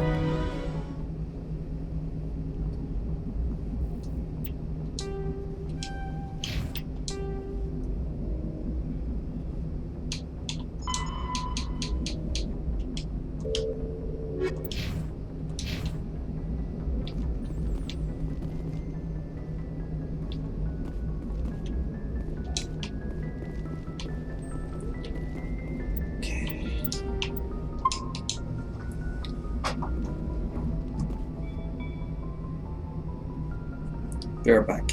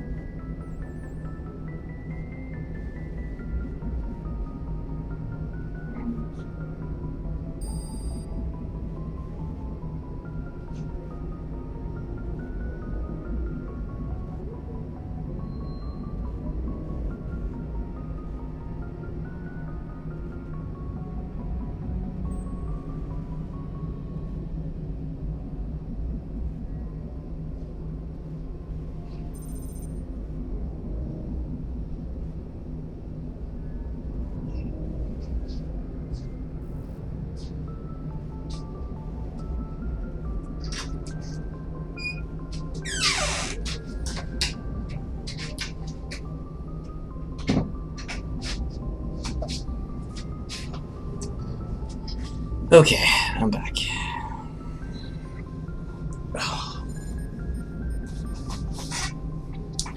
Right. So, let's see what time it is. It is 1:11. So I'll have about 4 hours or less. Right, so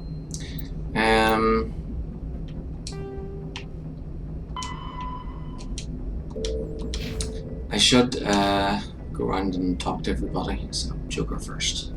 Commander, something you need? How's the Normandy performing? Is she everything they said she'd be? She's the best ship in the fleet, if you've got a pilot who knows how to handle her. Balance isn't what you'd expect. Takes a while to get used to that oversized drive core we got stuffed in the back, and her power can sneak up on you if you're not careful. The Normandy's probably too much ship for your average Alliance pilot, Commander. Lucky for you, I'm anything but average.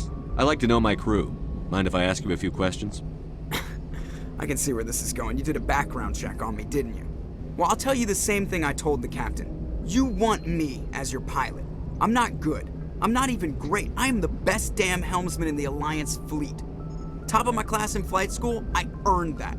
All those commendations in my file, I earned every single one. Those weren't given to me as charity for my disease. Okay, so last time in our last playthrough, the female Commander Shepard, she ended up having a relationship with Liara. Yeah, I think it was just with Liara the whole way through. So that means Liara is off limits for this Commander Shepard. So in Mass Effect 1, that leaves one option, which is Ashley. And then then we'll have to we'll see what happens when we get to Mass Effect 2. I'm not sure what the choices are in Mass Effect 2, but yeah, we'll see.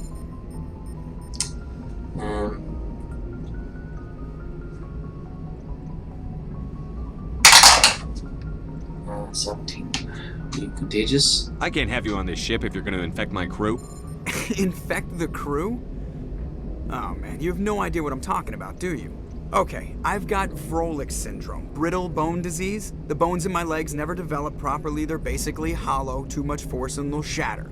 Even with crutches and my leg braces, it's hard to get around. One wrong step and crack! It's very dramatic, but I've learned to manage my condition, Commander.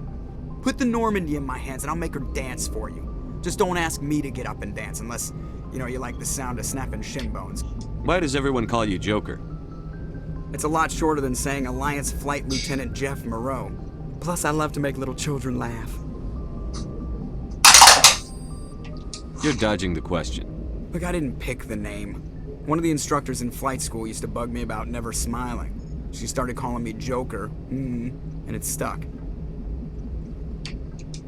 Why didn't you ever smile? Hey, I worked my ass off in flight school, Commander. The world's not gonna hand you anything if you go around grinning like an idiot. By the end of the year, I was the best pilot in the academy, even better than the instructors, and everybody knew it. They'd all got their asses kicked by the sickly kid with the creaky little legs. One guess who was smiling at graduation? I need to know more about this Vrolik syndrome if I'm putting my ship in your hands. Yeah, of course you do. It's an extremely rare condition. Nobody knows exactly what causes it. Genetic, maybe. It's treatable, but there's no cure. They classify my case as moderate to severe. I was born with over a dozen fractures, hip, thighs, ankles. My bones were already breaking in the womb. 100 years ago, I wouldn't have survived past my first year. Lucky for me, modern medical science has turned me into a productive member of society. You're not going to break a bone trying to fly the ship, are you? I don't fly with my feet, Commander, so I'm fine as long as I'm in this chair. I gotta be real careful when I get up to take a piss, though. I can do my job as well as anyone on the ship. Better, actually. So don't worry about it. I'm not trying to make you uncomfortable. Let's talk about something else. Whatever you want, Commander. I have to go. All right, see you.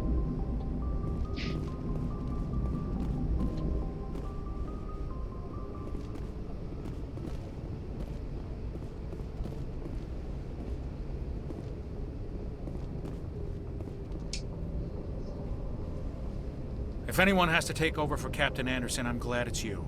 I'm not sure about having non-humans on our ship, though. I'm in charge here, Presley. I decide if we have non-humans on this vessel. Yes, sir. Understood, sir. Speak freely, Presley. I want to know if you have a problem with non-humans. It's not that, Commander. Humanity has always handled its own problems. Saren attacked one of our colonies. We should be the ones to stop him. We don't need their help. Some people think asking for help is a sign of weakness. That's just being stupid and stubborn. No matter how strong you are, allies can make you stronger. I guess so. Maybe I'm just stuck in the old ways of thinking. But don't worry, Commander. This won't be a problem. How did you end up assigned to the Normandy? I signed up with the Alliance as a navigator right out of school, following in my grandfather's footsteps, I guess. My first posting was on the Agincourt. We were at Elysium during the Skillian Blitz. A massive fleet of alien raiders hit the colony, trying to wipe it out. They had the numbers, but their ships were no match for an Alliance frigate. It was a slaughter. We couldn't even keep track of how many ships they lost. How'd you end up on the Normandy? I got my officer's commission after Elysium. Must have made an impression on the right people. Captain asked for me when he was picking his crew. Carry on, Presley. Yes, sir.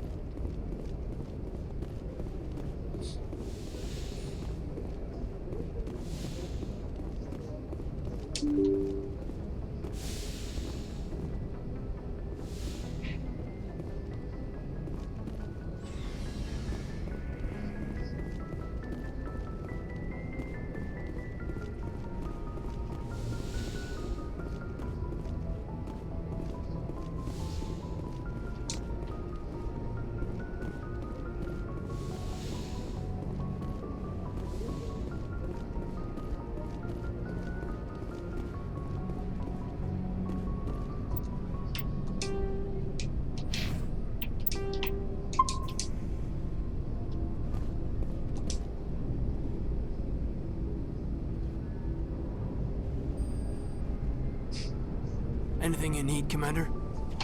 What's your opinion on the last mission? I don't see how we could have done things any better. At least not without getting to Eden Prime sooner. And we were on the scene faster than any other Alliance ship could have been. Just trying to get a sense of where the crew's at. Thoughts? I've wasted enough of your time for now, Commander. We'll have time for personal debriefings later. We'll talk another time, Lieutenant. Commander?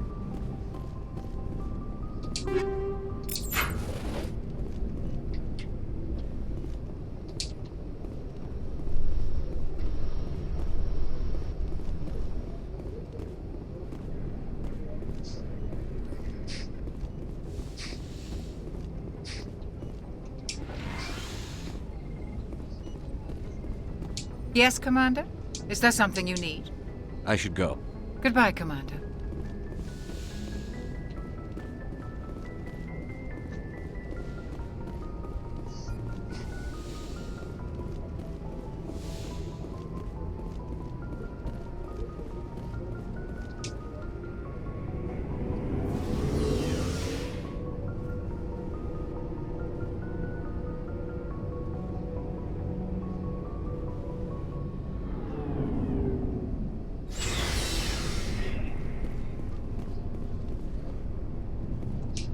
Nice ship you got, Shepard.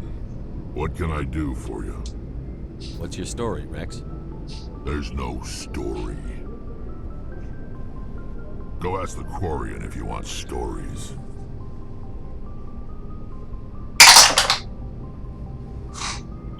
You Krogan lived for centuries. Don't tell me you haven't had a few interesting adventures. Well, there was this one time the Turians almost wiped out our entire race. That was fun. They tried the same with us, but we fought them off. It's not the same. Seems pretty much the same to me. So your people were infected with a genetic mutation? An infection that makes only a few in 1,000 children survive birth? And I suppose it's destroying your entire species?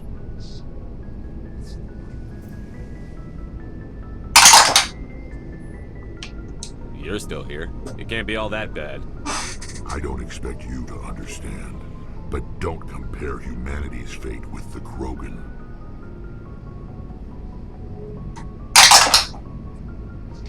I was just making conversation. I wasn't trying to upset you. Your ignorance doesn't upset me, Shepard. As for the Krogan, I gave up on them long ago. The genophage infected us, but it's not what's killing us. Are your people really dying?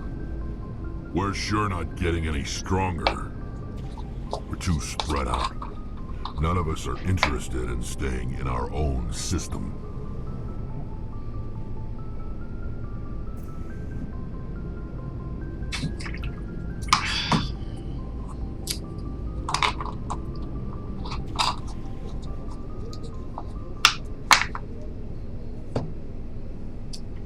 Lots of species have left their homes and prospered. But they go to colonize new worlds. We're not settlers.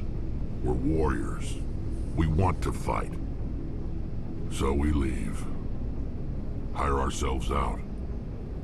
And most of us never go back. What can you tell me about the genophage? Ask the Solarians if you want details. They made it. All I know, it makes breeding nearly impossible. Thousands die in stillbirth, and most never get that far. Every Krogan is infected, every one, and no one's rushing to find a cure. Why don't the Krogan try to find a cure? When was the last time you saw a Krogan scientist? You ask a Krogan, would he rather find a cure for the genophage or fight for credits? He'll choose fighting every time. It's just who we are, Shepard. I can't change that. Nobody can. So long, Rex. Shepard. Commander? What's your opinion on the last mission? Kinda wish you'd got there sooner, Commander. No offense, I appreciate the rescue. I just wish... You wish we'd been able to save the rest of your unit? Yes, sir. If I had been more alert, we wouldn't have been cut down by an ambush.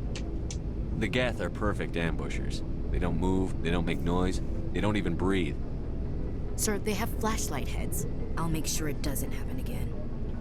Do you have a few minutes to talk one-on-one? I'm sorry, Commander. I need to get my duty squared away. I wouldn't mind talking more later, though. Dismissed, Chief. Sir.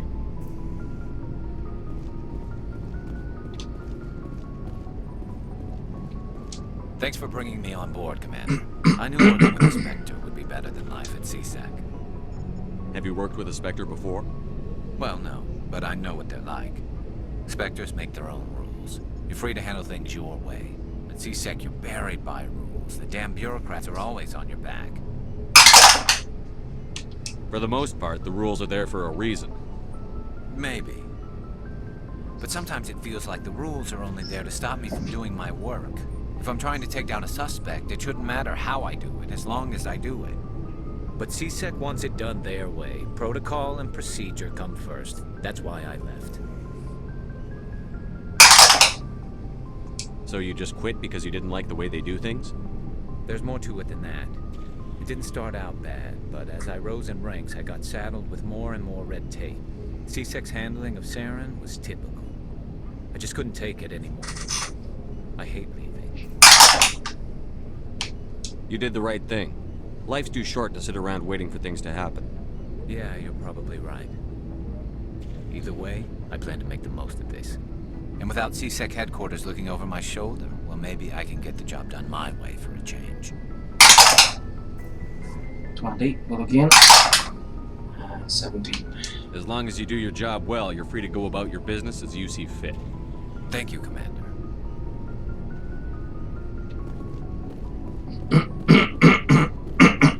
Looking for supplies?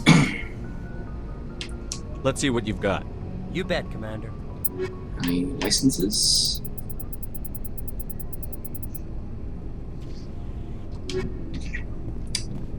The only thing I'm interested in buying is are the licenses.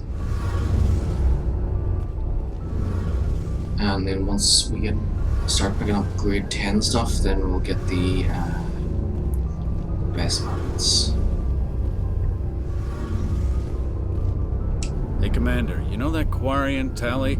She's been spending all her time down here asking me about our engines. 20 again. 11. I'll tell her to leave you alone. What? No, she's amazing. I wish my guys were half as smart as she is. Give her a month on board and she'll know more about our engines than I do. She's got a real knack for technology, that one. I can see why you wanted her to come along. I figured she'd be a real asset to the team. You got an eye for talent, Commander, but I'm guessing that's not why you came down here. Fill me in on the IES stealth systems. How does it work exactly? You can't hide a ship out in space. They emit too much heat and radiation. Too easy for sensors to pick them up, unless you find a way to capture those emissions. So our stealth systems trap the energy we give off in storage sinks built into the ship itself. No emissions to give away our location. Eventually the sinks have to be vented. More than a few hours silent running and they overheat. Cook us inside our own hull. There's no way for anyone to detect us? A visual scan can still pick us up. Anyone looking out a window can see us plain as day. But you have to be pretty close to get an actual visual out in space. Most vessels rely on scanners. As long as the stealth systems are engaged, they can't see us. Not unless we accelerate to FTL speeds. Why doesn't it work with faster-than-light travel? Cranking up the FTL blue shifts our emissions, pushes them into frequencies too high to capture in the sinks. As soon as we make the jump, it's like setting off a flare.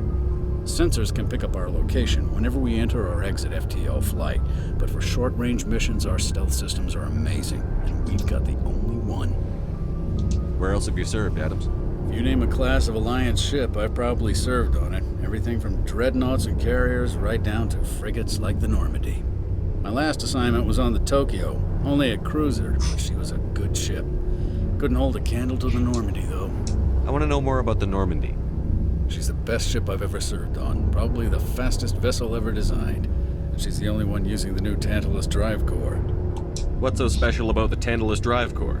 Proportionally, it's about twice the size of any other vessel. Not only are we faster, we can run at FTL speeds longer before we have to discharge the core. Carry on, Adams. Aye, aye, Commander. Your ship's amazing, Shepard. I've never seen a drive core like this before. I can't believe you were able to fit it into a ship this small. I'm starting to understand why you humans have been so successful. I had no idea Alliance vessels were so advanced.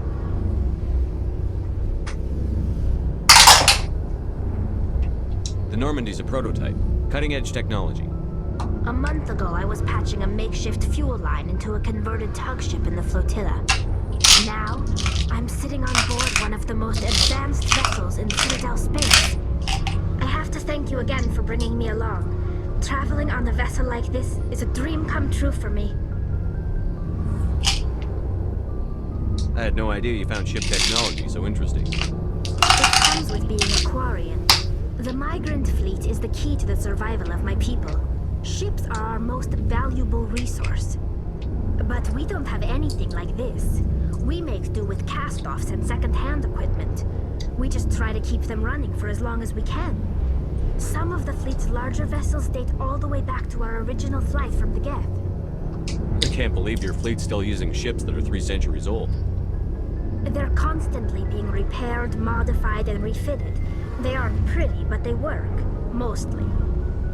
We've tried to make ourselves as independent as possible on the flotilla, grow our own food, mine, and process our own fuel.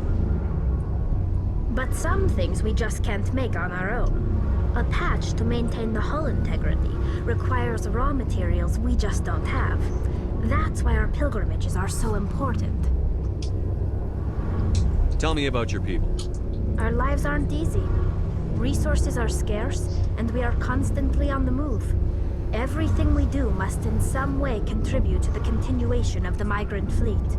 There are 17 million Quarians in the flotilla, and each of us relies on the others for survival. The bonds among my people are strong. Unfortunately, We have had to surrender many of the freedoms and civil liberties other species take for granted. What kind of freedoms? Well, it's illegal for parents to have more than one child. If our population grows too much, it would strain our resources to their breaking point.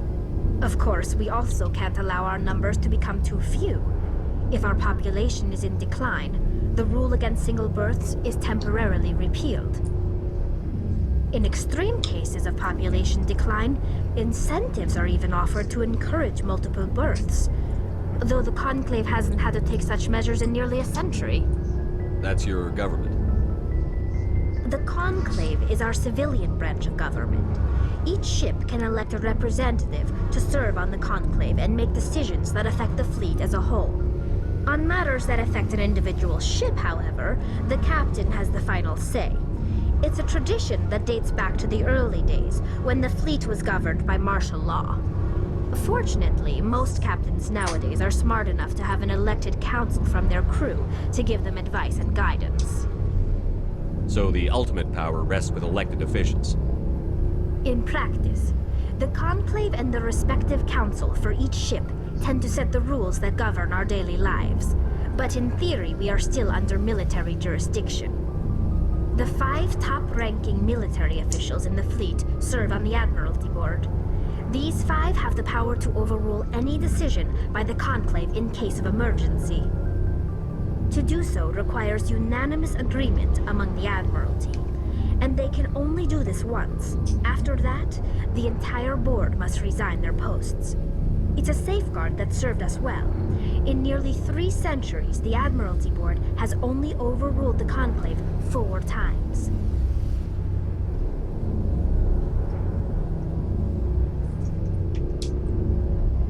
I want to know more about the Geth. I doubt I can tell you anything you don't already know.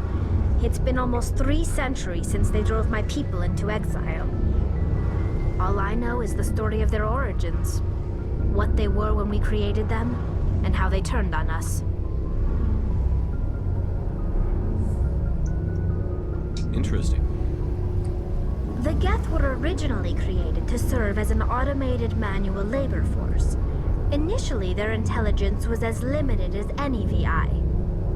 Over time, we made small modifications to their programming to allow them to perform more varied and complex tasks, bringing them closer and closer to true AI status. How come the Council didn't step in and stop you? This wasn't true AI research. We may have been skirting the bounds of the law, but we never did anything that was actually illegal. The changes were so insignificant, so gradual, that we were able to control them. Or so we thought. But one thing we underestimated was the power of the neural network. A million Geth thinking simultaneously created an inherently unstable matrix. So, the Geth share brain power?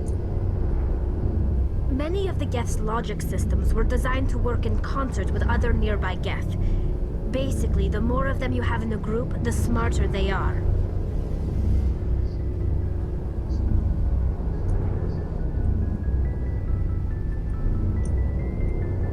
So there's some sort of group consciousness? No, nothing like that. They cannot share sensory data or information. Their programming cannot handle that much simultaneous input. Each Geth maintains an individual awareness and identity. The neural network only operates on a process-based level. It's basically the synthetic equivalent of a subconscious.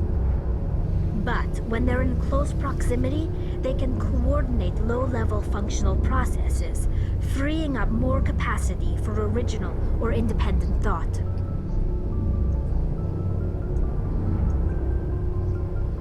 That doesn't make any sense. I'm probably oversimplifying. The Geth are incredibly advanced and complex creations. All you need to know is that they get smarter when they gather in large numbers. As we built more and more Geth, their effective intelligence became more sophisticated, more abstract. One day, a Geth began to ask its Quarian overseer questions about the nature of its existence. Am I alive? Why am I here? What is my purpose? As you can imagine, this caused a near panic among my people.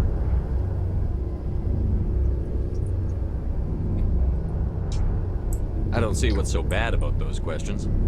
The Geth were created to engage in mundane, repetitive, or dangerous manual labor.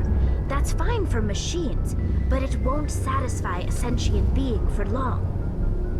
The Geth were showing signs of rudimentary self-awareness and independent thought. If the Geth were intelligent, then we were essentially using them as slaves.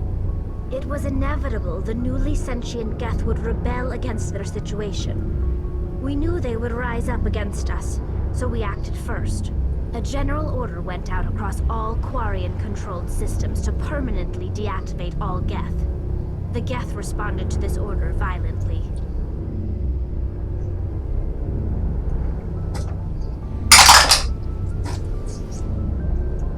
You can't blame them for fighting for their survival. We had no other choice.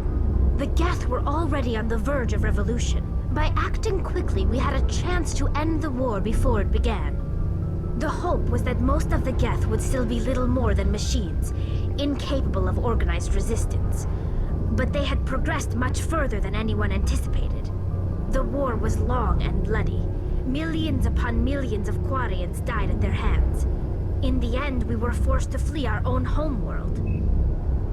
We feared the Geth would pursue us, but they never came beyond the Veil. Now we drift through space, exiles searching for a way to reclaim what was once ours.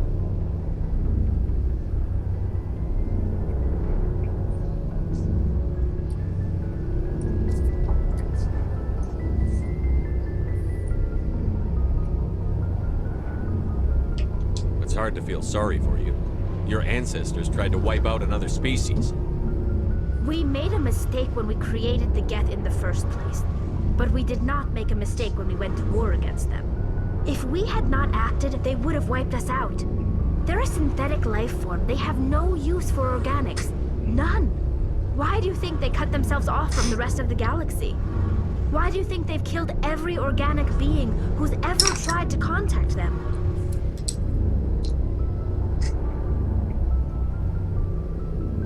You didn't give them a real good first impression. You really think things would be any different if we waited for them to act first? The Geth are not innocent victims in all this. They're the enemy. They want to destroy us. Not just the Quarians. All organic life. That's why they've joined up with Saren. And that's why we have to stop him. I want to know more about the pilgrimage. When my people reach maturity, we leave our birth ships and seek acceptance with a new crew. It's necessary to maintain genetic diversity among the fleet. But no ship wants to accept someone who will be a burden on them. So, to prove our worth, we embark on a pilgrimage. We set out alone, leaving the flotilla and our families behind us. We only return once we have found something of value we can bring back to the fleet. This is presented as a gift to the captain of the respective ship we wish to join. If the gift is accepted, we are welcomed into the crew. Can a captain choose to reject the gift? That doesn't happen often. Most captains are eager to increase the size of their crew. It increases their own standing in our society. Even when the gift is not particularly valuable, the captain usually accepts it out of a sense of tradition. However, there is a stigma to presenting a substandard gift. It's not the best way to make a good impression on a new community. Most pilgrims don't return until they find something worthwhile. Can a captain choose to reject That doesn't... It's not the best way to make a good impression on a new... I can't believe they just send you off alone. It's not like they just cast us out. Before we leave, we are given lessons in how to survive outside the flotilla, and given gifts to help us on our journey. We also receive implants to fight off sickness and disease. Generations of living in an isolated and highly controlled environment have left our immune systems weaker than most. By the time we leave the fleet, we are well equipped for the pilgrimage. This is a rite of passage for all Quarians. If it were dangerous, our numbers would suffer. Virtually every pilgrimage ends with a triumphant return and the ritual presentation of the gift to one of the fleet's captains. I want to talk about something else. Like what? I should go. See you later.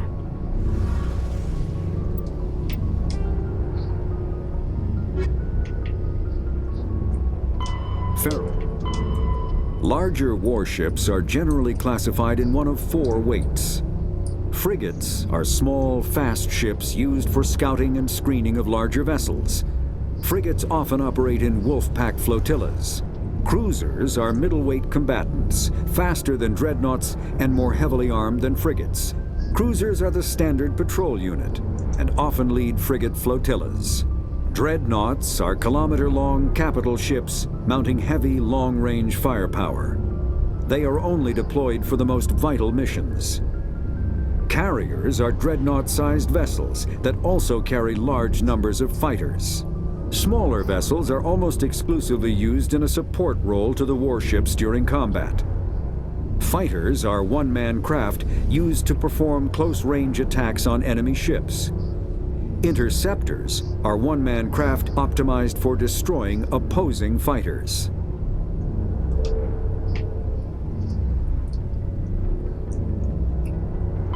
The fifth, in the early, just making sure that I've the covered everything. In the early 2160s, the Alliance began aggressive colonization of worlds in the Skyllian Verge, much to the dismay of the Batarians, who had been developing the region for several decades.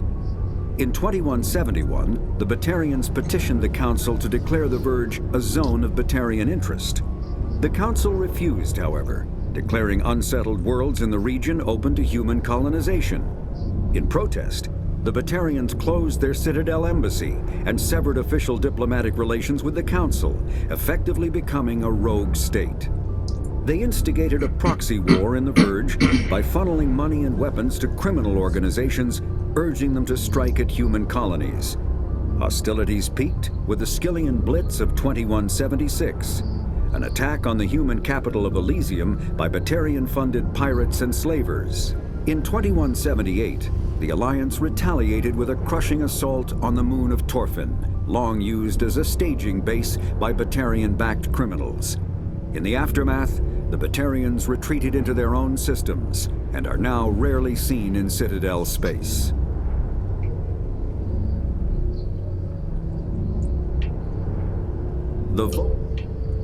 After the human Pharaoh. There are between 200 and 400 billion stars in the galaxy, and less than 1% of them have ever been visited or had their systems properly surveyed. Humanity's early expansion into the Attican Traverse was haphazard, a desperate race to claim habitable planets where populations can be economically settled. Ignored in the wake of this land grab were thousands of less hospitable worlds, each potentially rich with industrial resources. The wealth of entire solar systems lies untapped, waiting for corporate survey teams or independent pioneers to discover and exploit them. However, this is not an easy task.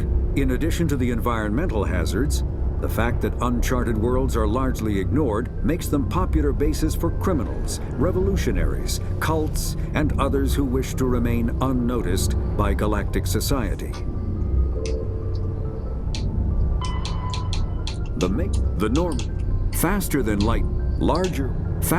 light drives use element 0 cores to reduce the mass of the ship, allowing higher rates of acceleration. This effectively raises the speed of light within the mass effect field, allowing high-speed travel with negligible relativistic time dilation effects. Starships still require conventional thrusters, chemical rockets, commercial fusion torch, economy ion engine, or military anti-proton drive, in addition to the FTL drive core.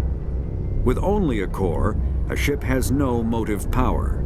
The amount of EZO and power required for a drive increases exponentially to the mass being moved and the degree it is being lightened. Very massive ships or very high speeds are prohibitively expensive. If the field collapses while the ship is moving at faster than light speed, the effects are catastrophic.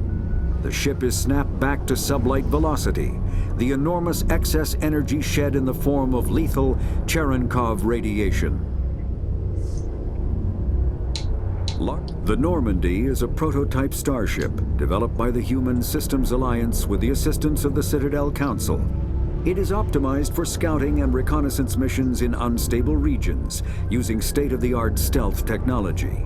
For most ships, the heat generated through standard operations is easily detectable against the absolute zero background of space. The Normandy, however, is able to temporarily sink this heat within the hull. Combined with refrigeration of the exterior hull, the ship can travel undetected for hours or drift passively for days of covert observation. This is not without risk. The stored heat must eventually be radiated, or it will build to levels capable of cooking the crew alive. Another component of the stealth system is the Normandy's revolutionary Tantalus drive, a Mass Effect core twice the standard size. The Tantalus drive generates mass concentrations that the Normandy falls into, allowing it to move without the use of heat-emitting thrusters.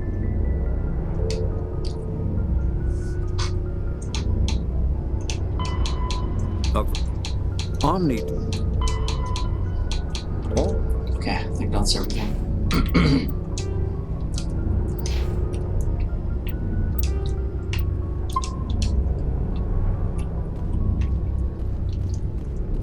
Alright, so gear next.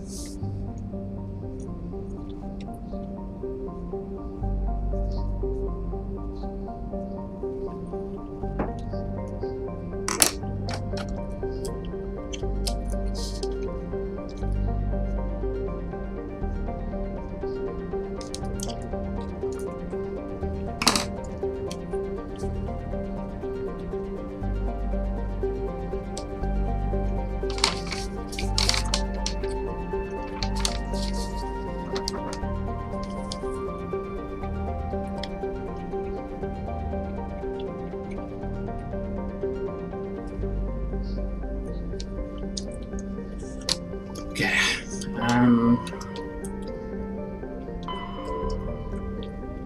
So I want to go back to the Utopia system where Eden Prime was. I think that was in Exodus.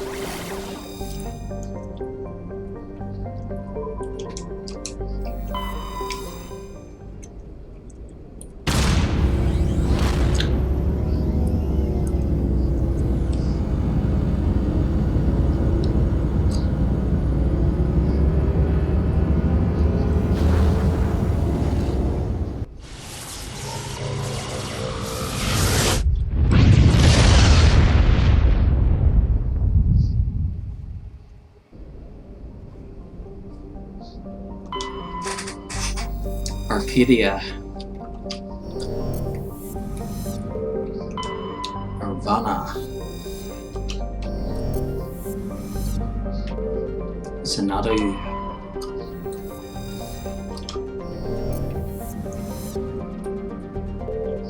Eden Prime.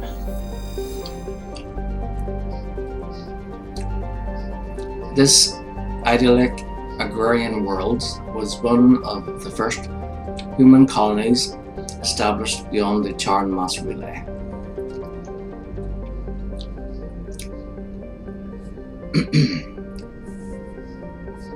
Eden Prime's biosphere is unusually well suited for importation of Earth native life.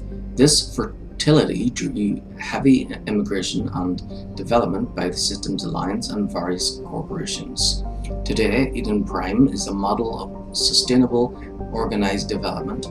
The population is housed space-efficient arcologies that tower over thousands of kilometers of green fields and orchards. Colony founded in 2152, Population 3.7 million. Capital is constant.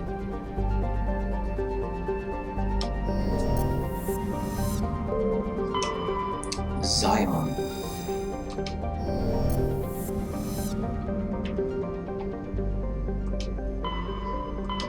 I suppose I should read the Citadel as well. It has a description.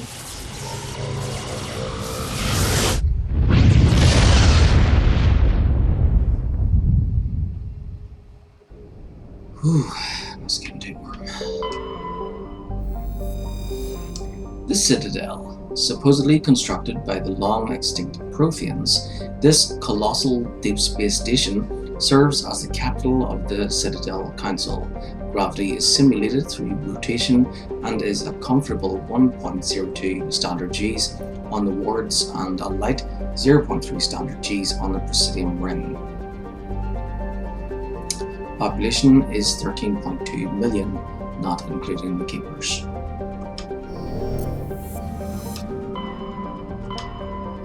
Okay, so before I do anything, I want to get the last crew member. So let's go get the aura. Oh, she.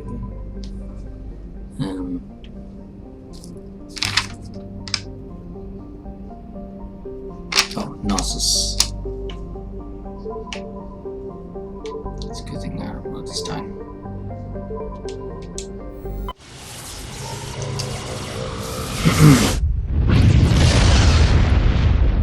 Well, I wrote it down from the last playthrough. So basically, in the last playthrough, I wrote down locations that I had visited, and then put a tick on them when I completed them. So now I'll make sure to look at that list and make sure to do everything, except for the one that's glitched, which is it's like the Gorgon system or something like that.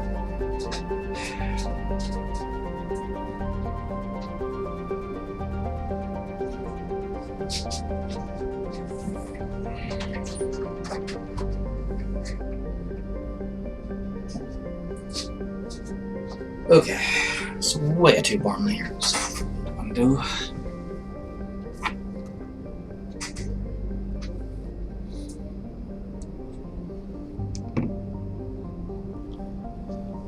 O'clock. Okay, so we've got Phaistos. Should check the asteroid belt.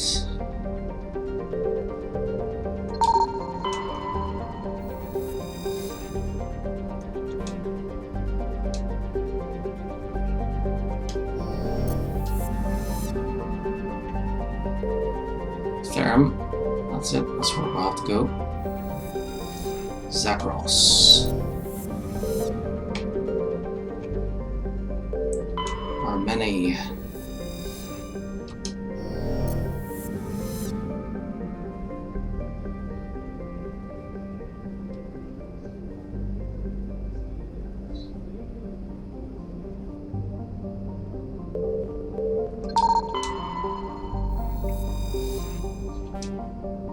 Scans of the asteroid field in the Gnosis system reveal some strange readings. Upon closer inspection, Navigator Presley discovered the remains of an abandoned Solarian fighter. The only thing of interest on board was a League of One medallion. Gnosis is not on. It's not in Crete. In Greece. Arcanes. Scans of this gas giant have detected a large concentration of nitrogen.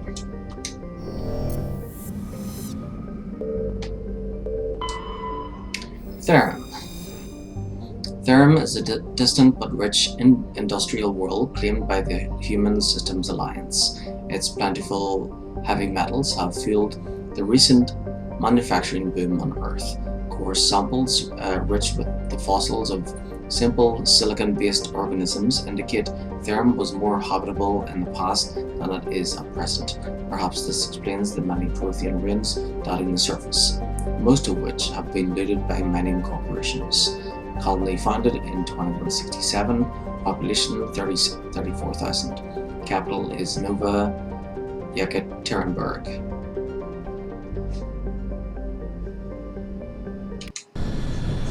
Okay, let's go get the R.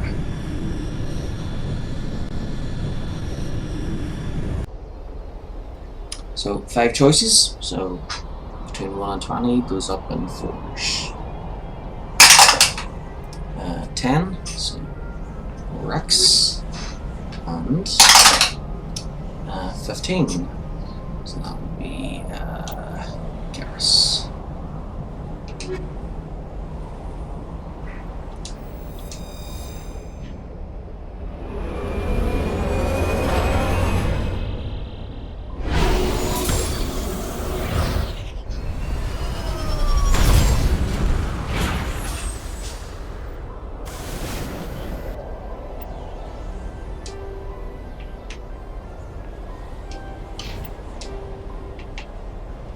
The Citadel space is an unofficial term referring to any region of space controlled by a species that acknowledges the authority of the Citadel Council.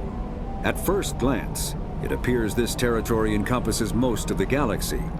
In reality, however, less than 1% of the stars have been explored. Even Mass Effect FTL drive is slow relative to the volume of the galaxy. Empty space and systems without suitable drive discharge sites are barriers to exploration. Only the mass relays allow ships to jump hundreds of light years in an instant, the key to expanding across an otherwise impassable galaxy. Whenever a new relay is activated, the destination system is rapidly developed. From that hub, FTL drive is used to expand to nearby star clusters.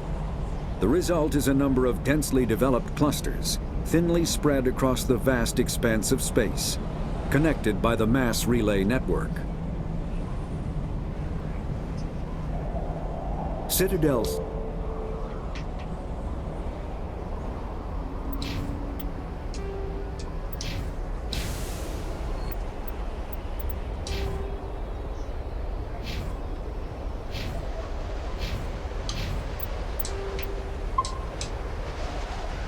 Commander, I'm picking up some strange readings. Really strange, like off the damn charts. It looks like it's coming from an underground complex a few clicks away from the drop zone.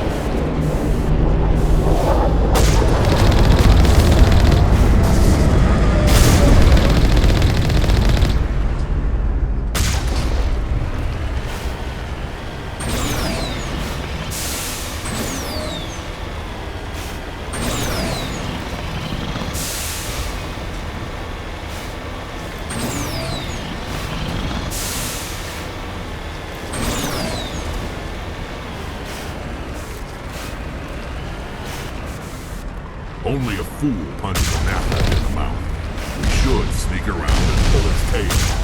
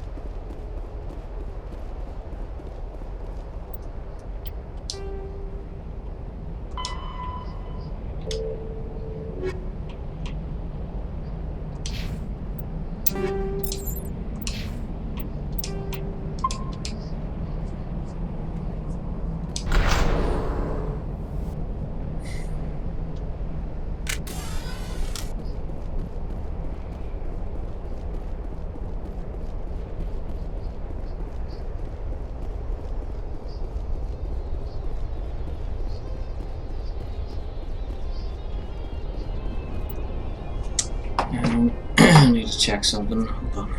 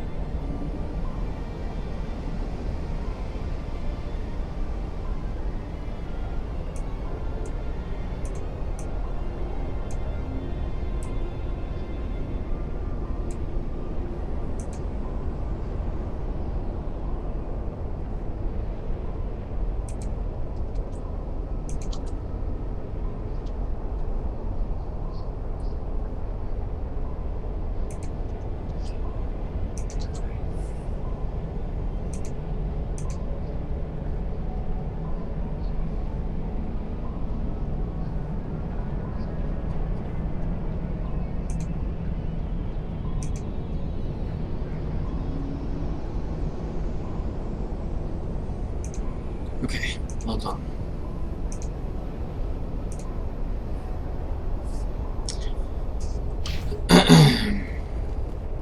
Had to check something from a friend.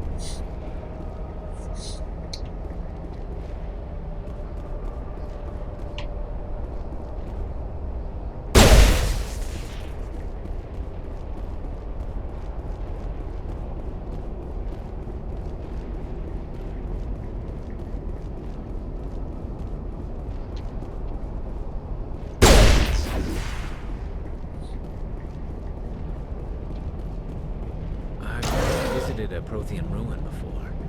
Aside from the Citadel, I mean.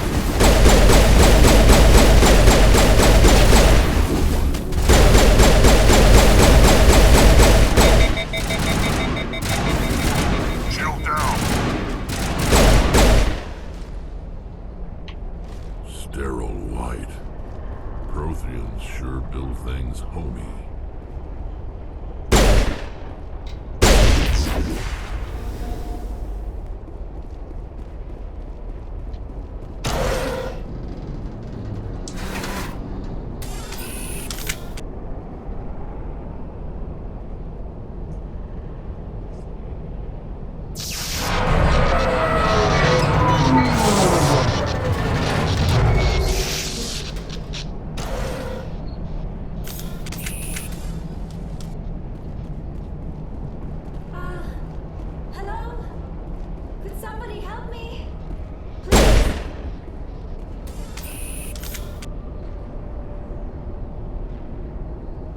Can you hear me out there? I'm trapped. I need help.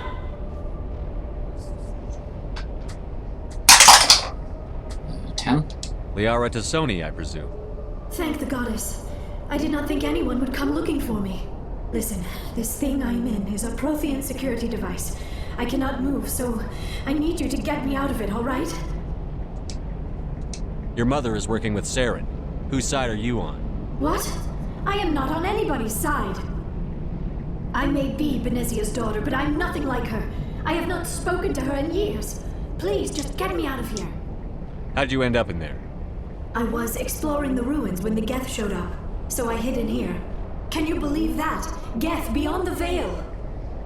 I activated the tower's defenses. I knew the barrier curtains would keep them out. When I turned it on, I must have hit something I wasn't supposed to. I was trapped in here. You must get me out, please! Again. Any suggestions on how we can help? There is a control in here that should deactivate this thing. You'll have to find some way past the barrier curtain. That's the tricky part.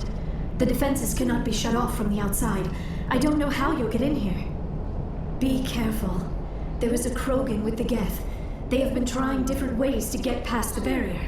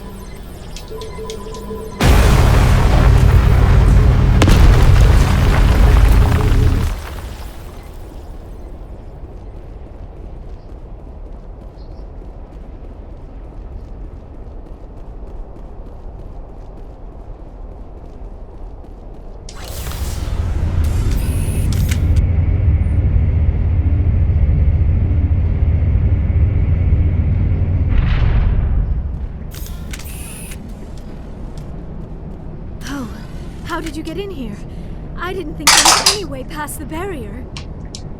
We blasted through with the mining laser. Of course. Yes, that makes sense. Please, get me out of here before more Geth arrive. That button over there should shut down this containment field.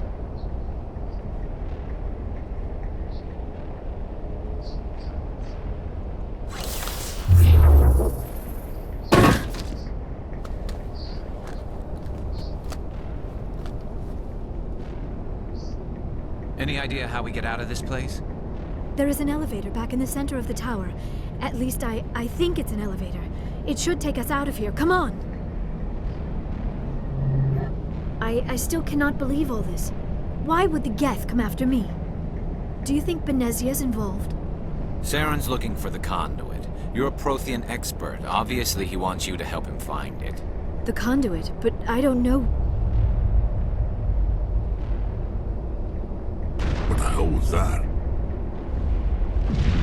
These ruins are not stable. That mining laser must have triggered a seismic event. We have to hurry. The whole place is caving in. Joker, get the Normandy airborne and lock in on my signal. On the double, mister. Aye, aye, Commander. Secure and away. ETA 8 minutes. If I die in here, I'll kill him.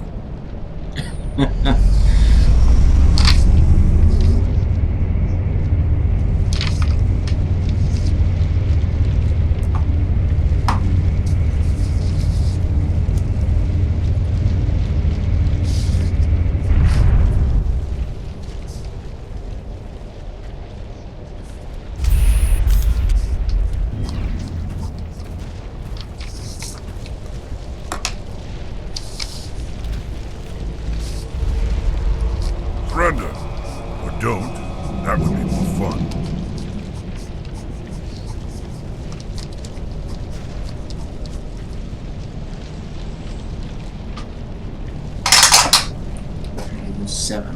There a reason you're in my way? The same reason you're here. The Asaran. Thanks for getting rid of those energy fields for us. Hand the doctor over. Whatever it is you want, you are not getting it from me.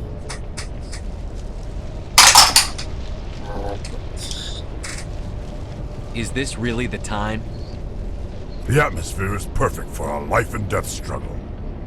Kill them. Spare the Asari if you can. If not, doesn't matter.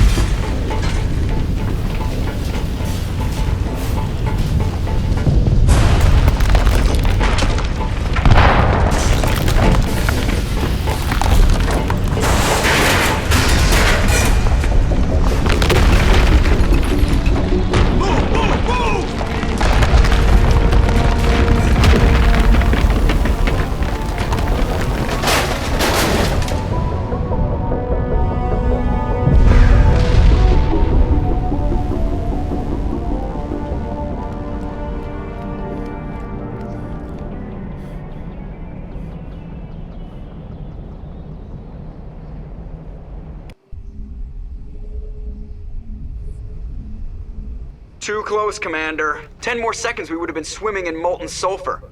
The Normandy isn't equipped to land in exploding volcanoes. They tend to fry our sensors and melt our hull. Just for future reference. We almost died out there, and your pilot is making jokes? It's a coping mechanism. You'll get used to it. I see. It must be a human thing. I don't have a lot of experience dealing with your species, Commander. But I am grateful to you. You saved my life back there, and not just from the volcano. Those Geth would have killed me or dragged me off to Saren. What did Saren want with you? Do you know something about the conduit? Only that it was somehow connected to the Prothean extinction. That is my real area of expertise. I have spent the past 50 years trying to figure out what happened to them. 17. Oh wait, 50 years. How old are you exactly? I hate to admit it, but I am only 106. Damn! I hope I look that good when I'm your age. A century may seem like a long time to a short-lived species like yours, but among the Asari, I am barely considered more than a child. That is why my research has not received the attention it deserves. Because of my youth, other Asari scholars tend to dismiss my theories on what happened to the Protheans.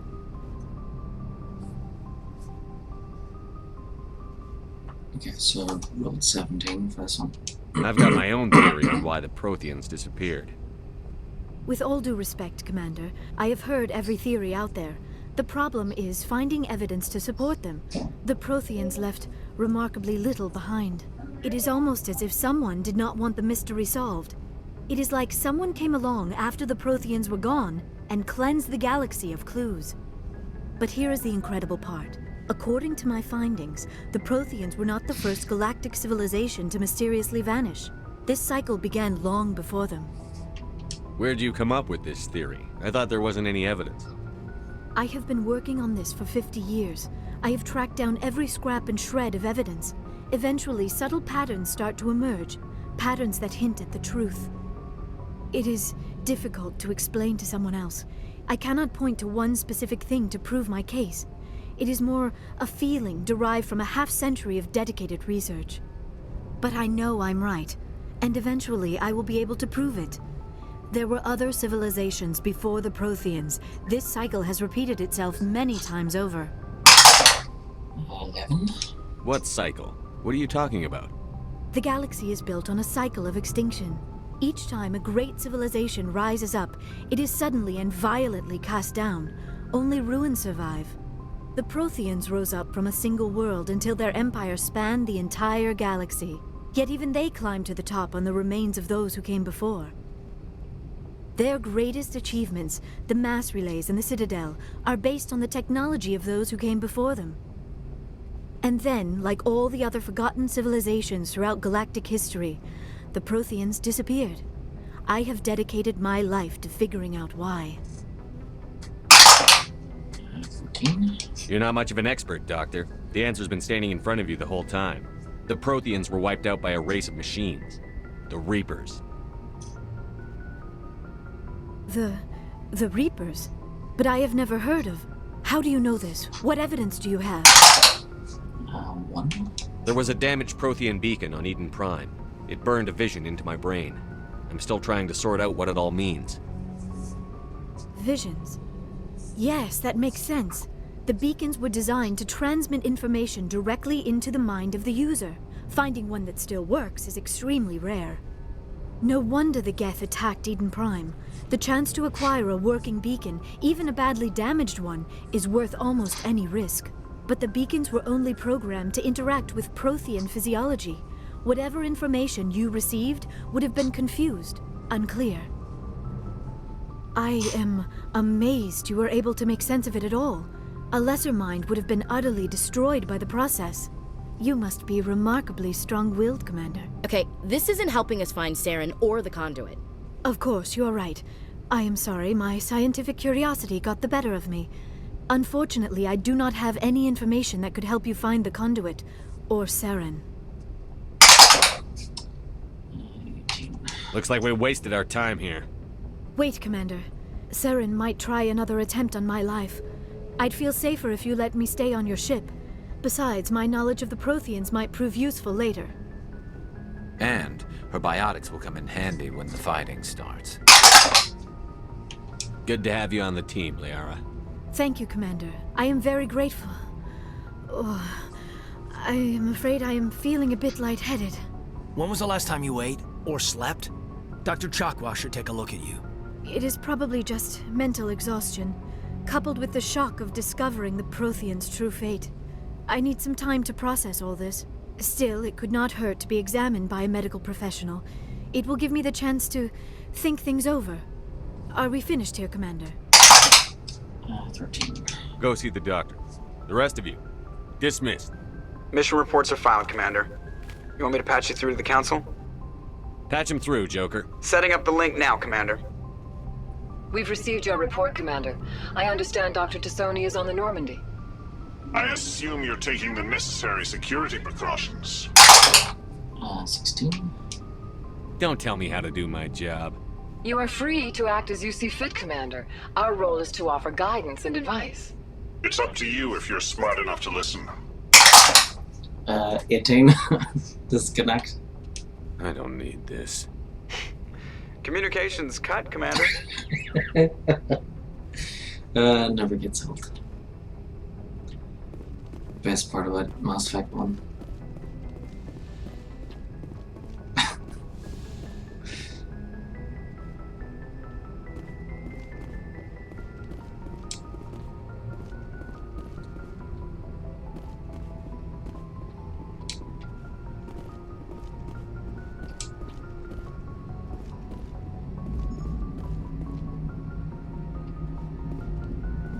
I prefer gold to silver, you know, for my metal. I figured you'd recommend me for one since I, pulled your boots out of the fire.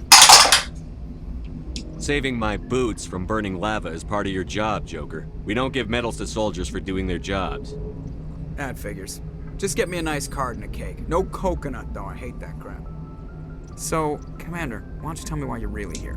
I have to go. All right, see ya.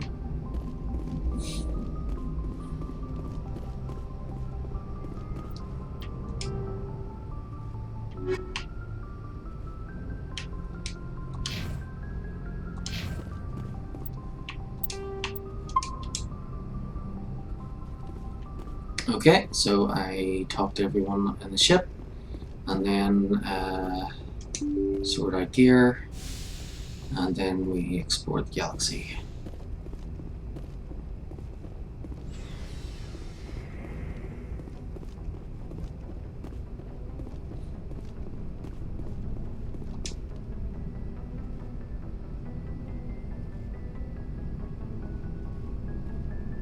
Anything you need, Commander? What's your opinion on the last mission? Dr. Tassoni. Seems like a sweet girl. Easy on the eyes. I mean, if you like the bookish sort. Any intentions there, Lieutenant? No, Commander. Just art appreciation. Just trying to get a sense of where the crew's at. Thoughts? Is this an official evaluation, Commander? Or off the record? 17. Like I've got time to write you up. You have something you want to say, feel free. Fair enough. Truth is, there's something wrong with all of this. This Saren is looking for records on some kind of galactic extinction, but we can't get backup from the Council? Sorry, Commander. There's writing on the wall here, but someone isn't reading it. The Council doesn't want to believe anything's wrong. I'd call it human nature, but... I hear you. It just seems like a group that's been around as long as the Council should see this coming.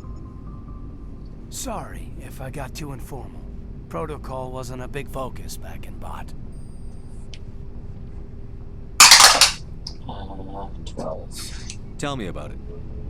Biotic acclimation and temperance didn't last past the airlock. To the kids they hauled in, it was brain camp. Sorry, hauled in is unkind.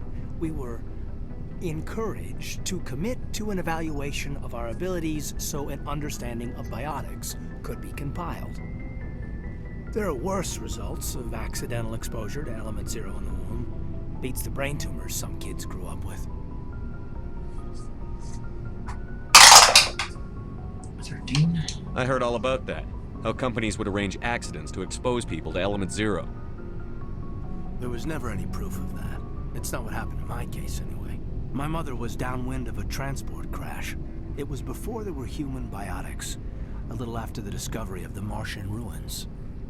It only gets iffy around 63 when Kinetics was running out of first-gen subjects.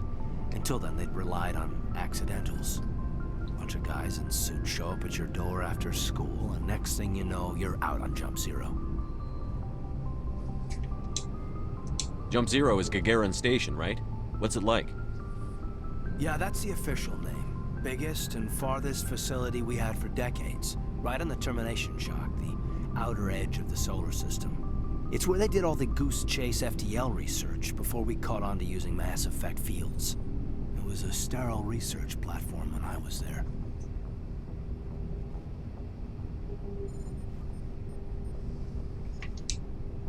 There were other kids in the same boat, right? At least you weren't alone out there. That's true. We did have a little circle that'd get together every night before lights out. We didn't have much to do, though. It was a research platform then, and Kinetics kept Jump Zero off the extranet to prevent leaks.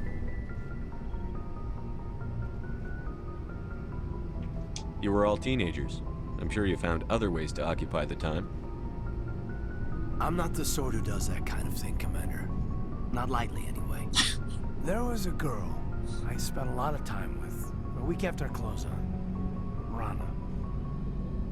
She was from Turkey. Her family was very rich. But she was smart and charming as hell. Beautiful, but not stuck up about it. I think you'd have liked her. Sounds like she was special to you. She was. Maybe she felt the same. But things never felt together. Training, you know. You know of any intentional exposures for certain? No one knows. Doesn't mean they didn't happen. As big as the exposures were, it was hard to track down accidentals. It was different then. No one knew the potential, so there wasn't a lot of regulation. Anything Kinetics did was gold. I'm not saying they intentionally detonated drives over our outposts, but in retrospect, they were damn quick on the scene. Jump Zero's a long way from home. What was it like? The grand gateway to humanity looks a lot better in the vids. But that's my own baggage, Commander. No bearing on this. It's a big galaxy, Lieutenant. Who knows what will come in handy? If you say so, sir. Besides, I've got my past squared away.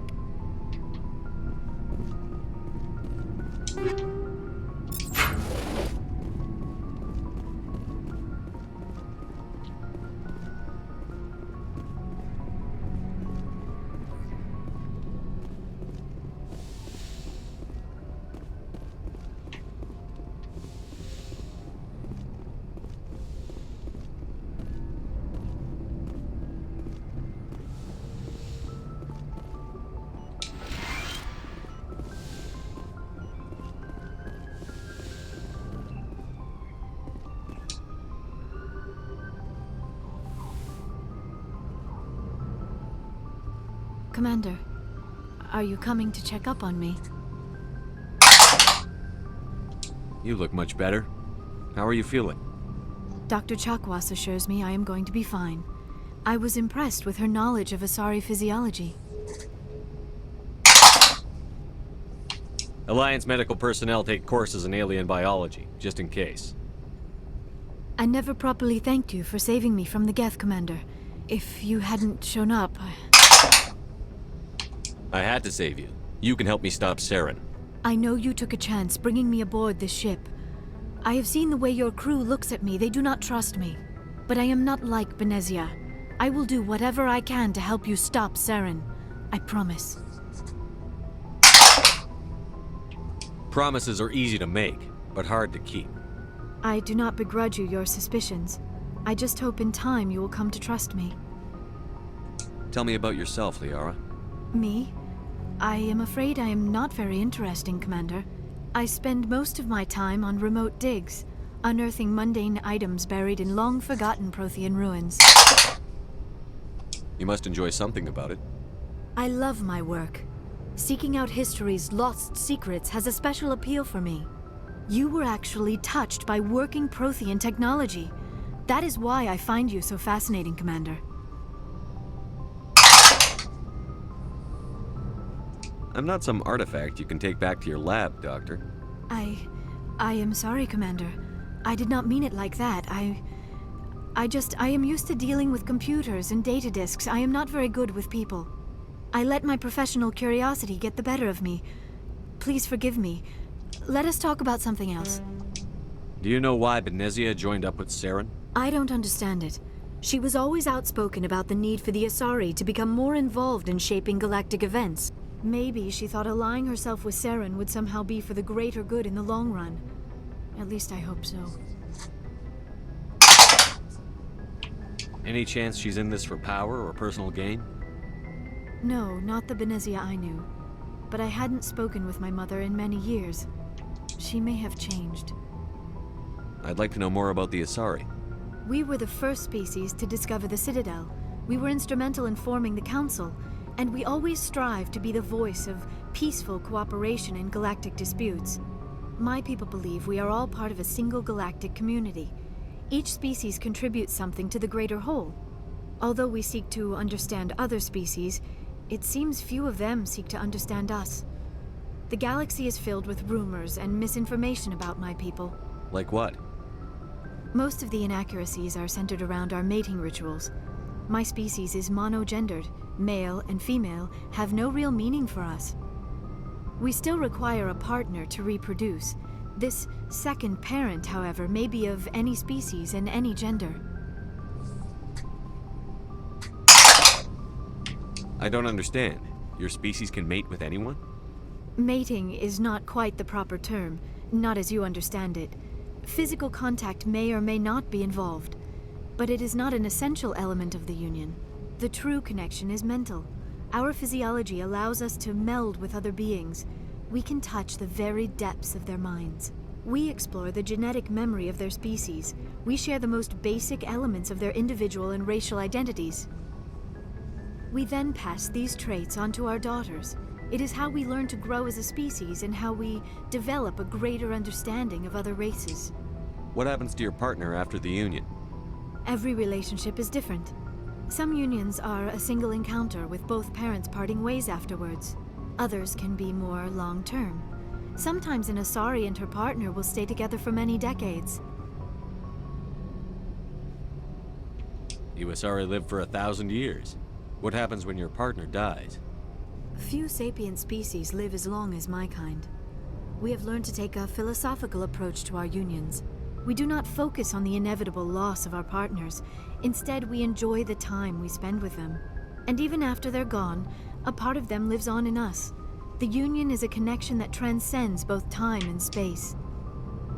Do you know who Matriarch Benezia chose as her partner? She rarely spoke of her partner. Though I know my father, if you want to use that term, was another Asari. Benezia never told you her partner's name? Union with our own kind is no longer common, not for the purposes of reproduction. Most Asari believe it weakens our species. Asari daughters inherit racial traits from the father species. If both parents are Asari, then nothing has been gained, or so conventional wisdom would hold. I am what is sometimes called a pureblood, though no Asari would ever be cruel enough to say the word to my face. It is a great insult among my people. It is possible Benezia's partner was embarrassed by their union. She may have been too ashamed to publicly acknowledge me as her offspring. Maybe she wanted to meet you, but couldn't. Something could have happened to her. Maybe she passed away. You might be right. I hope you are. But I have no way to know for sure. Benezia never spoke of her partner. Whatever happened, it caused her too much pain to dwell on it. She raised me by herself, though that is not uncommon. Many Asari raise their children alone, particularly if the father species is short-lived. Often the partner will pass on long before the child reaches maturity. I should go. Goodbye, Shepard.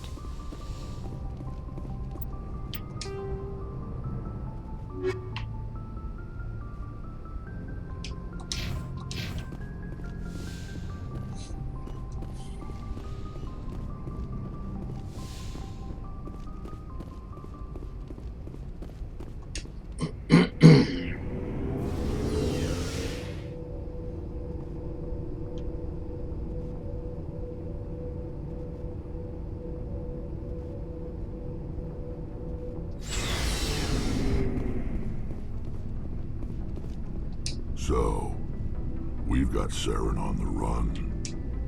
It won't be long now. Saren's good, but I'm better. Good? He's rotten. To the core.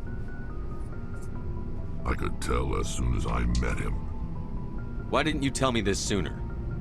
I would have if I thought it was important. I'll decide what's important. Now tell me how you know Saren. This was a while ago. A bunch of mercs were bragging about a job out near the edges of the Terminus systems. They said it paid well and the boss was never around to ride them. They said he was looking for more men, too. So I checked it out. I didn't know Saren was openly recruiting mercs. It wasn't that open, and he only showed his face once. We'd been raiding ships in the area for months when we took out this massive cargo freighter. Our biggest haul yet. I was on board checking bodies for valuables, looking for some extra credits. That's when I saw him. What did Saren want with the ship? I don't know what he wanted. He was just moving through the ship, watching. A couple of the mercs called him by name, but he never spoke to them. Never spoke to anyone. I had a really bad feeling about him, so I got the hell out. Didn't even wait to get paid. What kind of cargo was the freighter carrying? What was Saren after? I don't know. All I saw on that ship was food and medical supplies. There were some basic weapons, but nothing big. If there was anything of value on that ship, I didn't see it. That's why I didn't mention it sooner. Whose ship was it? There was a Volus trading vessel. Big one. Lots of guards. But they were no match for us. That's the only time you saw him? Yeah. Didn't even know who he was. Still wouldn't if I hadn't joined up with you. But my instincts were right. Every other merc on that mission turned up dead within a week. Every damn one. So long, Rex. Shepard. Commander, you have a minute to talk? Is this duty-related, Chief? No, sir. Well, maybe. I know things are different aboard the Normandy, but I'm concerned about the aliens, Vicarian and Rex. With all due respect, Commander, should they have full access to the ship? They may not serve the Alliance, Chief, but they're allies. At least as far as Saren goes. This is the most advanced ship in the Alliance Navy. I don't think we should give them free rein to poke around the vital systems. Engines, sensors, weapons. You don't trust the Alliance's allies? I'm not sure I'd call the Council races allies. We, humanity, have to learn to rely on ourselves. How do you get from relying on ourselves to mistreating our allies? I don't mean we should mistreat them, Commander. I just think we should be prepared to go it without them. As noble as the Council members seem now, if their backs are against the wall, they'll abandon us. You've got a pessimistic view of the universe, Williams. A pessimist is what an optimist calls a realist. Look, if you're fighting a bear and the only way for you to survive is to sick your dog on it and run, you'll do it. As much as you love your dog, it isn't human. It's not racism, not really. Members of their species will always be more important to them than humans are. These seem like deeply held beliefs, Williams. What made you think this way? My family's defended the Alliance since it was founded. My father, grandfather, great-grandmother, they all picked up a rifle and swore the oath of service. I guess we just tend to think of Earth's interests as our own. It doesn't sound like you've worked with aliens before. No, sir. Mainly I've been groundside, part of the surface garrison forces. I did get a rotation on a space station for training. Every Marine a rifleman, every rifleman ZG certified. That's odd. Your record is spotless and your technical scores are exemplary. You should be serving with the fleet. Anyway, that's why I haven't served with many aliens, Commander. You're lucky. I lost my family on Mindoir. Are you related to anyone I'd have heard of? Couldn't say, Commander. I read about Mindoir. The Alliance screwed the pooch on that one. Should have had a bigger garrison. Is that why you're out here? To take the fight to the pirates? I saw a lot of people die. I can't sit back and let things like that happen. Amen to that. All right. I can see where your concerns are coming from, Williams. But this is a multilateral mission. You're going to have to work with aliens, like it or not. It won't be a problem, Commander. You say jump, I say how high. You tell me to kiss a Turian, I'll ask which cheek. Would you kiss anyone I ordered you to? That depends, sir. If you ordered me to kiss a superior officer, that would be a violation of the regs concerning fraternization. That would make it an illegal order. I'd be required to decline and relieve you of command. Sir. What's your opinion on the last mission? Not sure I buy Dr. Tassoni's story about her and her mom not talking.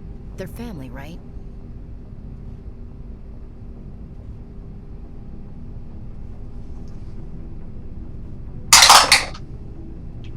I think she's being straight with us. Or at least, I don't think she lies very often. Yeah, she's probably really bad at it. Hey, want me to ask her about her sex life? Might be illuminating.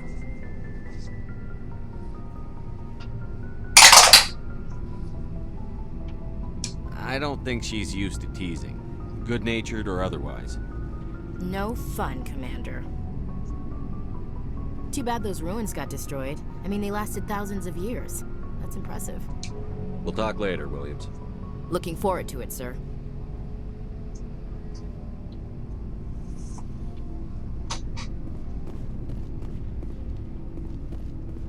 Commander, how are you?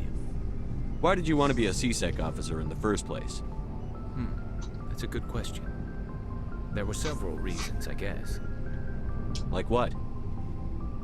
Probably the same as most officers. I wanted to fight injustice, wanted to help people. I guess my father had something to do with it too. He was CSEC, one of the best. I grew up hearing about his accomplishments or seeing his picture on the vids after a big arrest. He's taking my resignation pretty hard.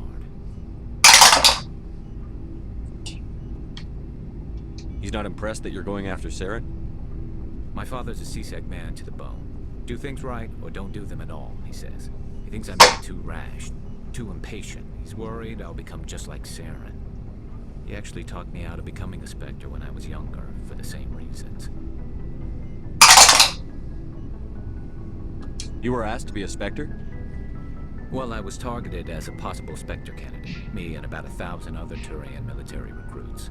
I could have received special training, but my father didn't like it. He despises the Spectres. He hates the idea of someone having unlimited power with no accountability. He wouldn't like you, Commander. No offense.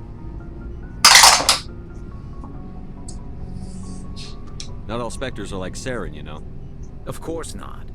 But Saren's not going to play by our rules, CSEC's rules. If you want to nail Saren, you need to send someone who isn't restricted by policies and procedures. You're a quick learner, Garrus. We'll beat him at his own game. It's the only way to stop someone like him. I'm right behind you, Commander.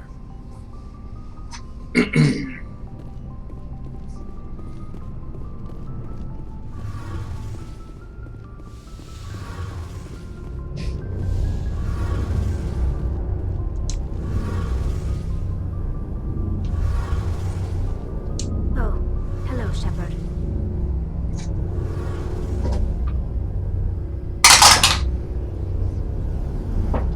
Are you okay? I don't know. Your ship is amazing, and your crew's been really great to me, especially your chief engineer. But I just sort of feel out of place. The Normandy runs so smooth it feels like we're not even moving, and the engines are so quiet. How do you sleep at night?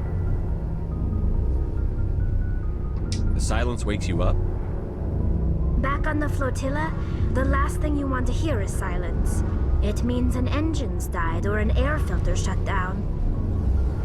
I guess you don't have to worry about that here. But old habits die hard. But it's more than just the silence. This ship feels so empty. It's like half the crew is missing. Back home, I couldn't wait to go on my pilgrimage. I couldn't wait to get away from the crowds. Now that I'm out here, kind of miss them.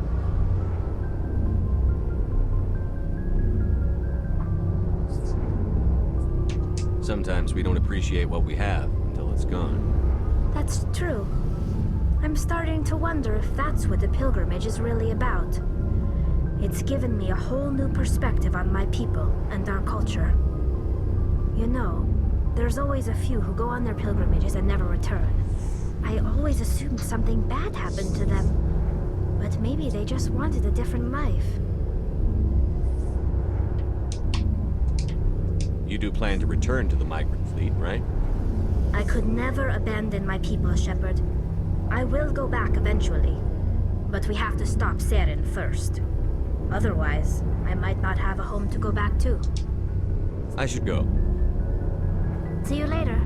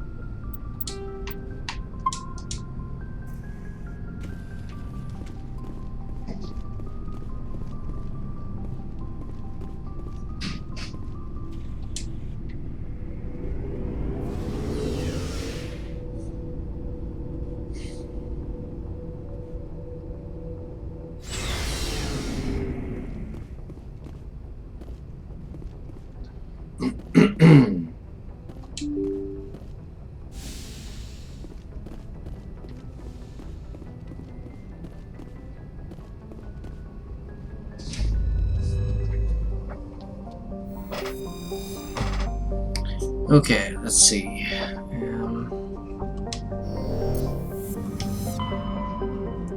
Might as well start here.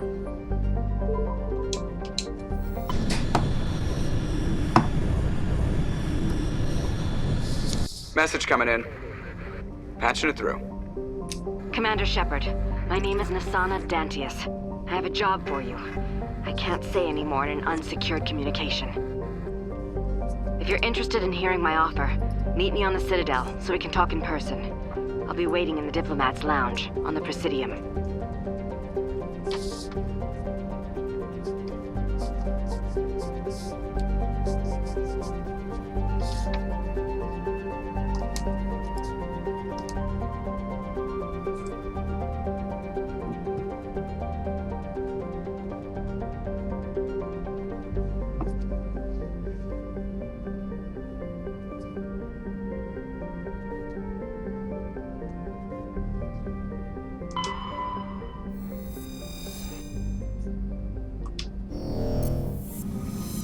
Salami, or is it Salamis?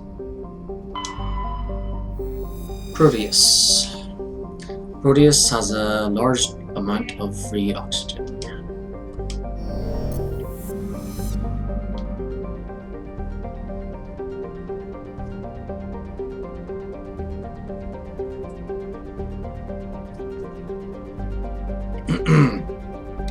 Just going around again, just in case I.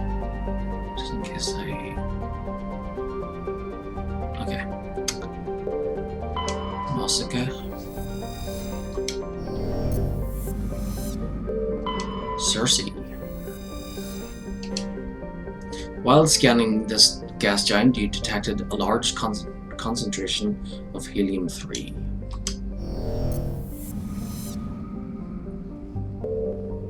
Faros. Scans of the planet Faros revealed an abandoned base on its moon. The recon team found nothing of interest, but much of the debris was marked with the Magna Colony insignia.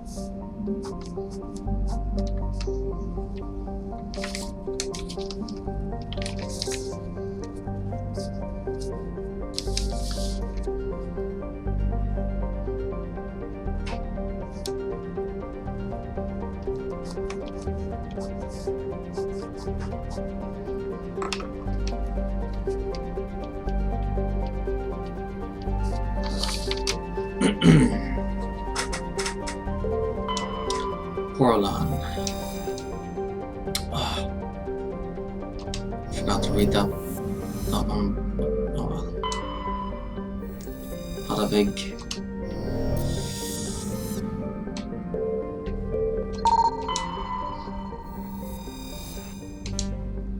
While scanning this asteroid field in the Artemis Tau cluster, you detected a large deposit of titanium.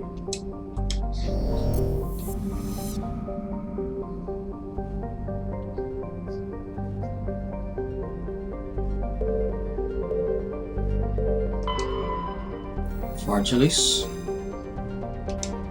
Scans from orbit have detected a large concentration of xenon.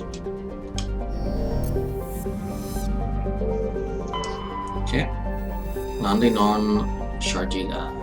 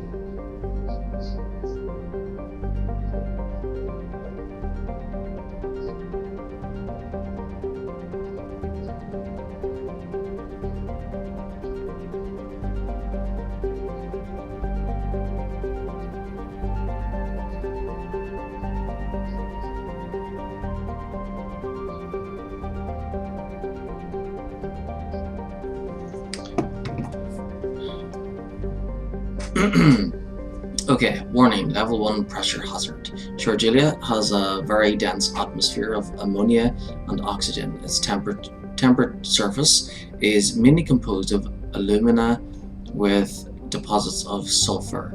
Convoys in the system have recently logged a number of unregistered vessels operating nearby. Sharjila has an extensive silicon-based oxygen-breathing ecology. Heavily populated areas are covered with fine silicon dioxide dust, the respiratory byproduct of the world's higher animal forms. High-speed surface winds, often laden with abrasive silica dust, present a hazard.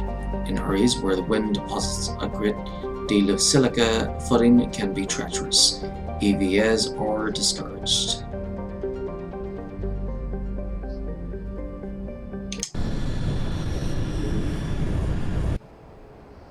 Okay, so who's coming with us? So we've got 6 choices, so with the D20 that's between 1 and 18 and goes up in 3s. So 19, roll again. 7, so that's Liara. And 5, Kevin.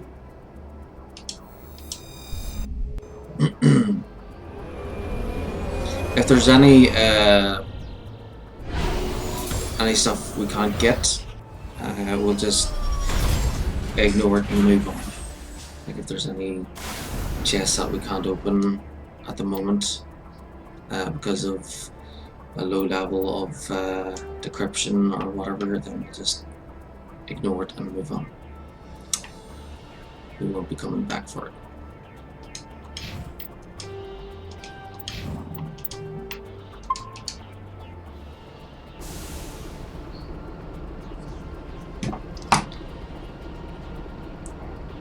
Just gonna take a picture.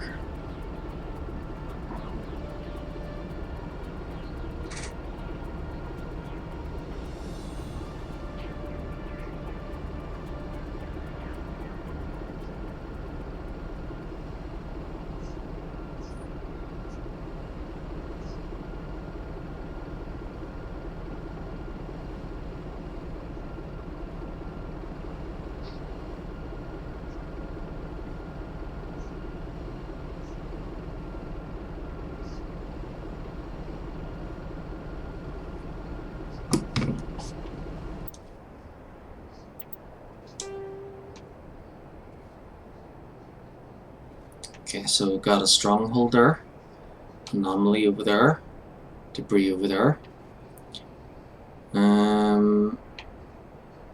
Maybe I should check out the debris first, then the anomaly, and then the strongholds.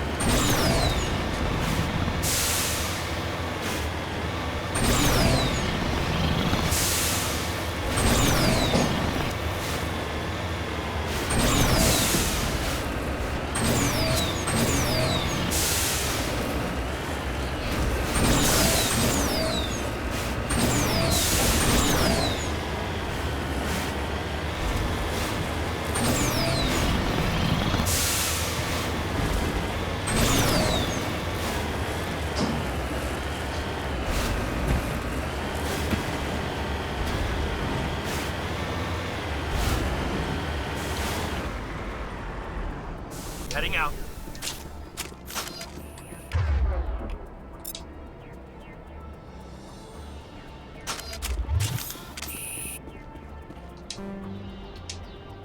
Well, damn it. Yep, we're not coming back for that.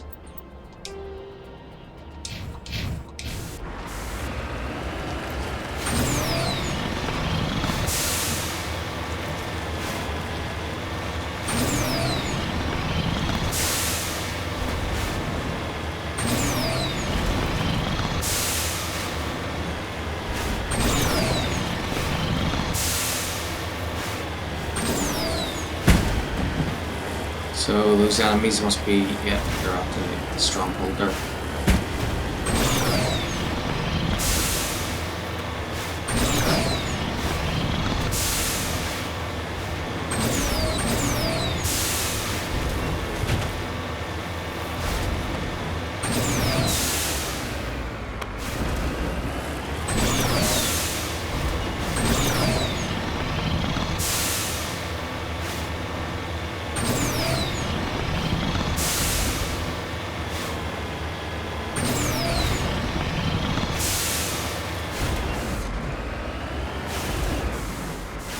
Heading to position. There's something up on the hill there too.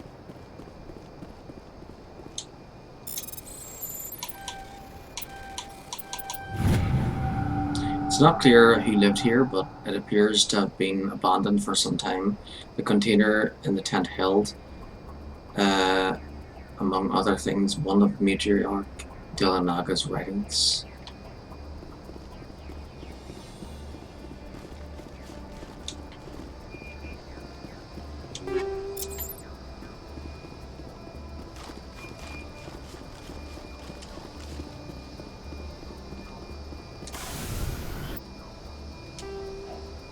Okay, stronghold next. I'll have to keep an eye on the time because I'll probably have to go at 5, so that's in 85 minutes. I'm guessing that I have to go in 85 minutes. Yesterday, my friend arrived early, so if he arrives early today, then I'll have to stop the stream early too. Actually, you know what? I'll just play until he comes in and then I'll stop the stream. I just have no idea. So sometimes he's late, sometimes he's early. It's quite random. So.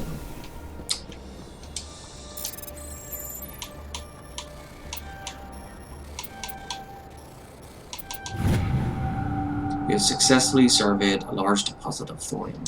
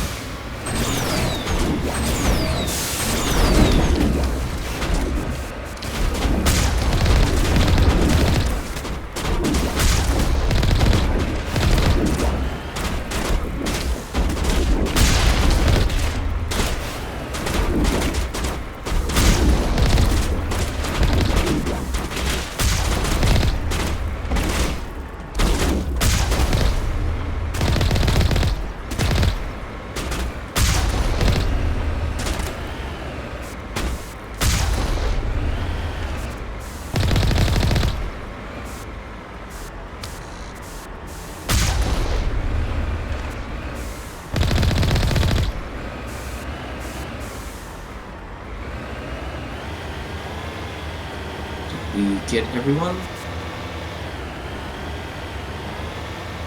Great.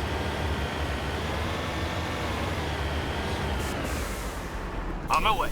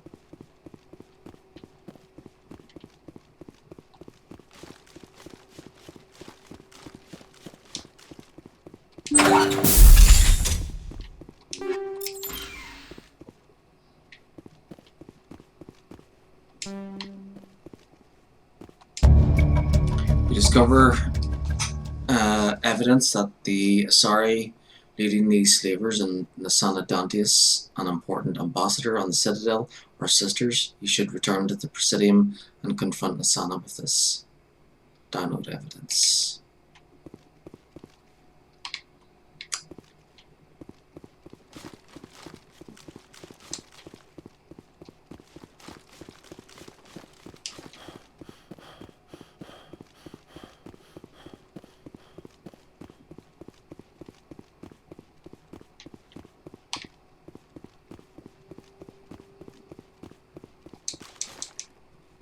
You can't climb in this one.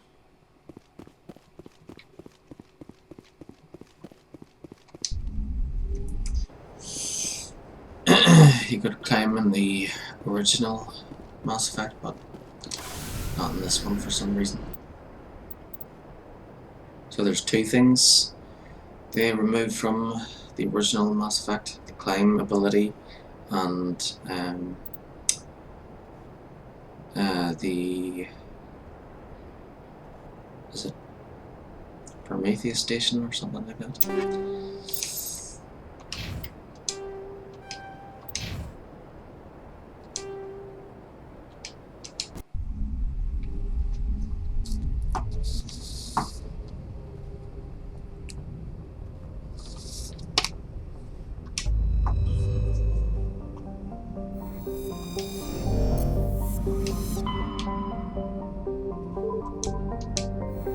This is Sparta.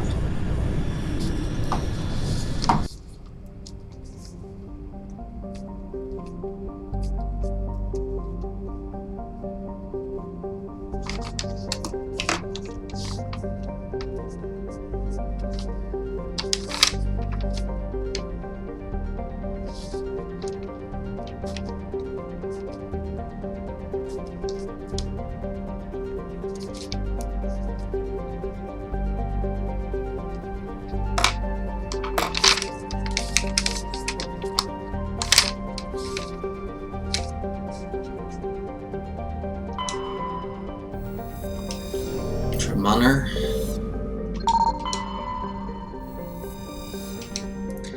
While scanning the asteroid field in the Sparta system, you found signs of habitation.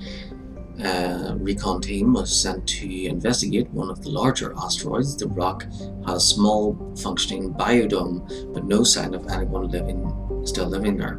There was, however, a data console with an intact Prothean data disk inside.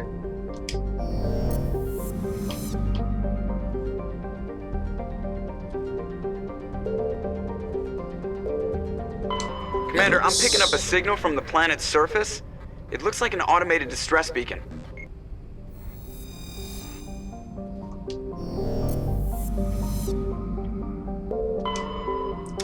Malka. Scans from orbit have detected a large concentration of hydrogen.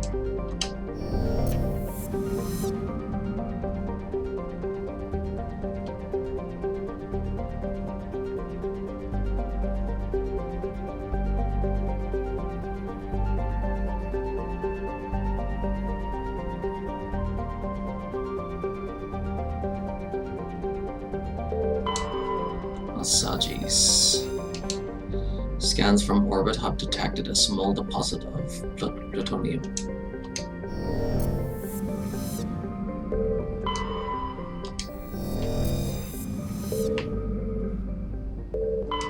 Altea. Okay, landing on Atlas. Atlas is a terrestrial planet with an atmosphere of carbon dioxide and nitrogen. Atlas's surface is covered by wide deserts of silicate sand with only a few areas of igneous rock highlands to break the abrasive, dust-choked wind. Atlas's orbit is congested with debris thrown inwards by the gravity of the gas giant Antamalka. Due to a high rate of meteor impacts, exploration is highly dangerous.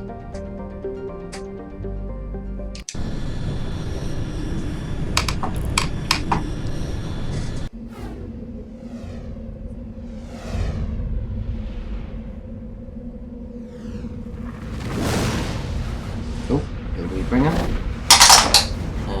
16. So that is Tolly. And 2, Ashley.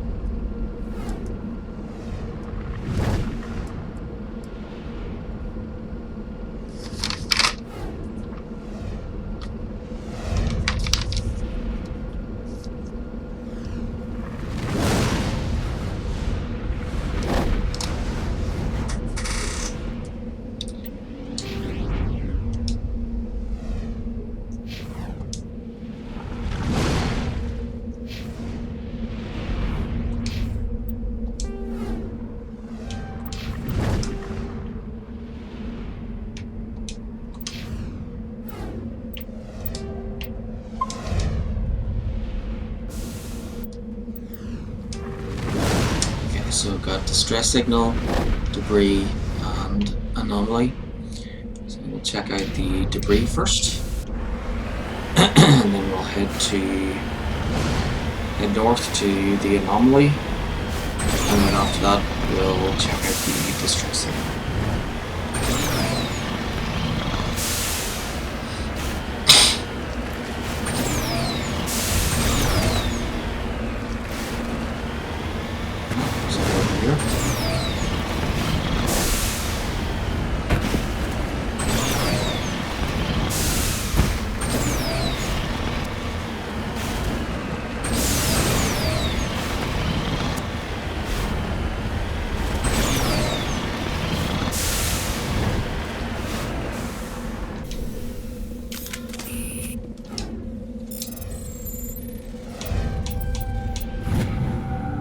Successfully surveyed a deposit of lithium.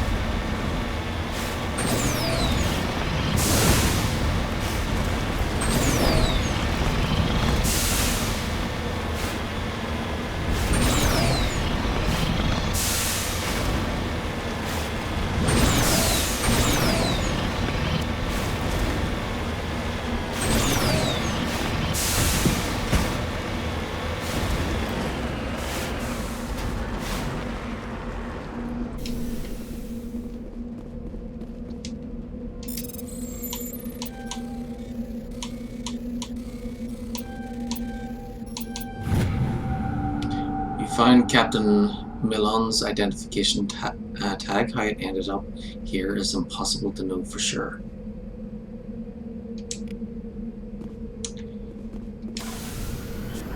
Well, chances are that he was here checking out the distress signal as well.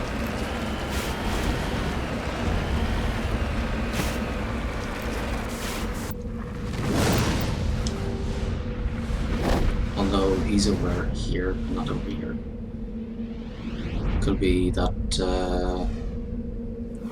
he was the only survivor.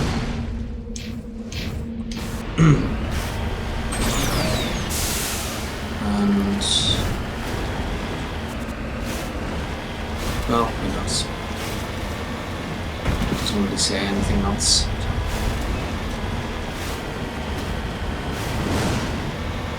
Could have been servers that killed him. But who knows? Could have died from starvation, from waiting for too long.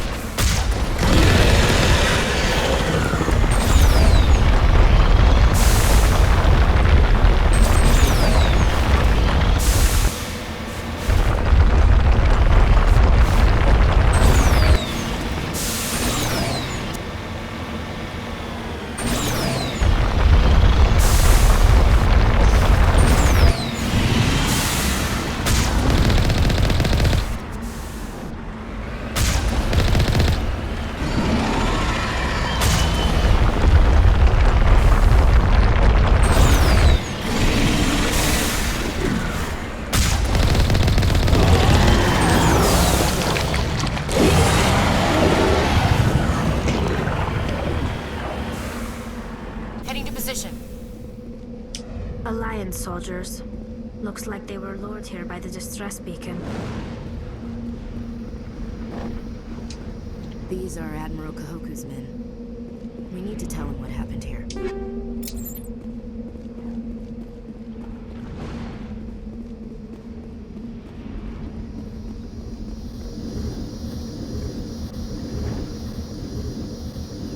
Turn this off or destroy it.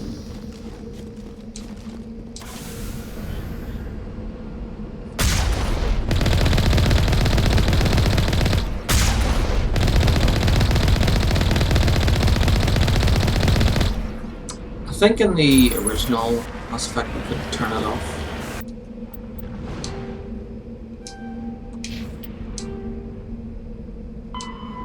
Thresher moths are subterranean carnivores that spend their entire lives eating, or searching for something to eat. Threshers reproduce via spores that can lie dormant for millennia, yet are robust enough to survive prolonged periods in deep space and atmospheric re-entry. As a result, thresher spores appear on many worlds, spread by previous generations of space travelers. The body of a thresher never entirely leaves the ground. Only the head and tentacles erupt from the earth to attack. In addition to physical attacks, threshers have the ability to project toxic chemicals and emit bursts of infrasound as a shockwave weapon. The Alliance first encountered threshers on the colony of Akuz in 2177. After contact was lost with the Pioneer team, Marine units were deployed to investigate. The shore parties were set upon by hungry threshers, and nearly the entire assault force was killed. Alliance forces recommend engaging threshers with vehicle-mounted heavy weapons.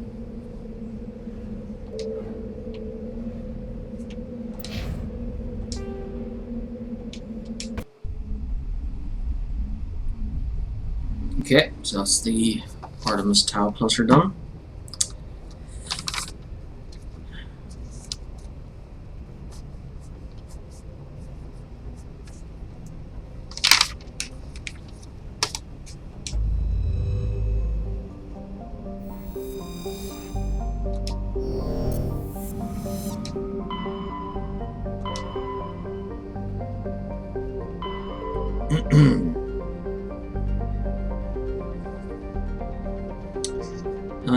So the next mission I'll do will be that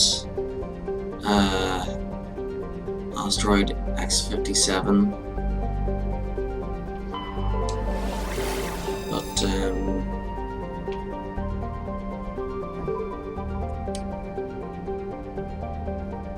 I'll treat that as a main mission, so I'll do that next after all the side stuff, of course. So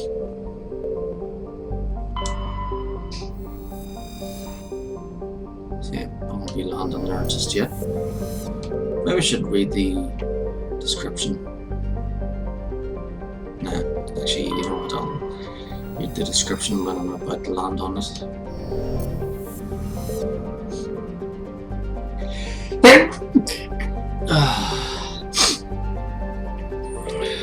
Bore.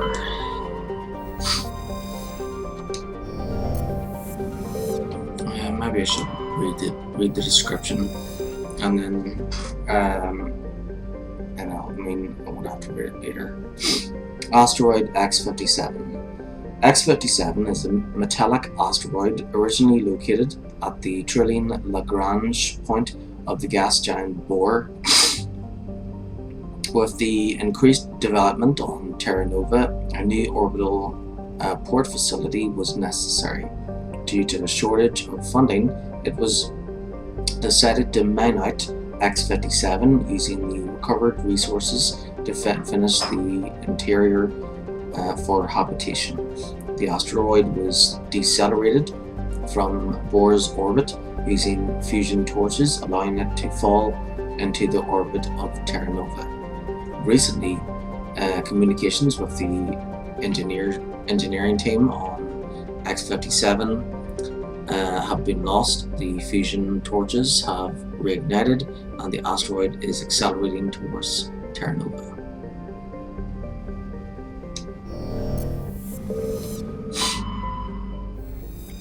Terra Nova. Terra Nova was one of the Class 1 colonization prospects discovered by the first wave of Alliance surveys in 2150. It was the second human extrasolar colony and the first beyond the Charon mass relay. It currently has the highest population of any Alliance colony. Though bounded by a harsh equatorial desert, areas closer to the poles are temperate. The pace of development was modest until extensive deposits of platinum were discovered in the 2170s. This rare metal, required in the clean burning hydrogen fuel cells that power private vehicles, attracted a platinum rush of immigrants and investment from throughout Alliance space. In the past 12 years, Terra Nova has seen a 30% rise in the population, and growth does not appear to be slowing. Colony founded in 2152, population is 4.4 million. Capital is Scott. Tier.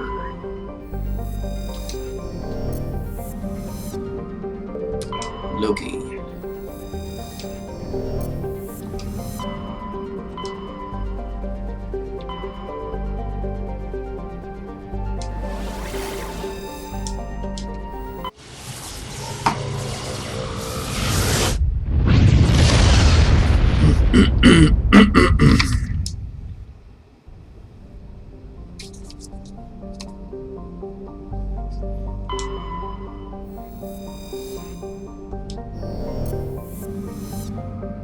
Svarog.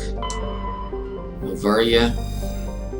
Novaria is a small, frozen terrestrial world, barely habitable by conventional definitions. It is privately chartered by the Novaria Development Corporation, who lease out labs to perform research too dangerous or controversial to be performed elsewhere.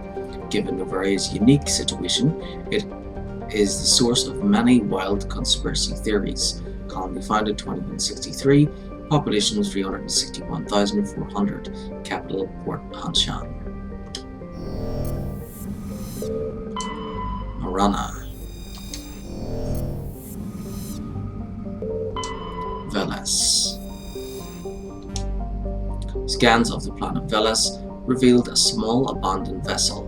Their salvage team brought the ship on board and dismantled it, whereupon they discovered one of Matriarch Delanaga's writings.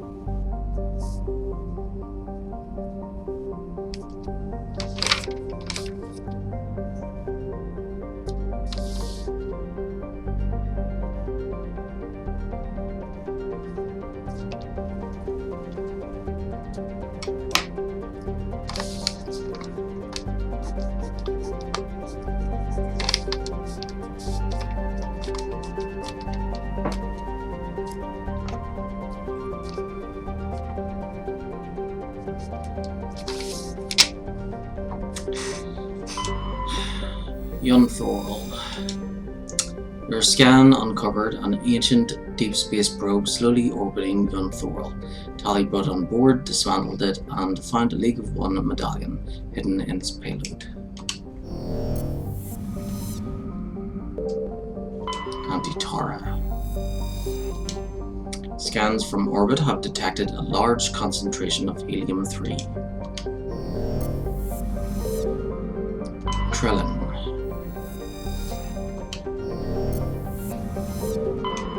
Thessalgon.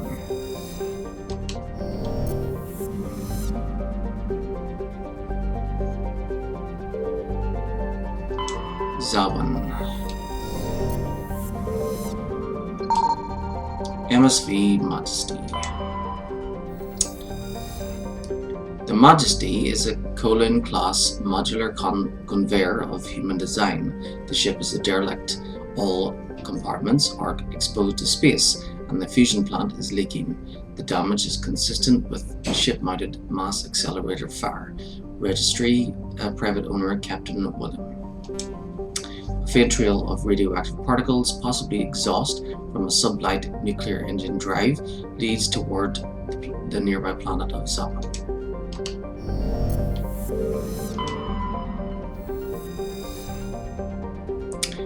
Warning, level 1 cold hazard. Zawan has a thin atmosphere of carbon dioxide and ethane. The surface is frozen and mainly composed of cobalt with deposits of copper. Planetside conditions are hazardous, with constant ice storms wrecking the surface.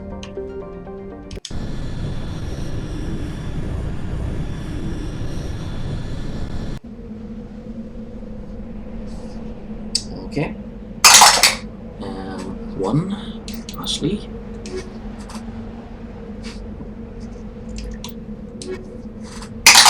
And 8, Lior.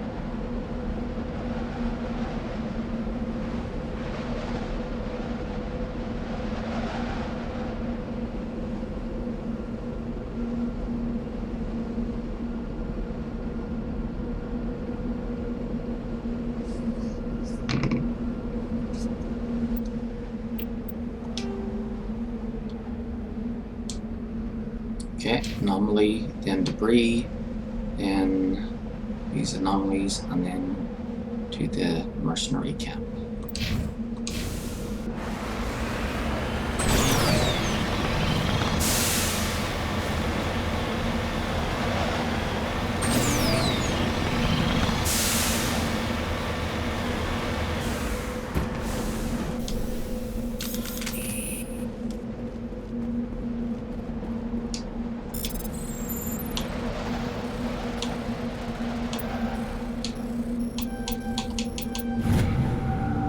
Fragment appears to be from an old model freighter. Part of it is marked with the Chatty Outpost insignia.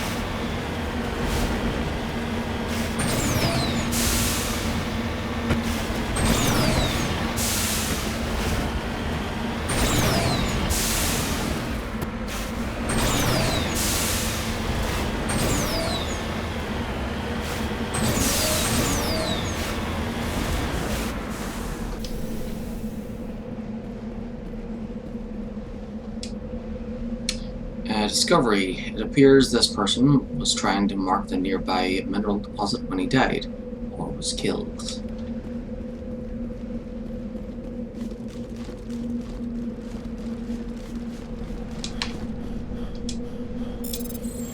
Iridium.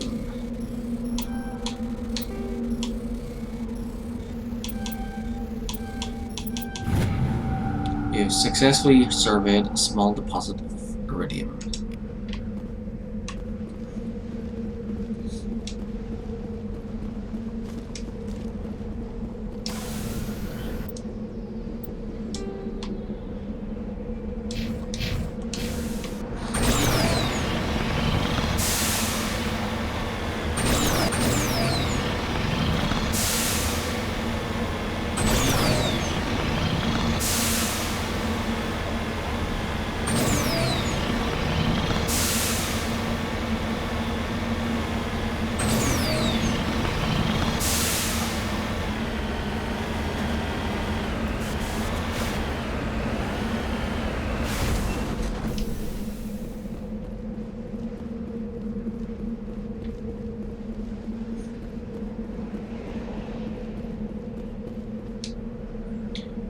Discovery, there appears to be no one left at this camp. The generator is still functioning, but there are no signs of the former occupants. The camp's computer notes several locations of interest.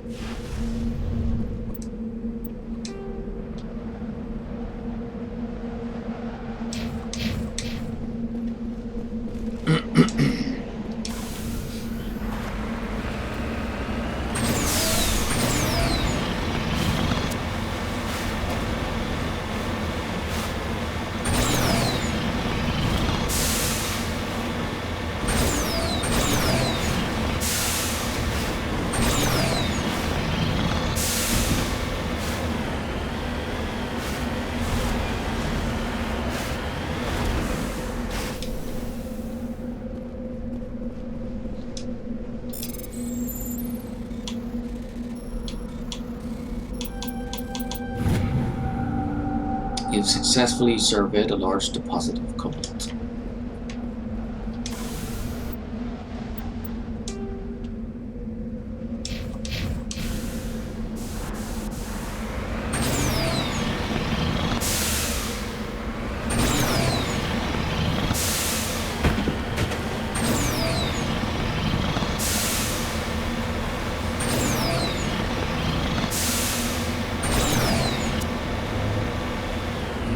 This beacon was again dropped.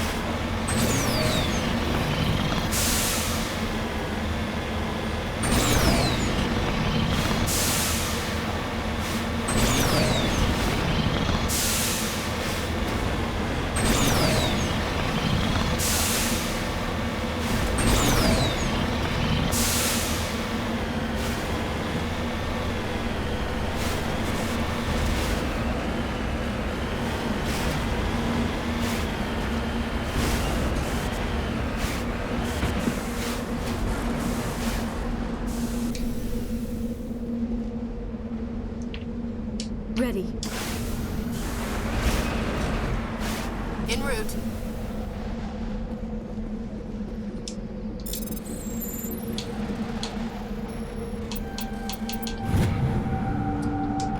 Lithium.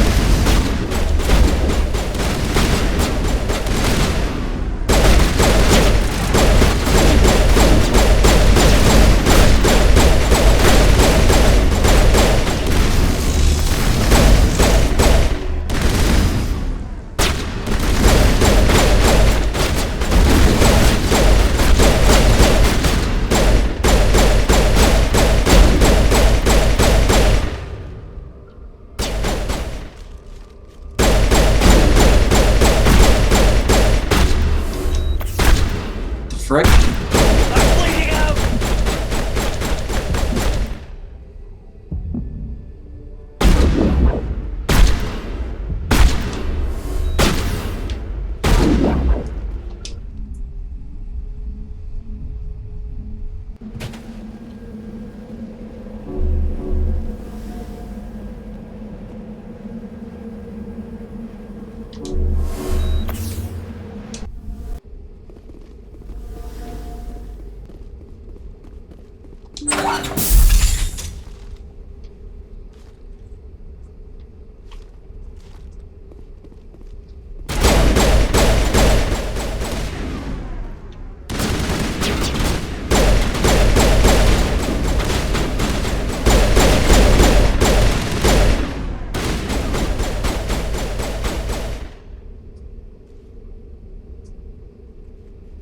Because I exploded those bombs, is that why they were acting weird like that? Coming right up this.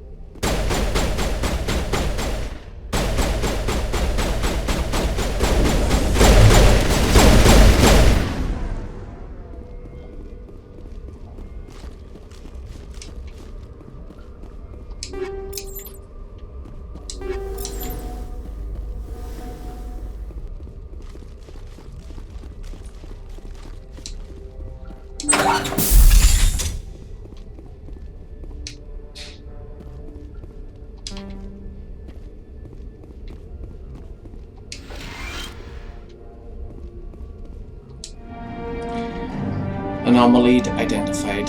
You have discovered the corpse of Captain Willem of the MSV Modesty. His stiff fingers are wrapped tightly around a small datapad.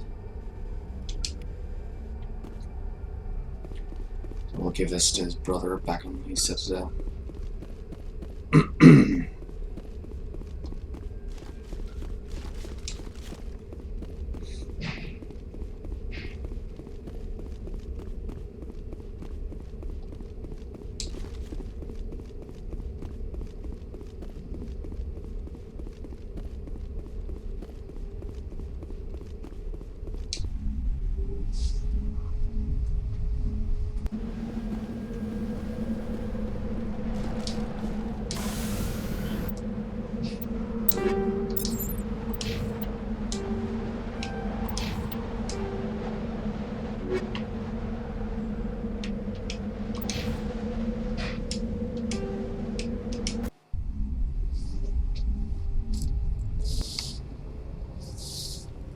Okay.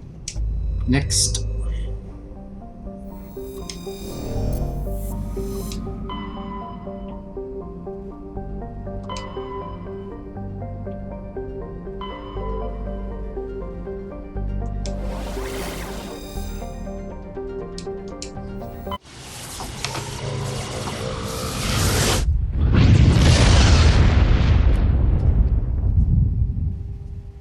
Commander, urgent message from Alliance Command coming in.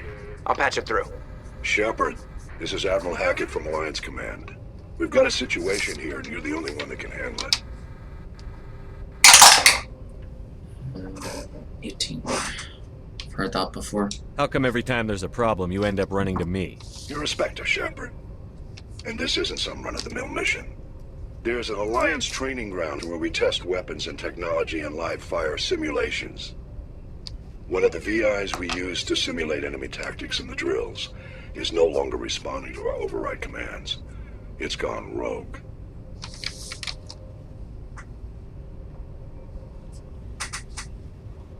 Okay, 4 options, so 18, should have known better. Synthetic intelligence is a dangerous technology, Admiral. VI support is critical to our military success. They process thousands of status reports and react in nanoseconds. No human can do that. But as advanced as this thing is at military strategy, it's still just a VI. It's not self-aware, and it's completely disengaged from any networks. That's where you come in. We need you to fight your way through the training ground of the VI core and manually disable it.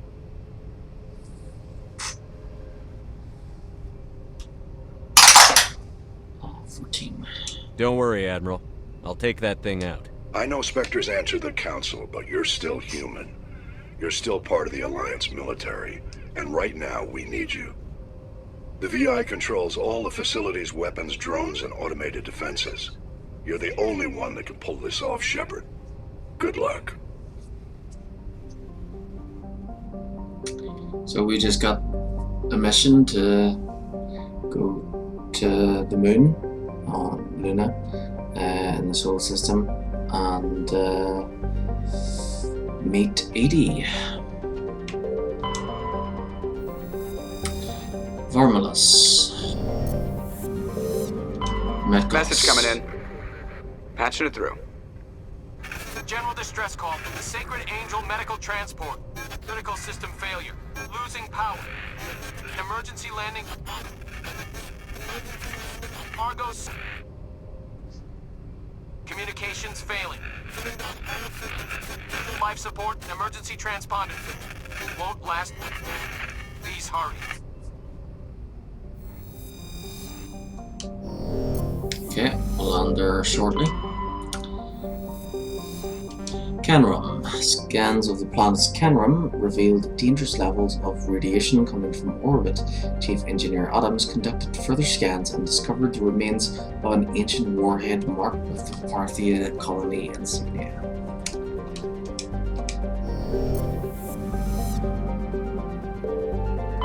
They are.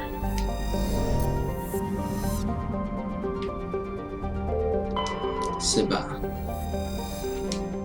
Scans from orbit have detected a large concentration of helium-3.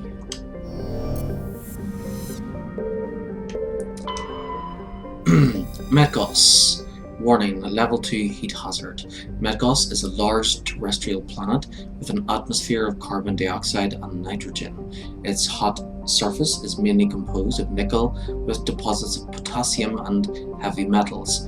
It is a mineralogical treasure trove with concentrated heavy elements constantly being brought to the surface by volcanic activity. Metgos is inhospitable and dangerous, and expeditions must be well prepared to survive any length of time. With its high mass, heat-trapping clouds, and constant volcanic venting, Metgos seems well on its way to becoming a Venusian pressure cooker world.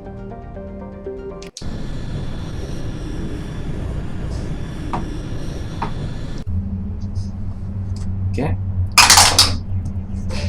6. Kaden. So 1, 2, 3, 4, 5, 6, 7, 8, 9, 10, 11, 12, 13, 14, 15, 16, 17, 18. 6. Keelan. 6. And 7. Liara.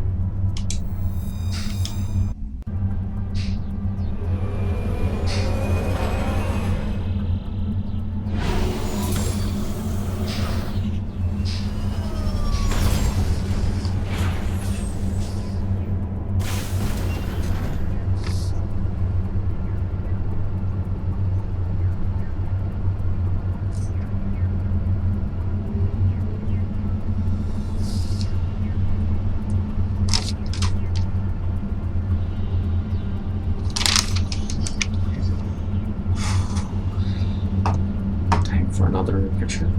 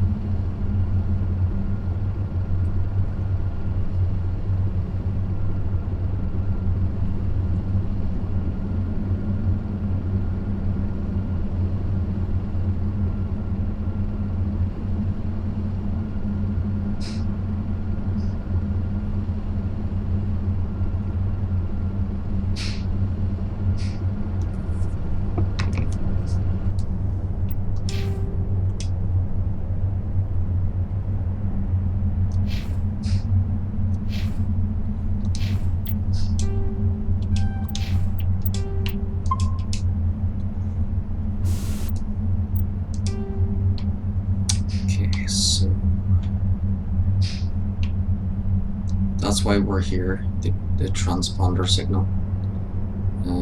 I'll check out the anomaly, and then the debris, and then the transponder signal.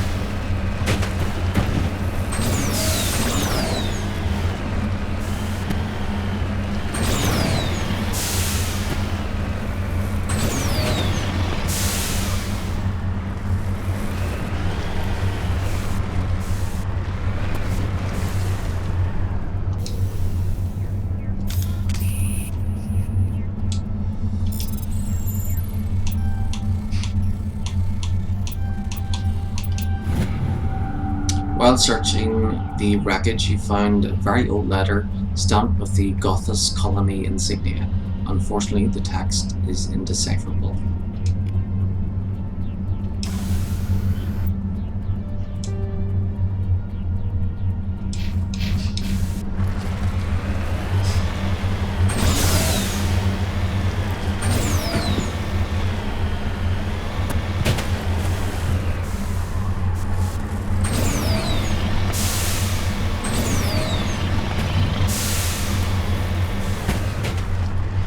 Yikes.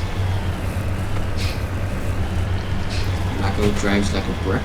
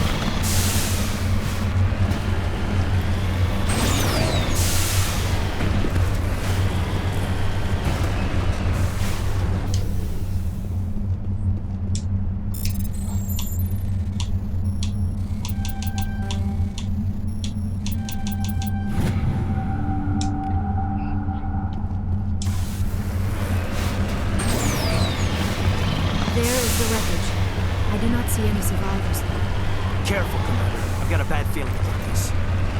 Geth! It's a trap!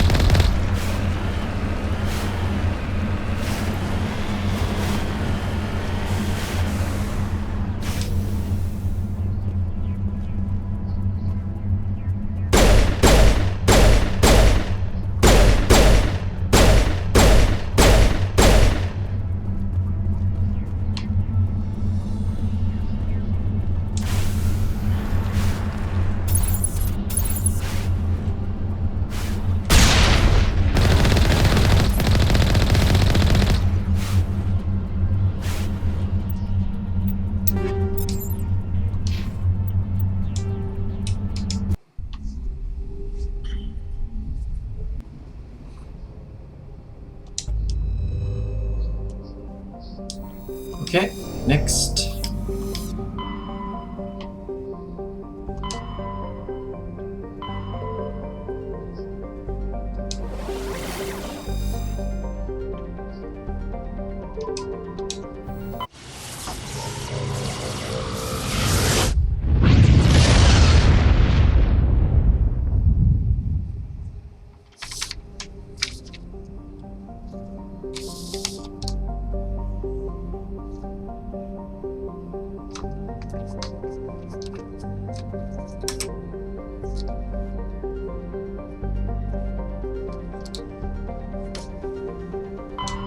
Anti-Robrus. MSV Worthington. The Worthington is a Colin-class modular conveyor of human design, configured for mixed freight and passenger hauling. The ship appears to be in a shutdown state. The main thrusters are cold and it is adrift off the orbit of Anti-Robrus. Registry, the Morrison Company, Shanxi. Okay, we'll look at that shortly. I'm going to check out the other planets first. Parag, oh wait, I'll just scan these ones. Scans from the planet Parag have revealed a large deposit of titanium. I'll only read the descriptions of planets and locations that I'm going to land on. Aldenorch is a small but not really. Right, so Aldenorch. Scanning Aldenorch revealed something of interest in a debris field. Joker brought the Normandy in close and a small team was able to retrieve some valuable detritus, including a League of One medallion.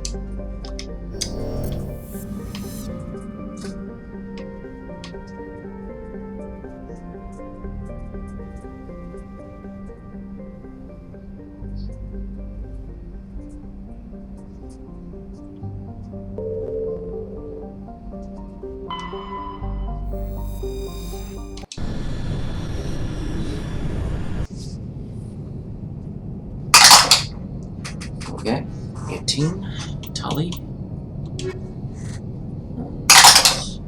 6, 8.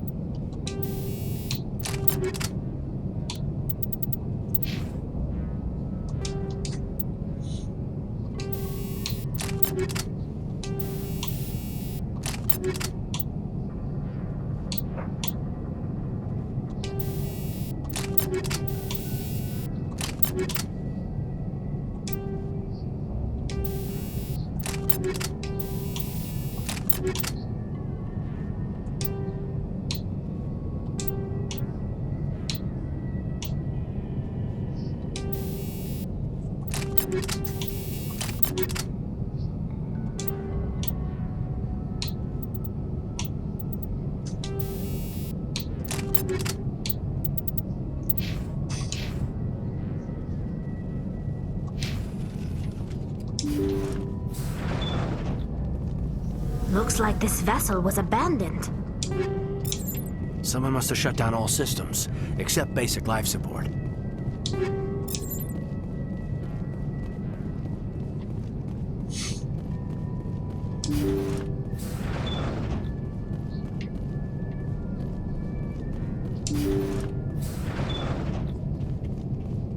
Did you hear that? Sounded like footsteps. Somebody set that trap. This whole place could be wired.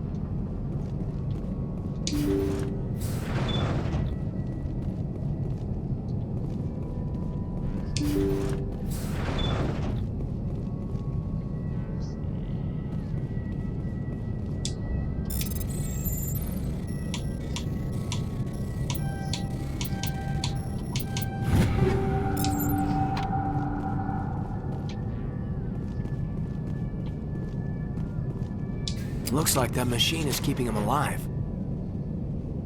I'm not seeing any brain activity on the readouts. He's dead. This body is just an empty shell.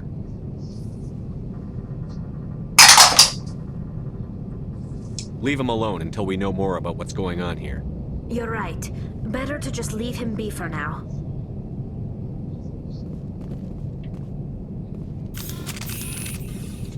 Jacob's not going to make it. His brain was deprived of oxygen for too long. There's nothing any of us can do for him now except let him die with dignity. It's what he would want. I'm more worried about Julia now. She's showing signs of severe depression. I gave her some meds that should help, but I better warn the captain.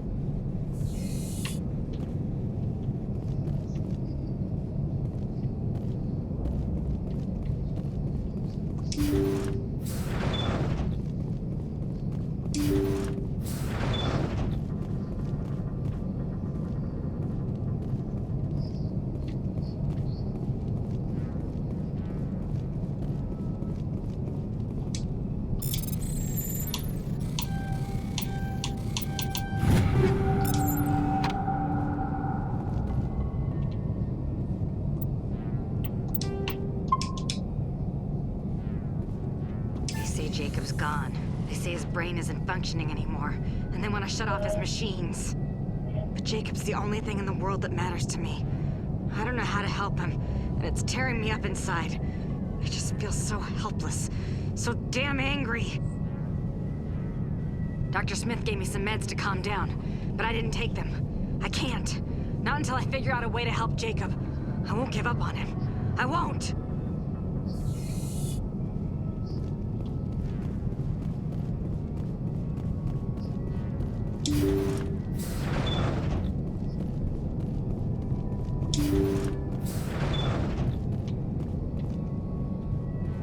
Jacob is showing no signs of brain activity. There's nothing more we can do for him. He wouldn't want to be kept alive by machines, so we're going to disconnect the life support.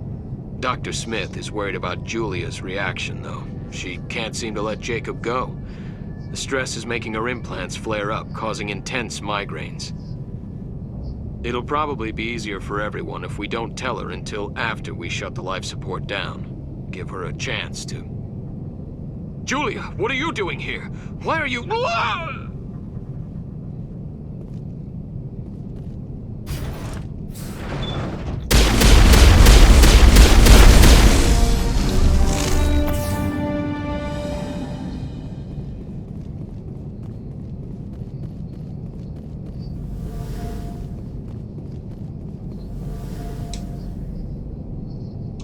You did the right thing, Commander.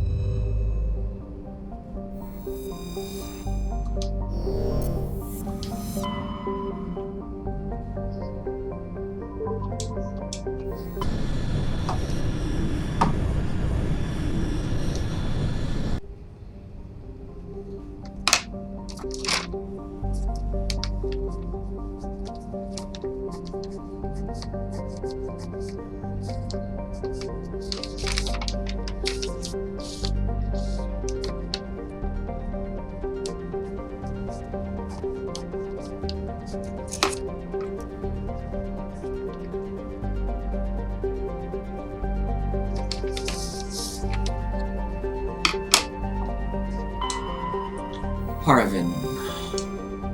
Scans of Parvin revealed an unmanned station in geosynchronous orbit. Your salvage team found no evidence on the origins of the station, but they did find one of Matriarch Delanaga's writings on board.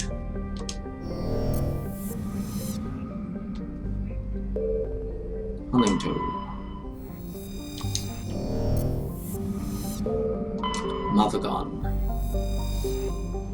Warning, level 2 cold hazard.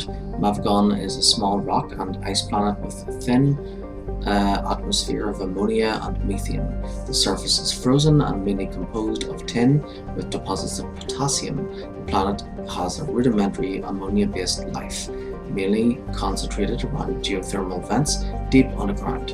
Severe storm cycles are common due to limited visibility. Navigation may be difficult.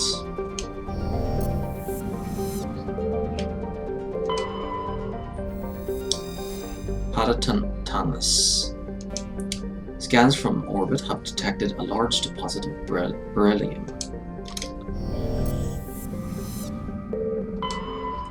For Crothu.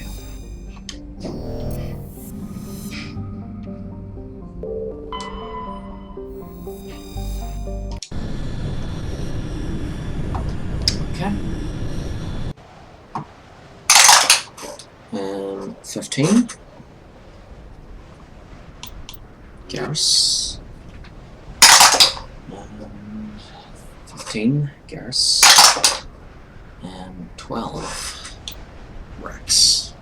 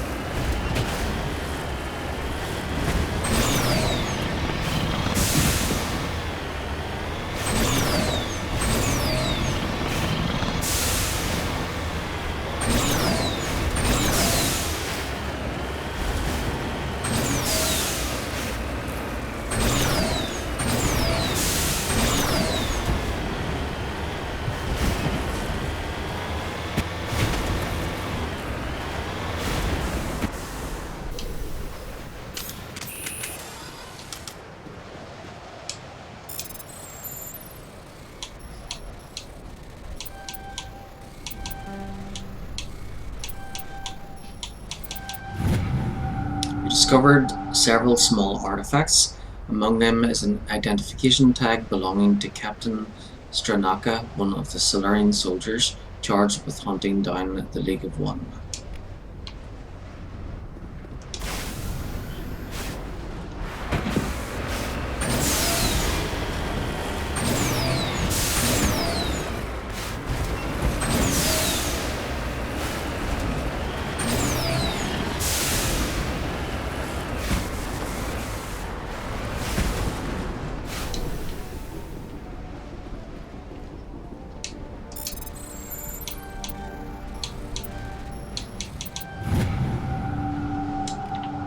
Gold.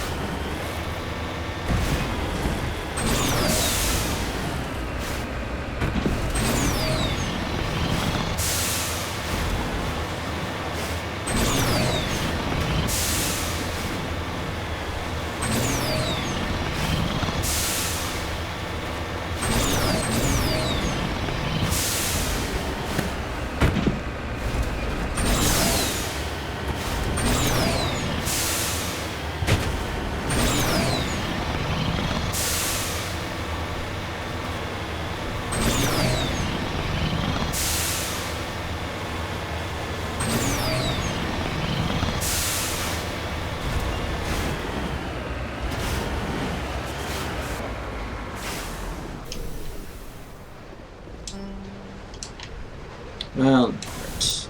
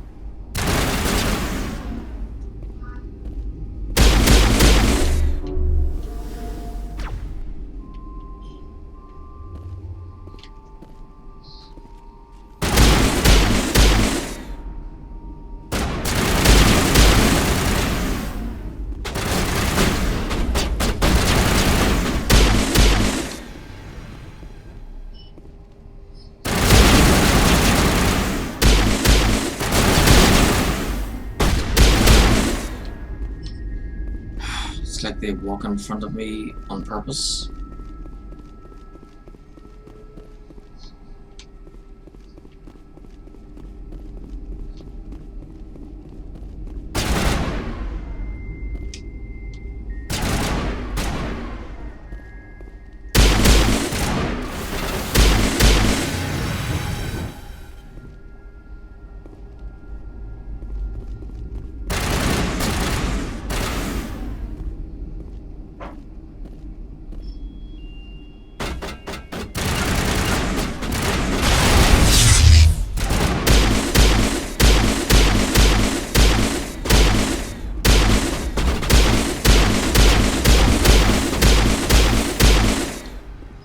To me. Yeah, stay behind me, not in front.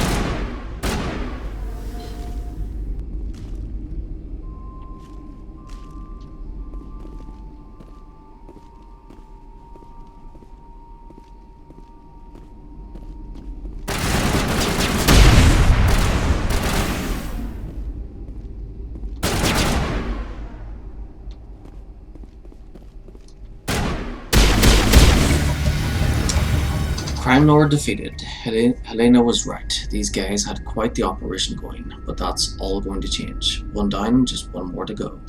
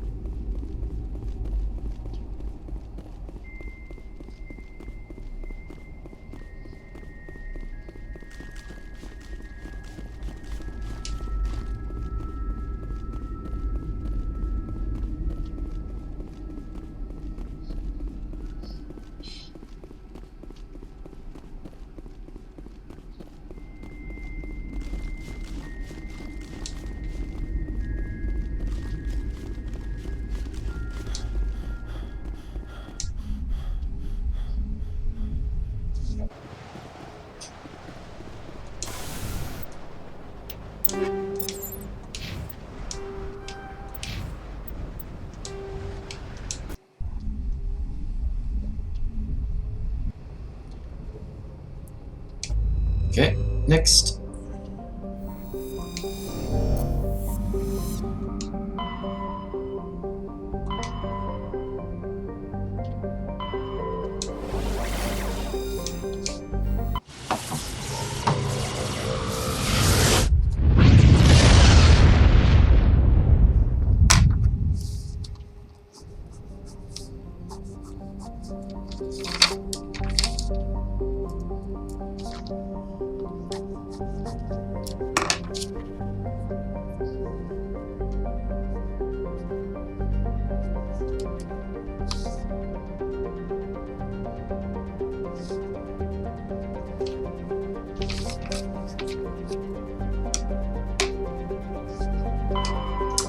Gecko.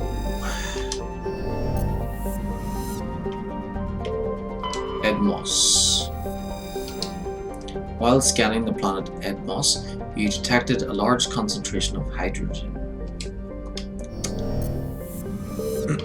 Ploba. You recovered a strange object orbiting Ploba. Chief Engineer Adams and Tully tried unsuccessfully to determine its origin. They did find one of Matriarch Delanaga's writings stored within.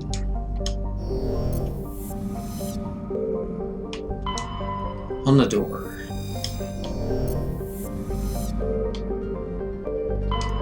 Trebin. Trebin is a modest terrestrial world with an atmosphere composed of nitrogen and argon. Its surface is mainly composed of nickel with deposits of silver. Trebin's environment is relatively mild, but the scarcity of water or similar enabling substances has prevented the development of any biosphere. Exogenicore recently performed a test impact of a single water-ice comet into the surface, the first step of a long-term plan to thicken the atmosphere and introduce water to the environment. A survey team is on the surface monitoring the geological and meteorological effects of the test impact. Most of the water released is still in the form of atmospheric vapor, but thick cloud banks have formed. There is every indication that this arid world will soon see its first rain.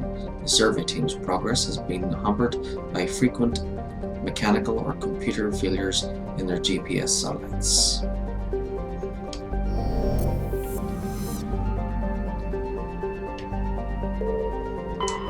Femoral.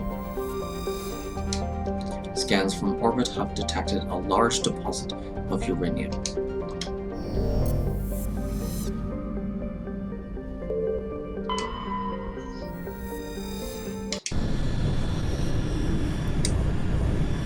Okay. 17 Tali. 13. So that would be Garrus.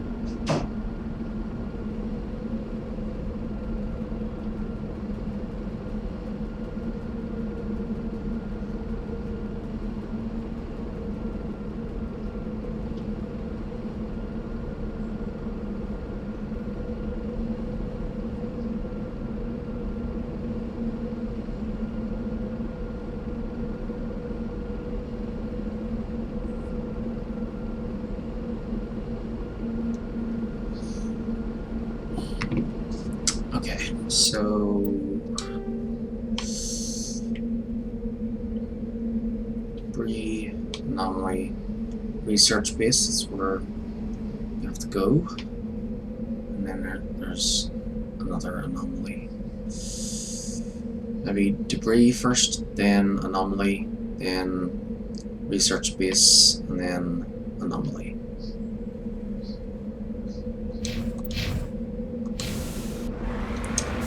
So it's after 5 now. It's 5:19 p.m. My friend will be here any minute, I suppose. And when he does, I'll have to stop the stream. But I'll play until he comes in.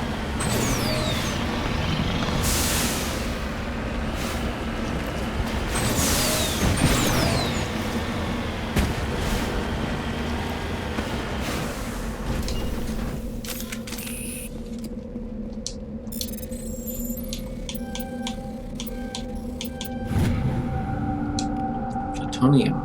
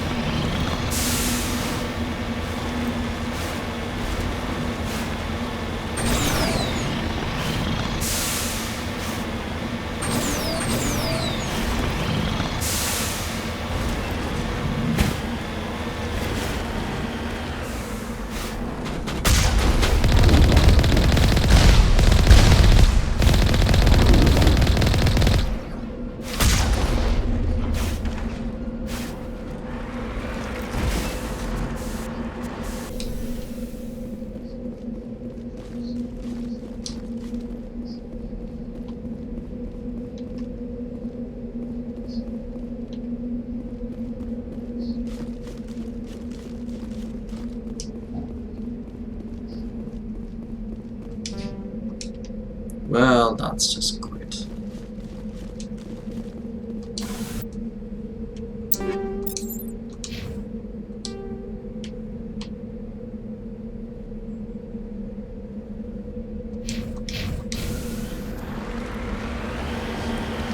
No, I know that it's to do with the decryption or electronics.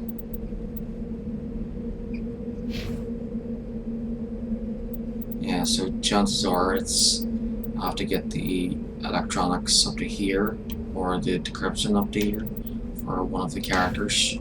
But yeah, I don't really care. I'll just auto level. If I can't get something, I'll just move on and keep on coming back to it.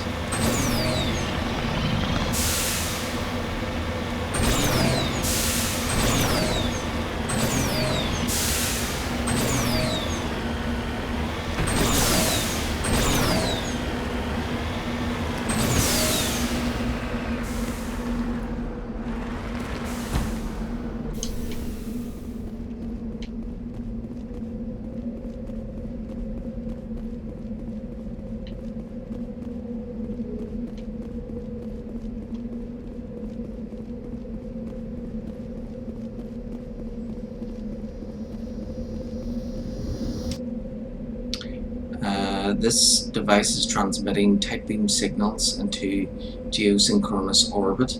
This disrupts the survey team's GPS satellites, causing them to crash nearby.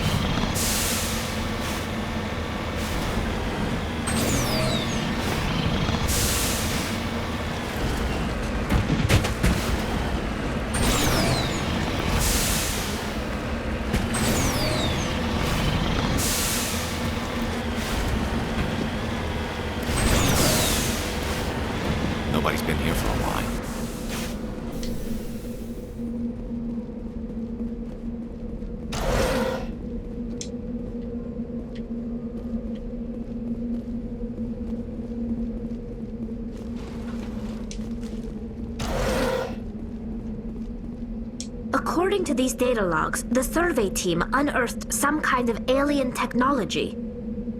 We should check out the excavation site. Could be some answers there.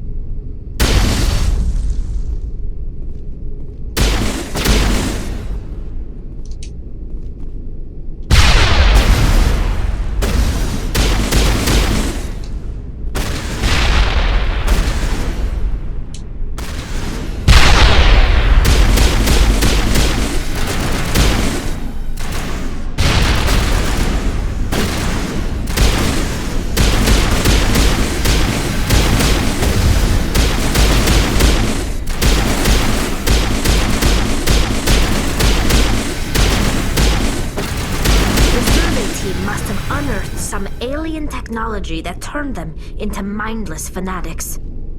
Whatever they are, it's long gone now.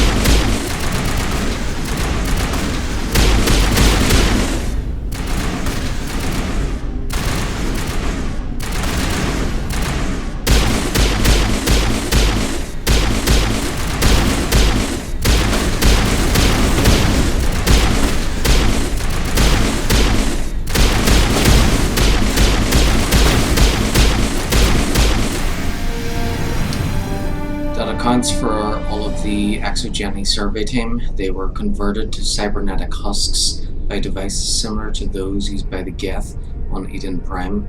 How they came to be buried on a frontier world so far from Geth territory is a mystery.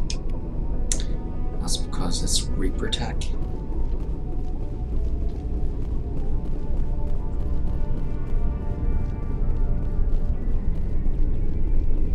Not Geth technology.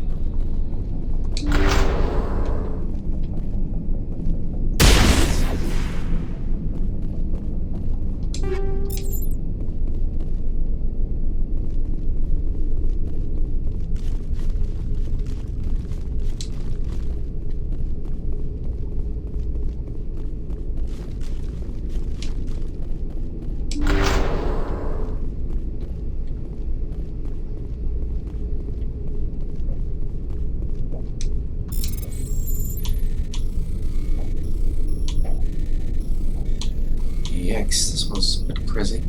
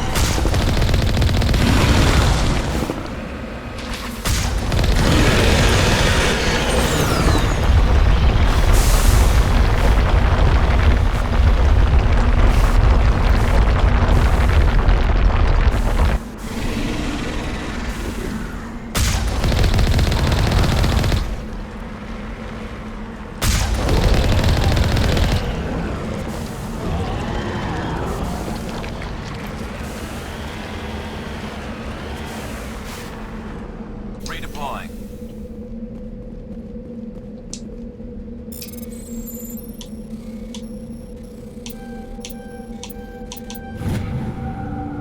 There are no signs of any survivors. The pod is empty, except for a small tattered flag marked with the Nemesis colony insignia.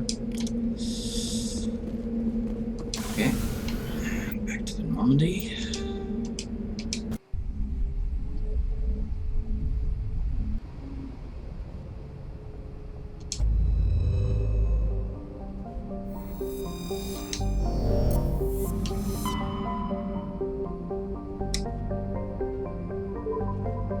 Arnada.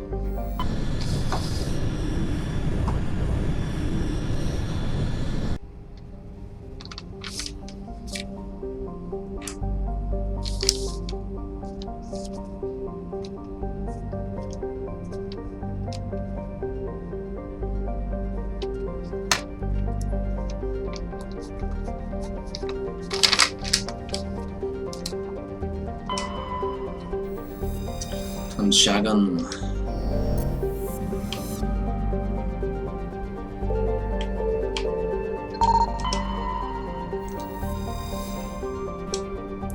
While scanning this asteroid field, you detected a large deposit of magnesium.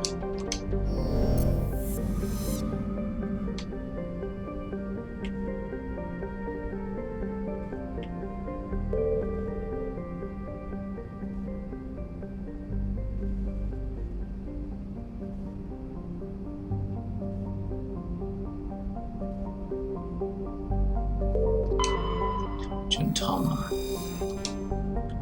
Scans of Juntama revealed a derelict freighter in mid-stage orbital decay. Your salvage team boarded the vessel, and it determined it had been attacked by raiders. There was little of value still on board, but the team did find a Prothean data disk. MSV Ontario. On there in a second. Neptune. While scanning this planet, you detected a large deposit of thorium on a nearby moon.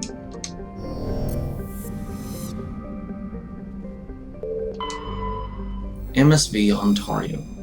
The Ontario is a Kowloon-class modular conveyor of human design, configured for mixed freight and passenger hauling. It is making a hard burn for the cover of an asteroid cluster. Registry, private owner, Citadel Station.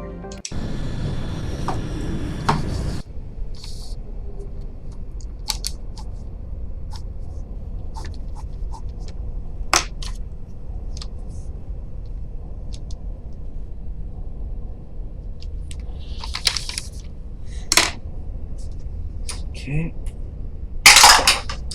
17, Tali. And 3, Ashley.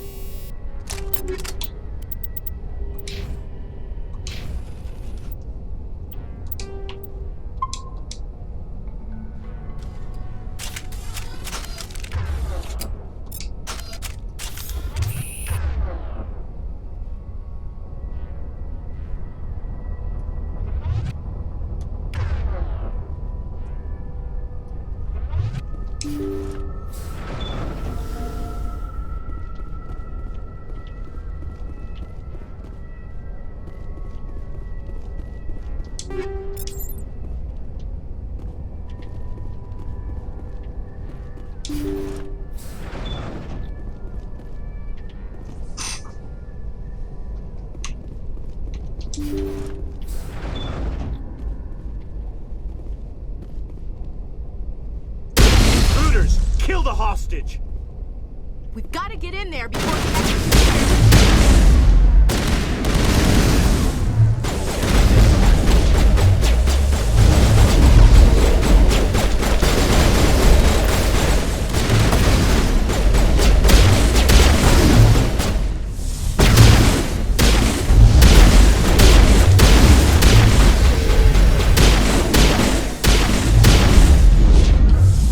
I gotta be prepared.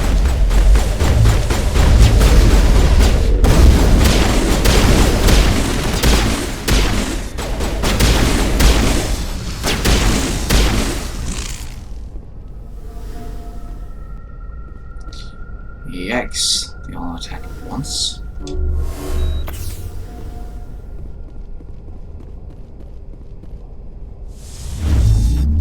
Well, at least there's only one left.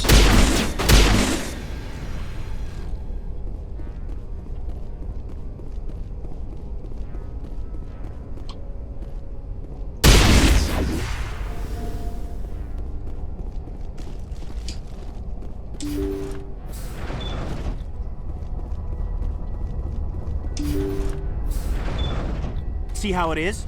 You write letters and everyone ignores you. Force is the only thing people appreciate. So how about if I kill Chairman Burns and finish this charade? Please, I was trying to help you people. Let's not do anything we're all going to regret. Why not? What have we got to lose? Since the chairman here decided that we didn't get reparations, we've got nothing left to live for. But I've changed my mind. Seeing you all, it's clear that you all deserve... You had your chance. Some L2s are nearly crippled from side effects of the implants, but you voted against reparations. Think about this. Burns is the one man who can help you. Yes, if you release me, I can take another look at the reparations request. What, we're supposed to trust you? Sure, you promise us freedom and say everything will be fine, but as soon as we surrender, you'll double-cross us. I'm not promising to let you go. All I'm saying is that Burns will take another look. Right, Burns? Absolutely. I had no idea that the L2 biotics were this desperate. If I'd known, the reparations will come. For whatever it's worth. I promise that.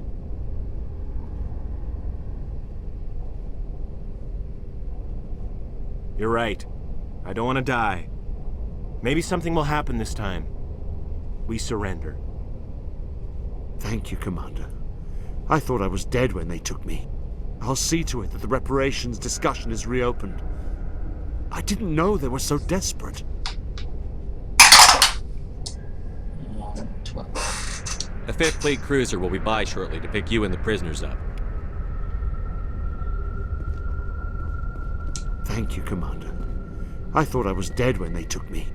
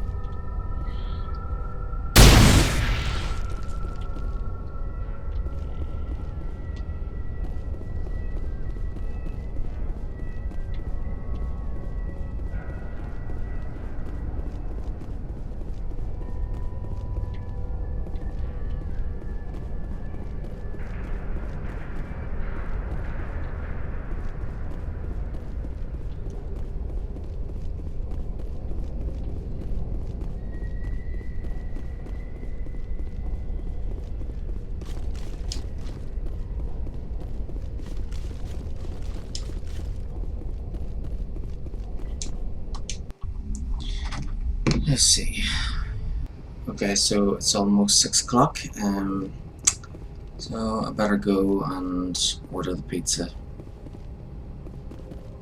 Maybe I should land it Message coming on in. the next planet first. Patching it through. Thank you for dealing with the hostage situation, Commander. Chairman Burns was quite impressed by the way you resolved the situation peacefully. Your assistance above and beyond the formal duties has been noted, Commander. Fifth Fleet out.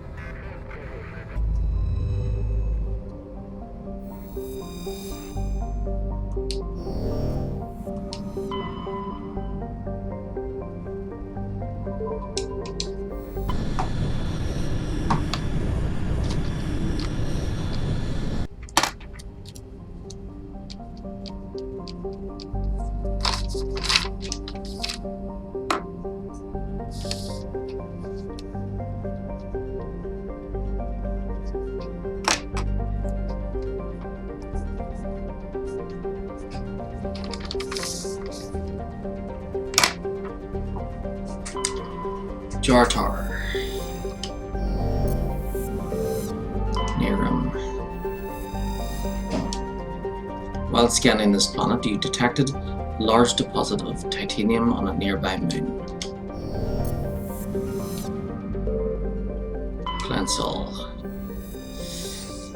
Clensol has a thin atmosphere of carbon dioxide and ethane. Its first geological surveys were performed by Batarians and suggested areas of great mineral wealth. Human mining concerns spend billions of credits hustling to the distant system and sinking test bores to claim the system for humanity. But Clensol had only an average level of mineral wealth value, but hardly worth the rush and expense. Merida Industria, a small Mexican company coping to strike it rich in their first extrasolar mining venture, had to file for bankruptcy protection. Investigation revealed the Batarian crew had deliberately falsified their surveys, hoping it would encourage human rivals to invest in a costly boondoggle.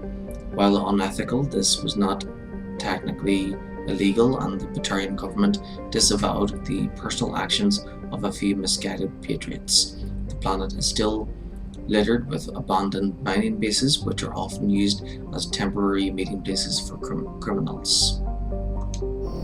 Okay, I'll be there in a second.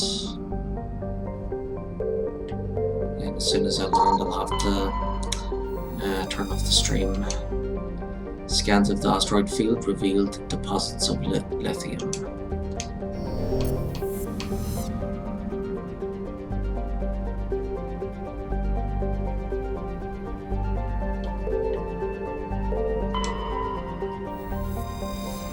Ratia. Scans of the planet Ratia revealed an old unmanned shuttle. Their salvage team found Turian goods on board, all marked with the Trident colony insignia.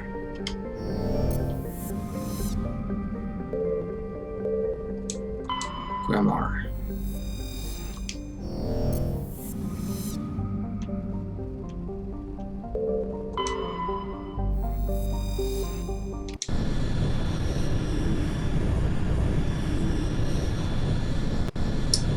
Okay, so who's coming with? 5. So Caden. 15. So that's Garrus.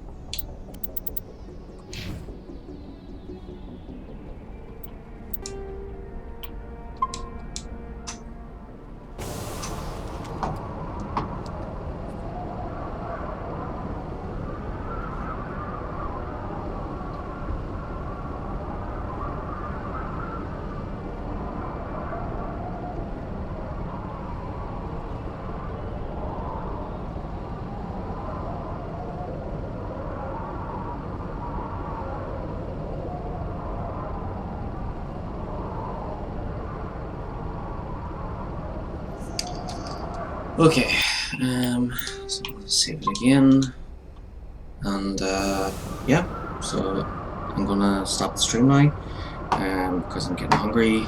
My friend should have been here within the last 15 minutes, but I guess he was running late. But I'm gonna go ahead and order the pizza anyway, and put his game on for him, which is Spider-Man Miles Morales. So I'll be back on around 10, so that'll be in about 4 hours.